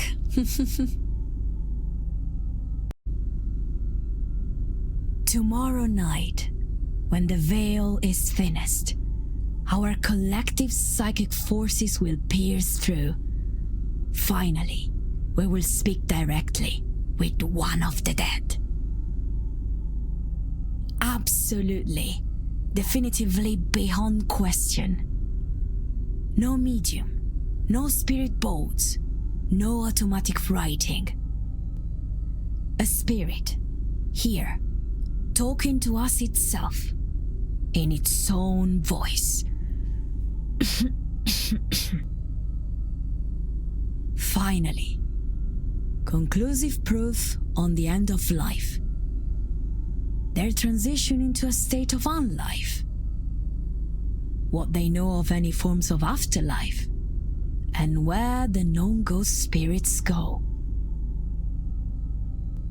But that is for tomorrow, see? Tonight, we celebrate, perhaps preemptively. But after the event tomorrow, we will be trained, shaken, and, no doubt, changed by the revelations learned. Let us toast the end of our own ignorance, the birth of a new us, and the start of a new world of deeper spiritual understanding. Come, friends, let us raise our glasses. To Miss Mantovani and to knowledge.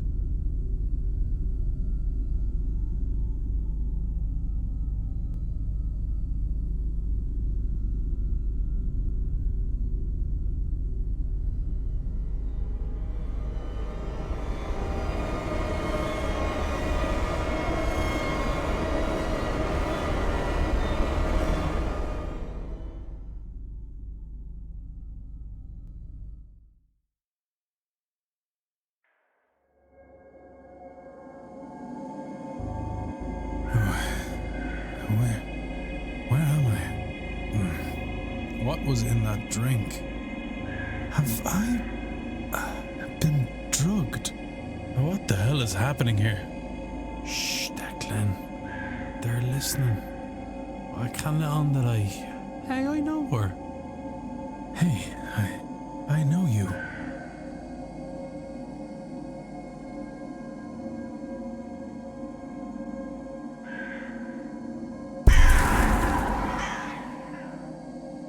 Why do you keep doing that?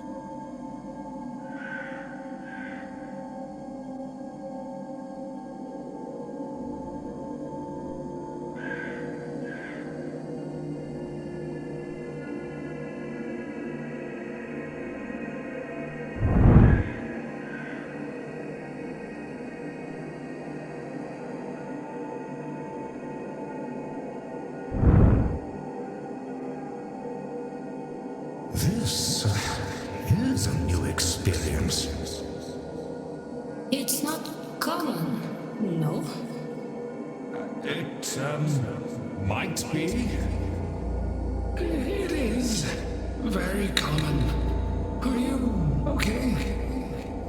It's not my first time, but not what I expected here. Yes, not what I expected.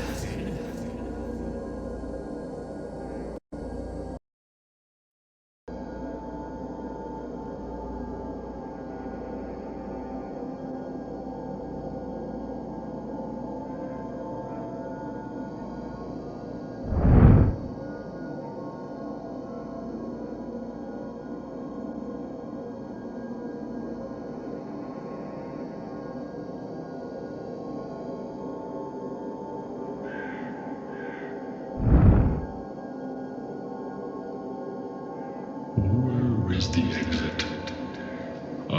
It's over. No, I've lost it. It'll be okay. Just take a moment and breathe. Remember, this is all transitory. It feels like forever. Aye, but at the same time, it's over so fast.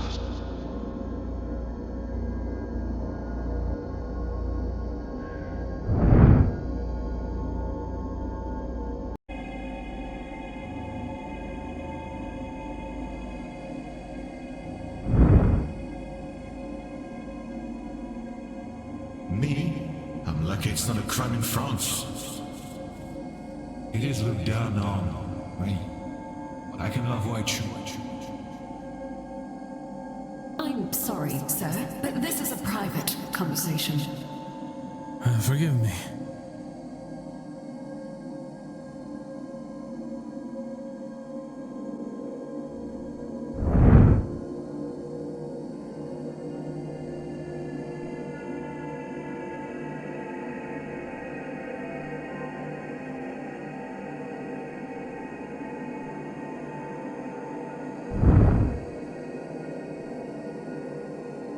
Before in Colombia, Of course, the ritual was different there. This distinctly lacks ritual, no?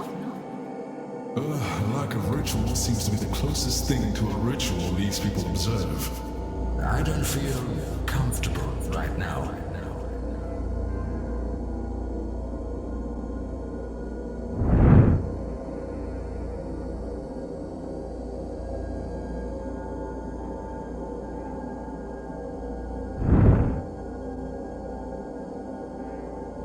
And of course, it will help a lot of people. That's not why I'm doing it, mind you. Of course. I wonder if they'll put up a statue in my honor. Ah, that's it. He's the magic man. The man who came to the circle when I was away. I beg your pardon? Oh, long story. I must go say hello. It's great to see him.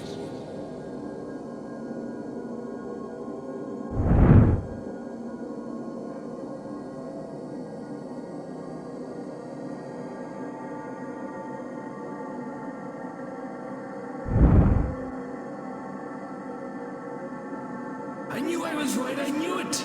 I am coming for you. I am near. Do you come to fool me? In a way, yes. That will be the end result.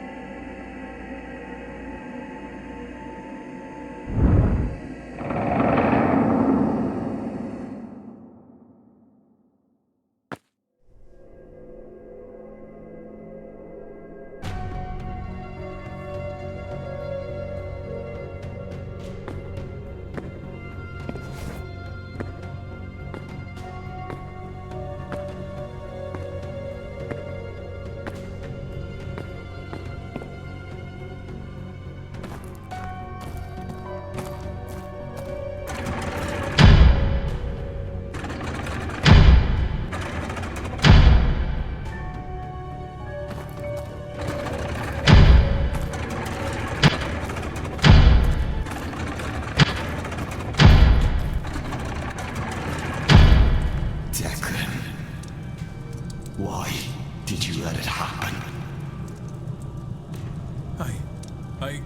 I tried.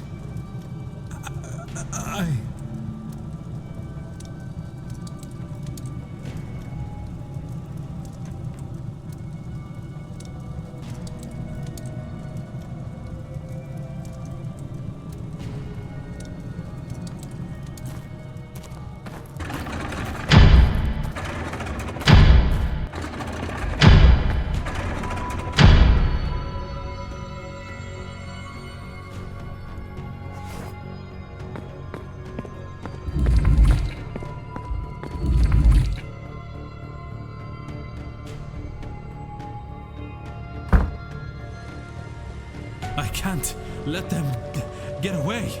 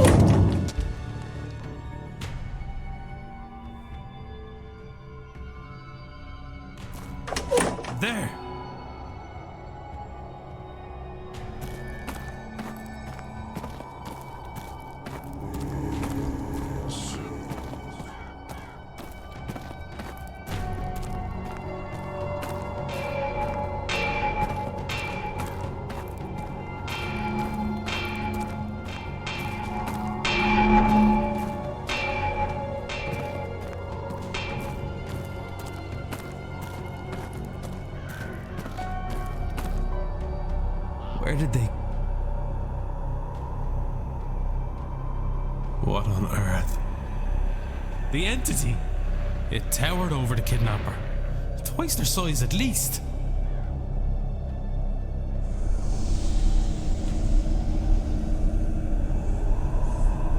What is... Is that a portal of some kind? It is pointing at the portal, as if it wants me to go there, or wants to go itself, but cannot.